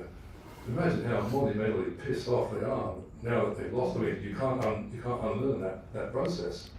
And they've lost control of it. They share their intellectual property, and they're prepared to share a lot of stuff. Now, I mean, the French have got their own sweet problems, as we know, sometimes to work with. It's a very different system from the Anglo system. But they had every reason to be extremely upset. And I think we had a good reason to pay a whole bunch of money, which we did. The problem was it didn't undo the strategic disaster that Morrison created for Australia. No. Chris, one more. Sorry, if we go to a plan B and it involves more French submarines, did you discern when you were doing the work for the book what it is about the French that so grieves the Americans and us? Well, the Americans can't stand independence. That's the problem that Australia has. They cannot abide by it. I mean, you're a military person, you know this, I'm sure, Chris, more than I do about the way that it operates. But I mean, the French will tell you they go into great meetings with the Americans and they discuss everything, and then the Americans go off and do whatever they want to do, because they are the unipolar power in the world, and they want to lose that. And I think the big problem they had was particularly over Iraq. I think that was mentioned several times in the discussions in defence. They kept saying, well, can't trust the French because they wouldn't come with us into Iraq. Well, what a sensible decision that was. Yeah. And so they had this sort of arrogance, which is sometimes misplaced, I'd say. Thank you, Carmen. Thanks very much, and thanks for the book too. I really appreciated it. I'd just like you to, if you will, and maybe you can't, but to draw a little line between the US administration and Biden in particular not being happy with the French deal, the secret committee being established within the ADF, and then Morrison coming out, in vibrant support of this proposition. Where do the sort of arrows go in that mix? You mean the circular firing squad? I'm not too sure. I'm sorry. Can you just explain? Well, I'm just wondering, you've got Biden making those comments at a time when Australia is obviously well advanced in its discussions with the French, and indeed, beyond that, transferring intellectual property. Yeah. And then you have this committee being set up within the ADF, following Biden and the US administration's concern about the French. Yeah. So how does that happen, and what's Morrison's role in triggering that? Sorry if I was a bit oblique. Well, no, so I understand. No, I mean, it doesn't exactly start with John Howard, but you can go back that far. It's to do with Australia being as close as it possibly can be to the United States, the way that Howard bought the F-35, or it was still a paper plane, and you know, it's that sort of desire to be protected by the United States. So you've got people like Andrew Shearer, who was in various different positions, but just more recently head of the intelligence organisations, and he was pro-US, pro-Japan, against the French. It doesn't matter who you were for; they're all against the French. And Shearer wrote about this, saying they had no strategic interests in the South Pacific or in East Asia. And I think about 1.8 million citizens here. So it's that belief, it's that sort of coterie of people. And then you've got Morrison himself, who links up with former director of the CIA and Christian fundamentalists, evangelical Christians. They have that in common. They just love America. They love America. I think Paul Keating once described them as like they were actually American Australian. They were actually more American than they were Australian.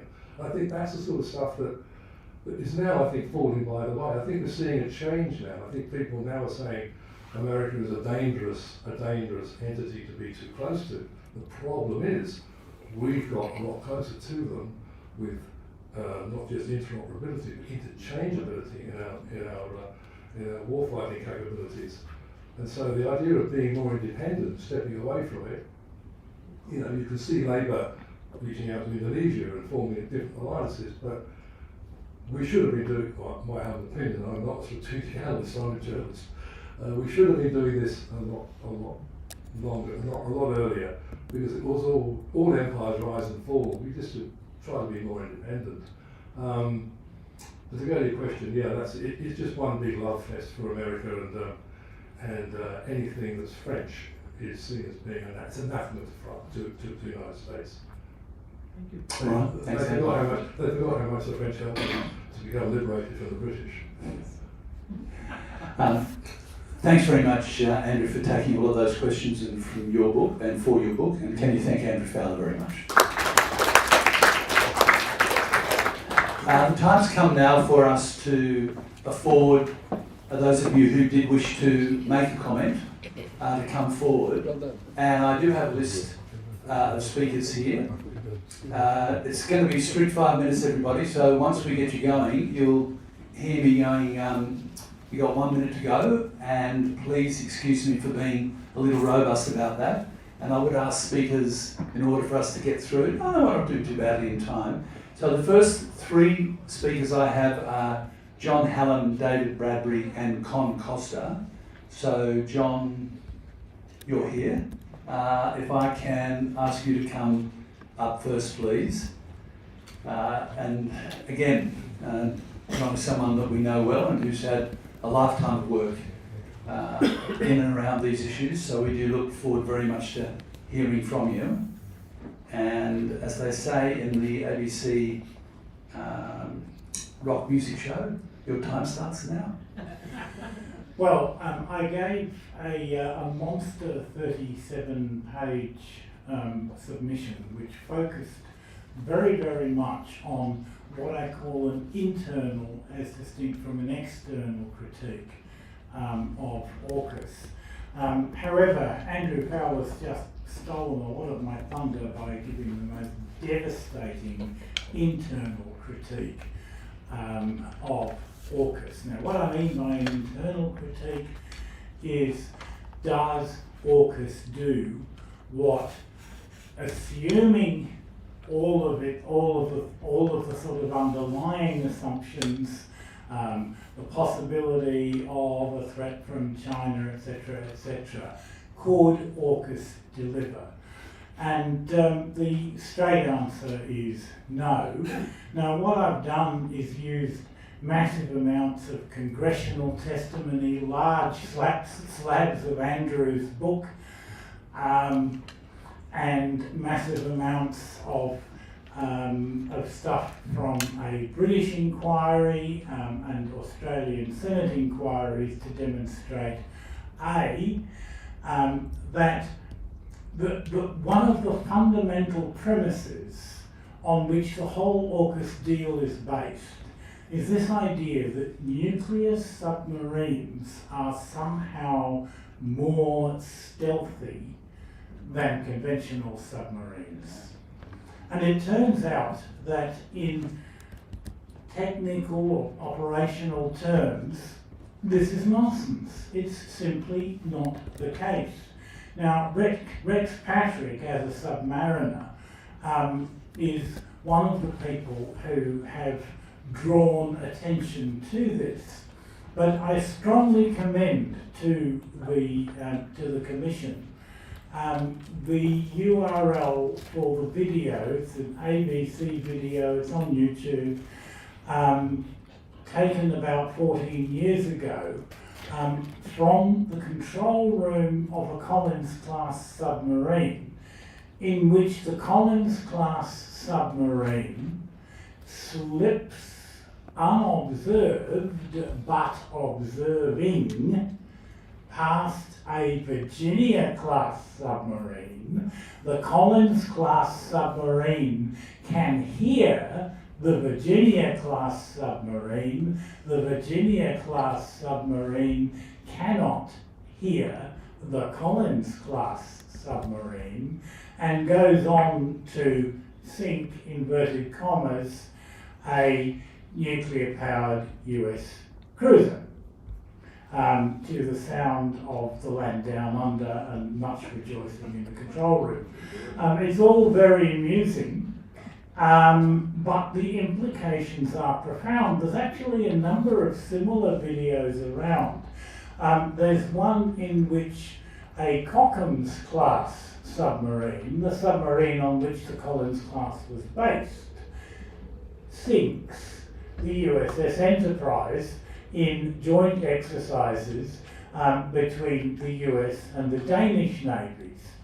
And the United States actually asked if they could take this particular submarine, and they literally took the submarine apart and put it back together again, fortunately for the Danish, to see if there was some sort of secret weapon in the submarine which they didn't have. And of course there wasn't, but conventional submarines, when running on their electric motors, not with pounding diesels, but when running on their electric motors, and advanced air-independent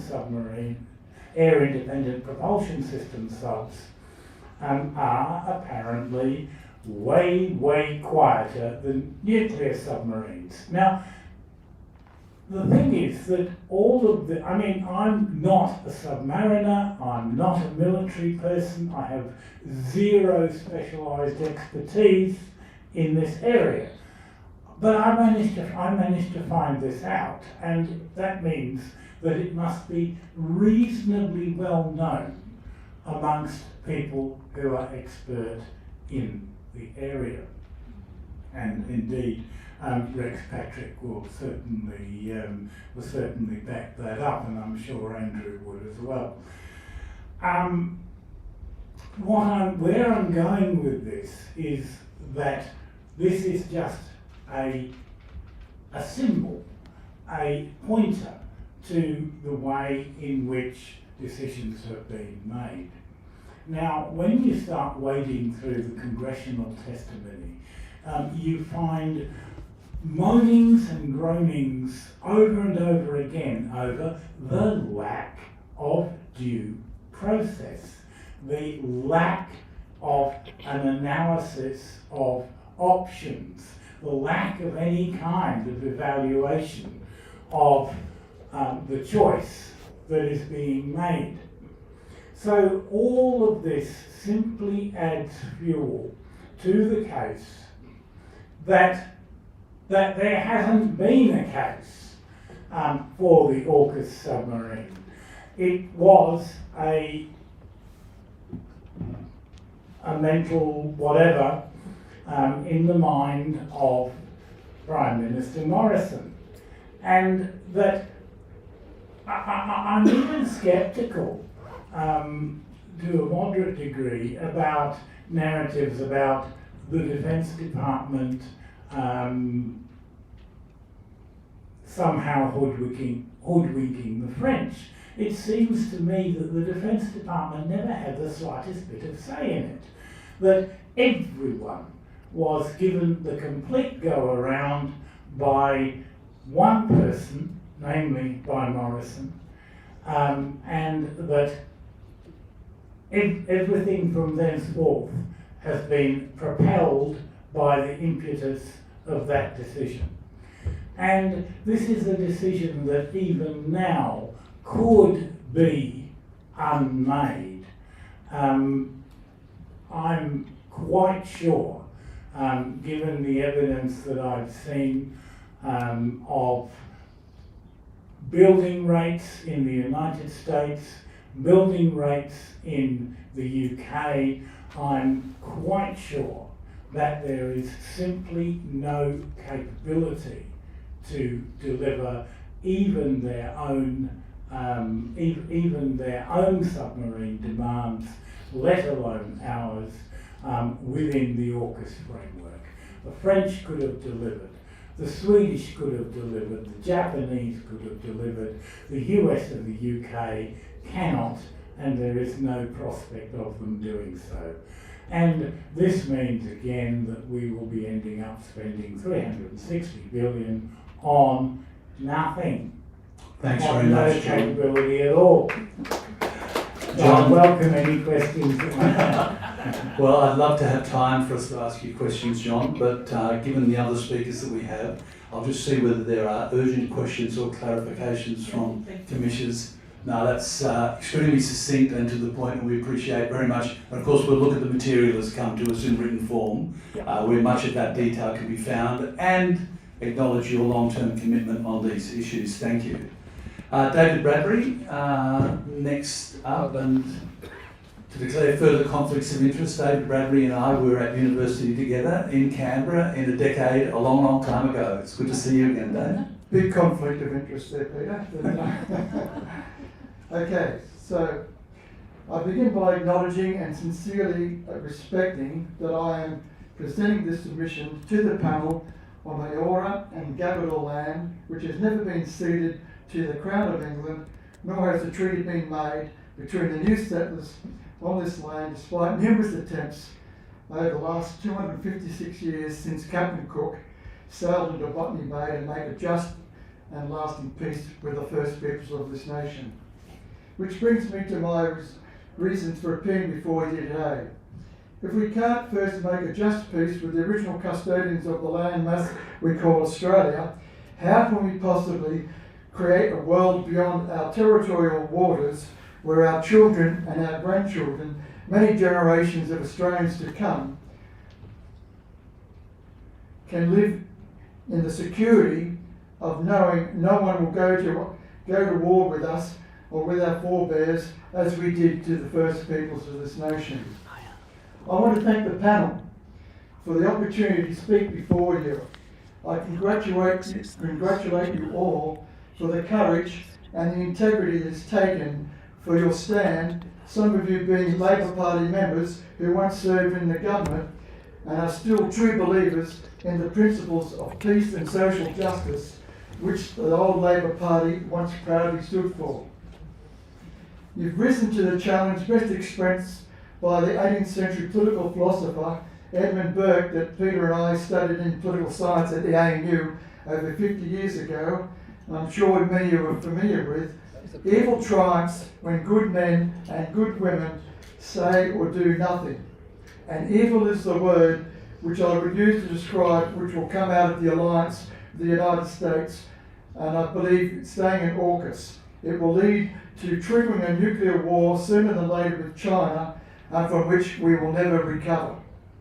We're being set up by the United States to be the proxy, to take the bullet for the final contest between the world's mightiest military power that we've ever seen and the rising people of the Empire of the People's Republic of China. Like it or not, this is China's time. It's their time in the sun for the rest of this century.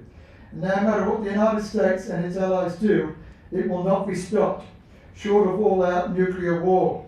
We have to rely upon our Foreign Minister, Penny Wong, to step up to the mark, and our clued-up diplomats to do the hard yards as a middle power in Southeast Asia and the Pacific.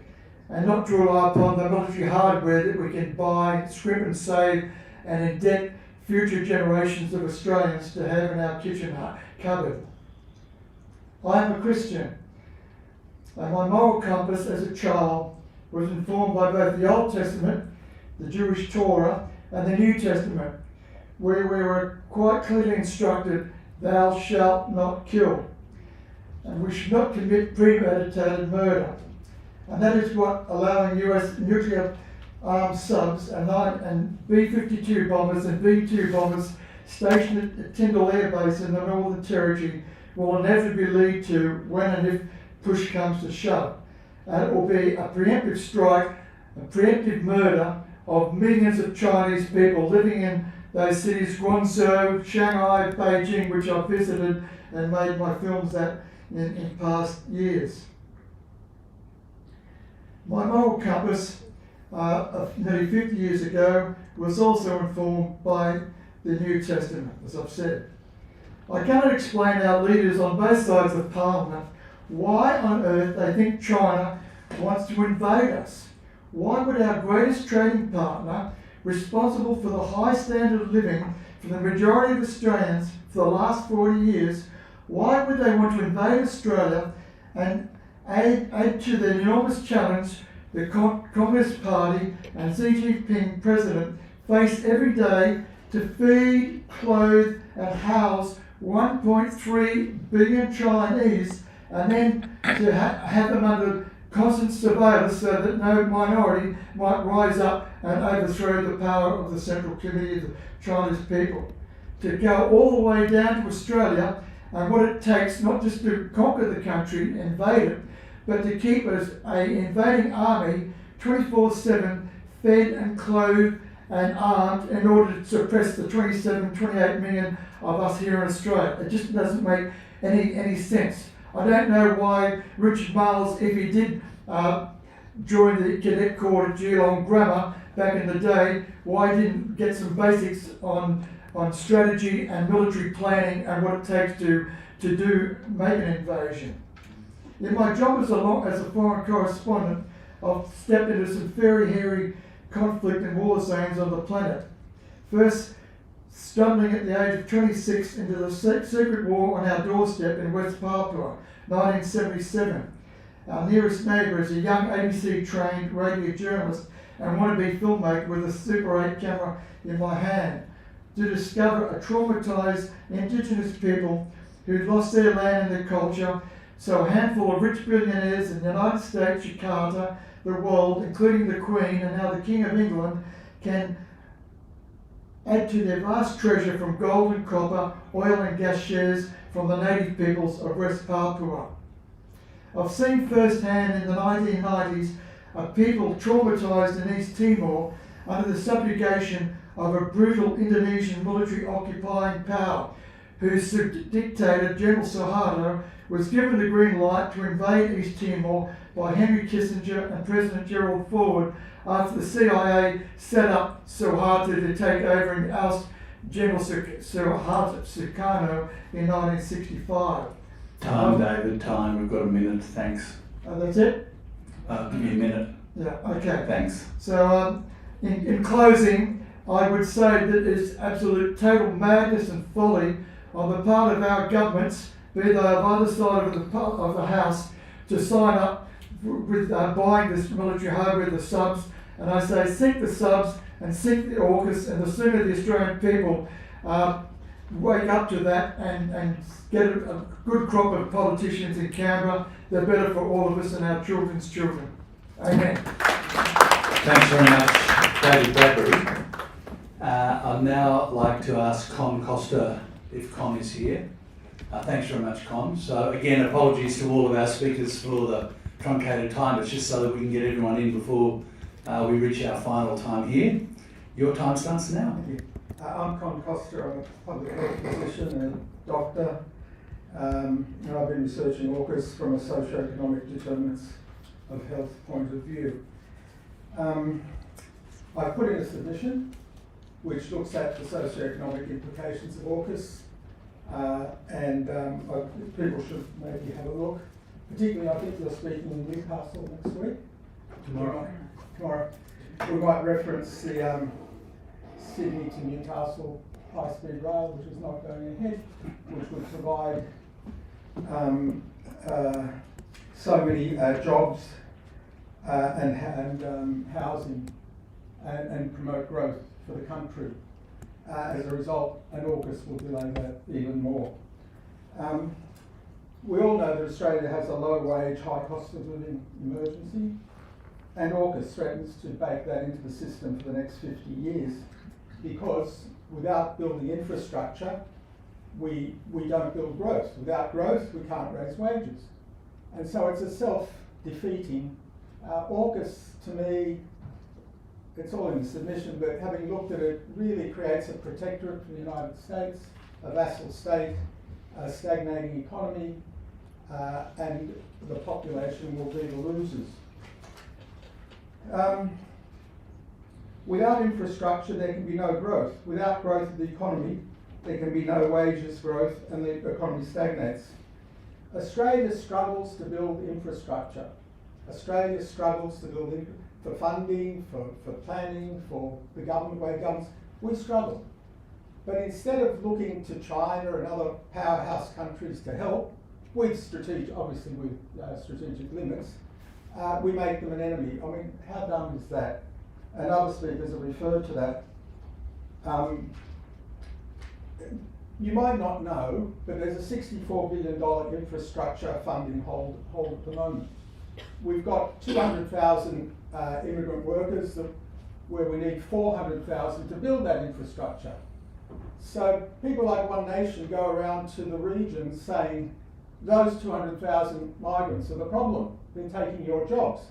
But really we need double that number to build the infrastructure that the regions need so they can progress out of their poverty and low wage situation. So the First Nations people can get the infrastructure they need. So we can get the freight rail from Melbourne to Brisbane spine. I don't know if people know about that.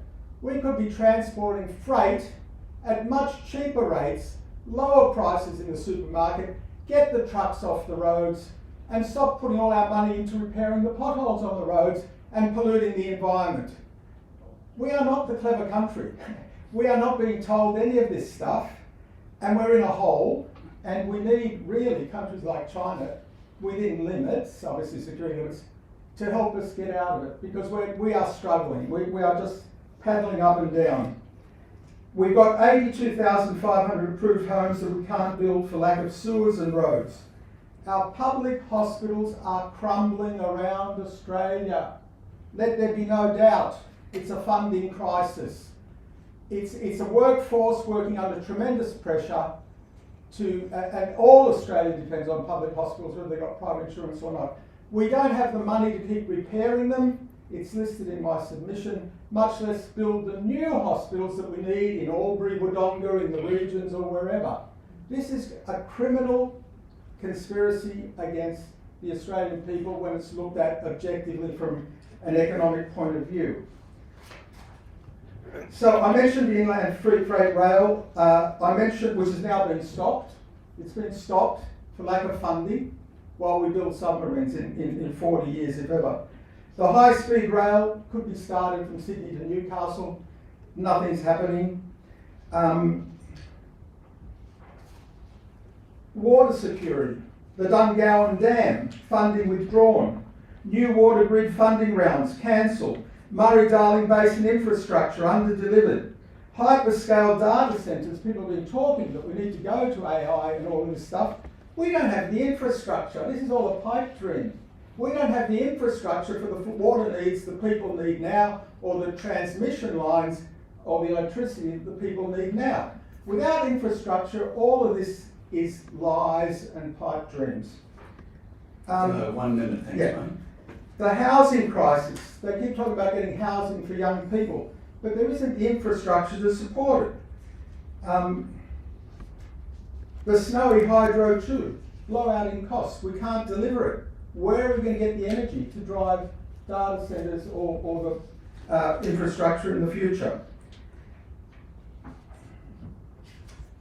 First Nations people. You would have thought they would have been consulted after Maralinga, and we know about all that. Nothing, no consultation, no discussion. So you've got to ask, well, sorry, but does sorry mean not sorry? Why are we repeating the same mistakes? And other people have explained the nuclear concerns. The thing I put to look, I really admire you guys. I really admire you guys. Some sense. Yeah, and I in my submission, I reflect back to Jack Lang, when the British investors were demanding their interest during the Depression, and Jack Lang, the Premier of New South Wales, stood up to them and said, wait, no, we're going to build infrastructure to make jobs and not cut spending. And of course, they organised for the governor to sack him. So the John Curtin, when the troops were returning from North Africa, and Churchill said, no, we're going to divert them to Burma to defend India. Even while the Japanese were coming through New Guinea.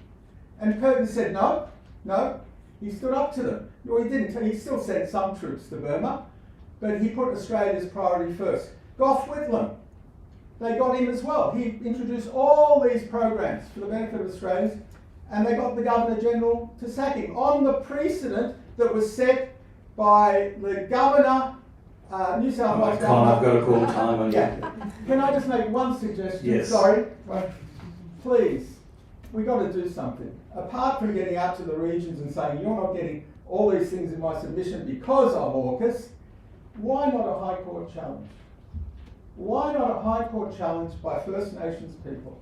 I know a lot of this is not justicability or, you can't judicially organise defence, but you can bring it to the public attention, you can slow them up, you can do something. All right, thank you very much for that, Con. And we've taken note of your comments and your submission, and thank you for taking the time to do that. Michael Booker is the next person I have to speak. And Michael, thanks very much, Con, and you gallop down to the front as we hear from you now. Thank you very much.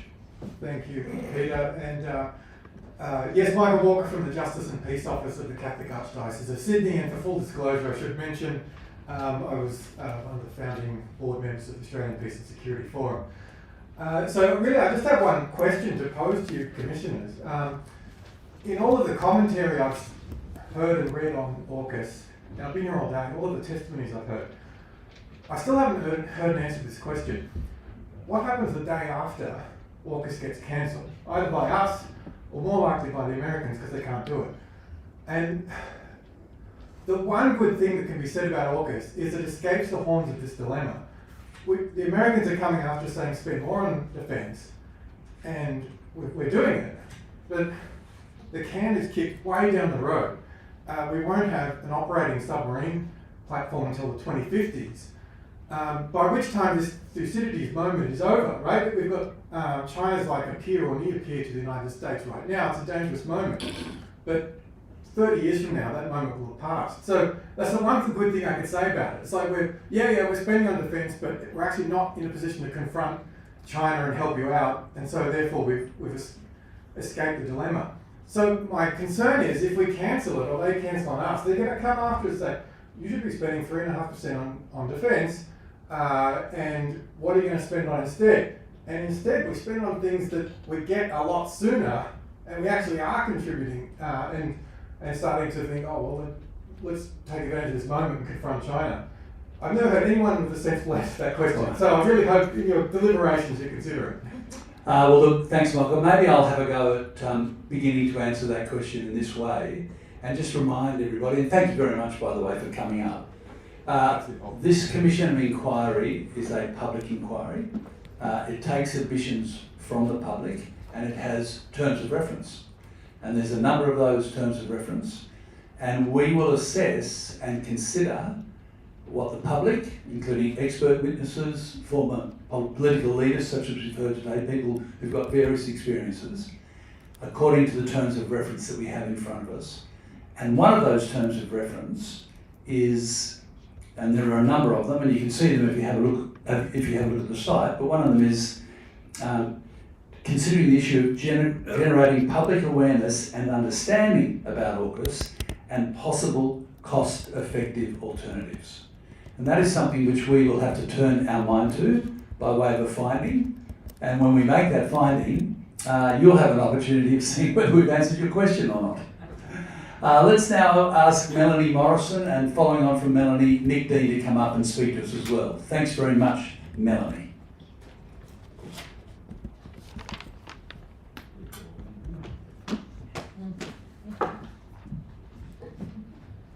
Good afternoon, everyone. I think everyone who stayed to this point deserves big congratulations. Well done. I'd also like to acknowledge that we are gathering on the land of the Gadigal people, and this always was and always will be Aboriginal land. Now, thank you to the Australian Peace and Security Forum and the Commissioners for your work on this incredibly important public inquiry. It truly is democracy in action. Now, it's astounding to me that it comes down again to a group of committed individuals with a bit of crowdfunding to hold the government, or try and hold the government to account on such a matter of enormous public interest and national cost, not only to the people of Australia, but also to the people of this region. Now, I am the Executive Director of the Sydney Peace Foundation and an APSF partner. And we will be putting in a formal submission this week, I hope. But in my 5 minutes, I'll run through some of the key points. It's a bit like speed dating, actually. So here I go. It's really hard to know where to start. As we've heard, there are so many disturbing parts of AUKUS, of the AUKUS pack. Now, is it that it undermines our national security, our regional national sovereignty, and our adherence to international law? Or is it that our neighbours in the Asia Pacific were not consulted and have made no secret of their total dismay at, frankly, quite an absurd deal, as I think we would all agree here? Indonesia's government has stated it was deeply concerned over the continuing arms race and power projection in the region, while Malaysia warned AUKUS could unleash a dangerous phase in regional nuclear proliferation. And of course, our Asia-Pacific our neighbours in the Pacific who have long campaigned for a nuclear-free region. Or is it the disturbing encroachment of defence companies in our education system, issues surrounding nuclear waste, or what the $380 billion and counting, the opportunity cost in areas of housing, education, health, closing the gap? The list is endless. Now, the list is, the deal is so secretive, as we have heard today, that we don't even know that the submarines as part of Pillar 1 will arrive, what state they will arrive in, when they will arrive. What we do know is that they won't be here to protect Australia, but rather US interests in the region.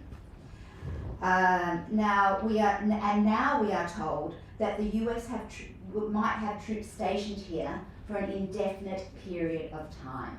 That should terrify us all. Now, I think we only need to look at Pine Gap and the secrecy surrounding the US signals intelligence base to realise this incredible lack of transparency.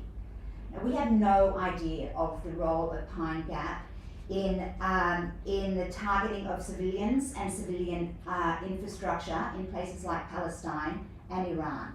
These are war crimes, let me remind you. Which brings me to international law, and something that the Peace Foundation has very much focused on over recent years. International law is the foundation of 80 years of relative peace and security in Australia. And it's extraordinarily disappointing when you look at the fact that Australia has played a leading role in the creation of many parts of international law and even helped draft the Universal Declaration of Human Rights. And these multilateral systems continue to be very much in Australia's national interests.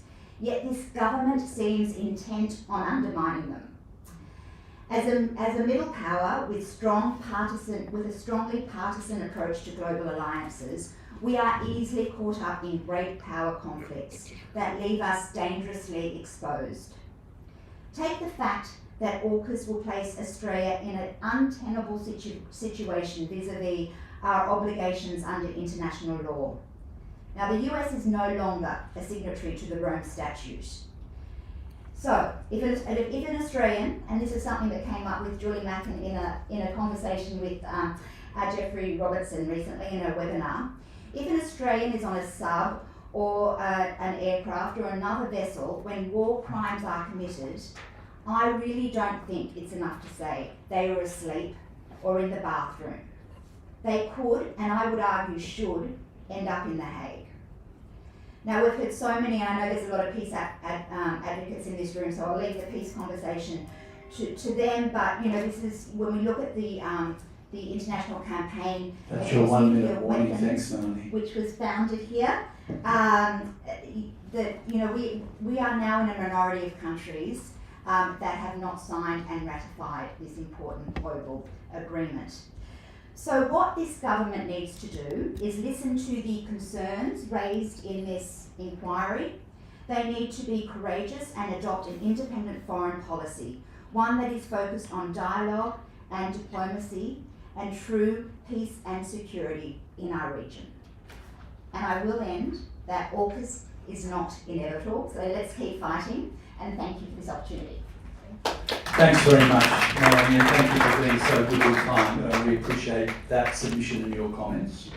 The next person I have is Nick Dean, and you raised an interesting question about those legal issues, which has also come up this morning on relation to other matters. So, Nick, we're in your hands. Thank you very much. Thank you, Commissioner. Thank you for listening to me. My name's Nick Dean. Amongst other things, I'm a humble citizen, but I also happen to be the convener of the Marrickville Peace Group, and I would point out how strategically my group is positioned in the Prime Minister's electorate of Grandeur.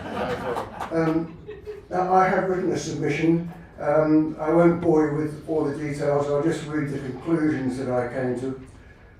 AUKUS is too expensive. I need my glasses.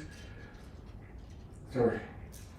AUKUS is too expensive, its strategic benefit is doubtful, it exposes the nation to the risk of war. In the event of war, it makes us a target for attack. It jeopardises commitments to important treaties. It confirms Australia's reputation as aggressive and destroys any aspirations to be regarded as a peaceful nation. It presents the danger of contamination with nuclear materials. It has damaged Australia's international reputation, it diverts resources away from socially beneficial needs, and it has been imposed on the Australian public without proper process. When all these aspects are taken into consideration, it's impossible to escape the conclusion that AUKUS is not in Australia's best interests. At best, embarking on the venture was a serious mistake. At worst, it's another example of Australia being manipulated by the USA for the benefit of the USA. Cui bono, who benefits? Without doubt, the USA gains strategic advantage. In 2023, Paul Keating called AUKUS the worst international decision by a Labour government since conscription in World War I. In my view, it was an incredibly stupid idea and should be scrapped as soon as possible. But since writing that, I've returned to some earlier thoughts that I had, and this all goes right back to the 16th of September 2021, when I woke up and heard the news, and my first thought was, they wouldn't, would they? And almost immediately I thought, yeah, they would, wouldn't they? When I heard about AUKUS. Now, there's no denying that AUKUS is a massive, even monumental undertaking.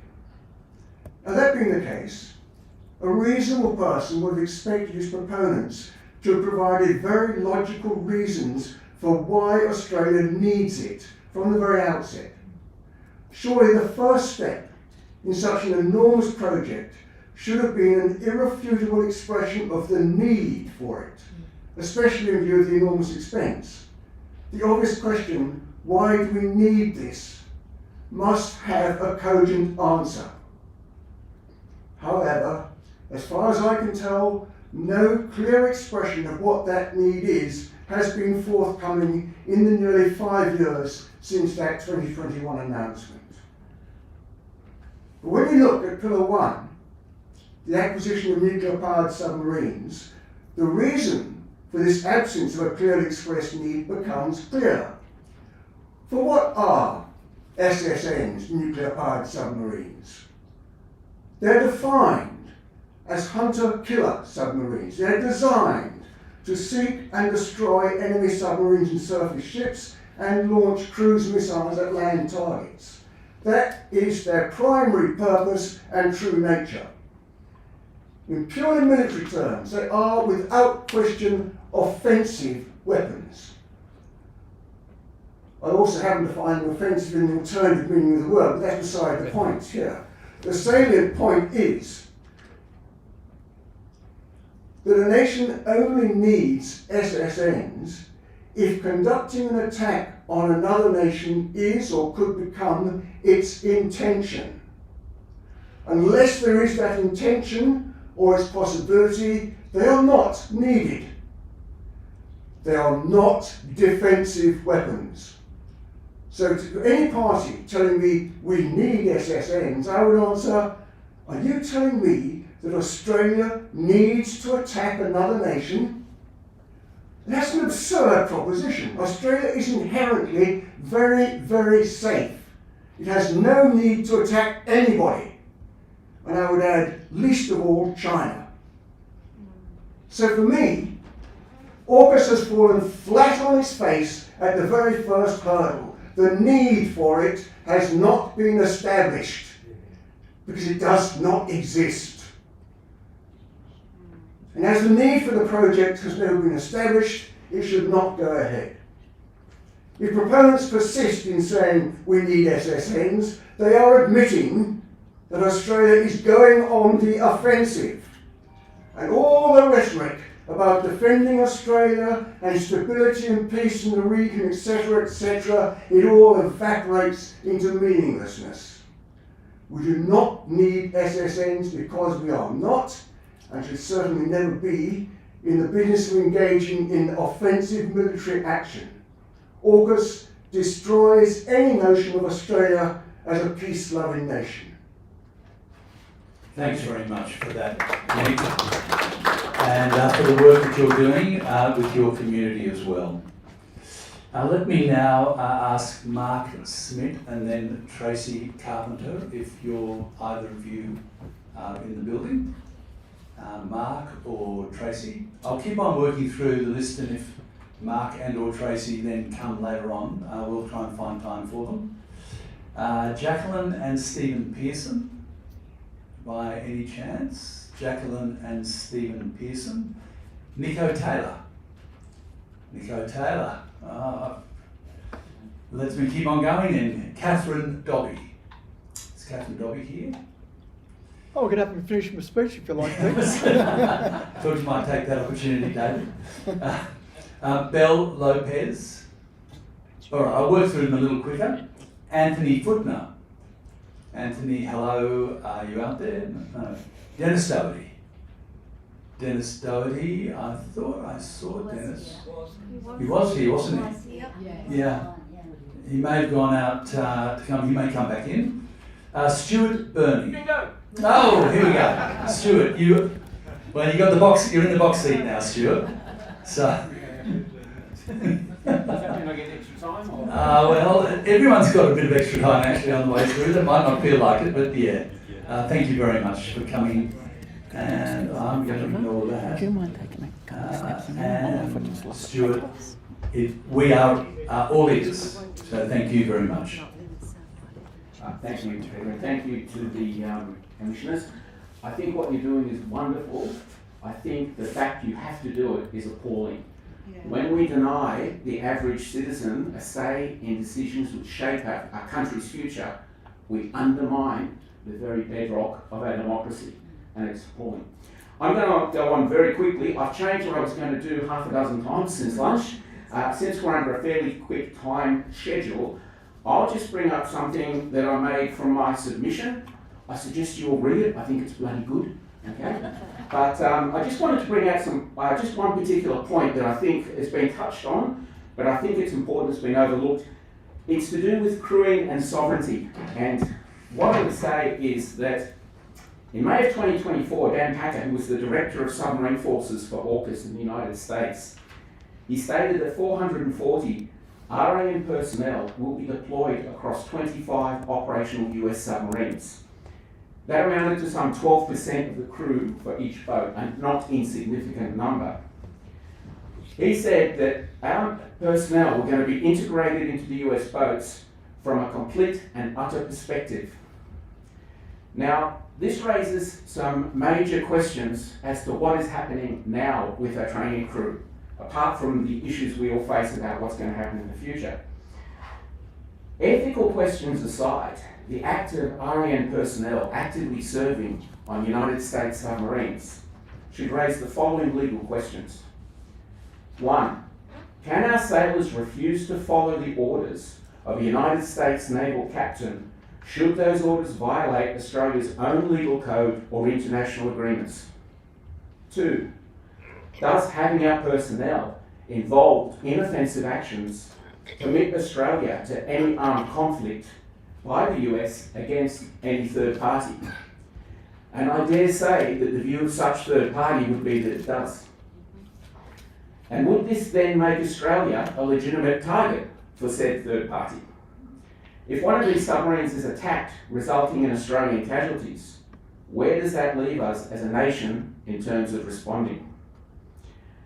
Ladies and gentlemen, I would say that ultimately there has been much debate about the future of Australian flag Virginia class submarines and handing over our sovereignty to the United States Navy. And I would argue that by enmeshing our personnel so completely into the United States Navy, we have already handed over our sovereignty. The question, ladies and gentlemen, is not do we hand over our sovereignty, it's do we get our sovereignty back. And one further point I would make, since I've got a few minutes of time, currently there are 23 Royal Navy submarines tied up decommissioned in the United Kingdom.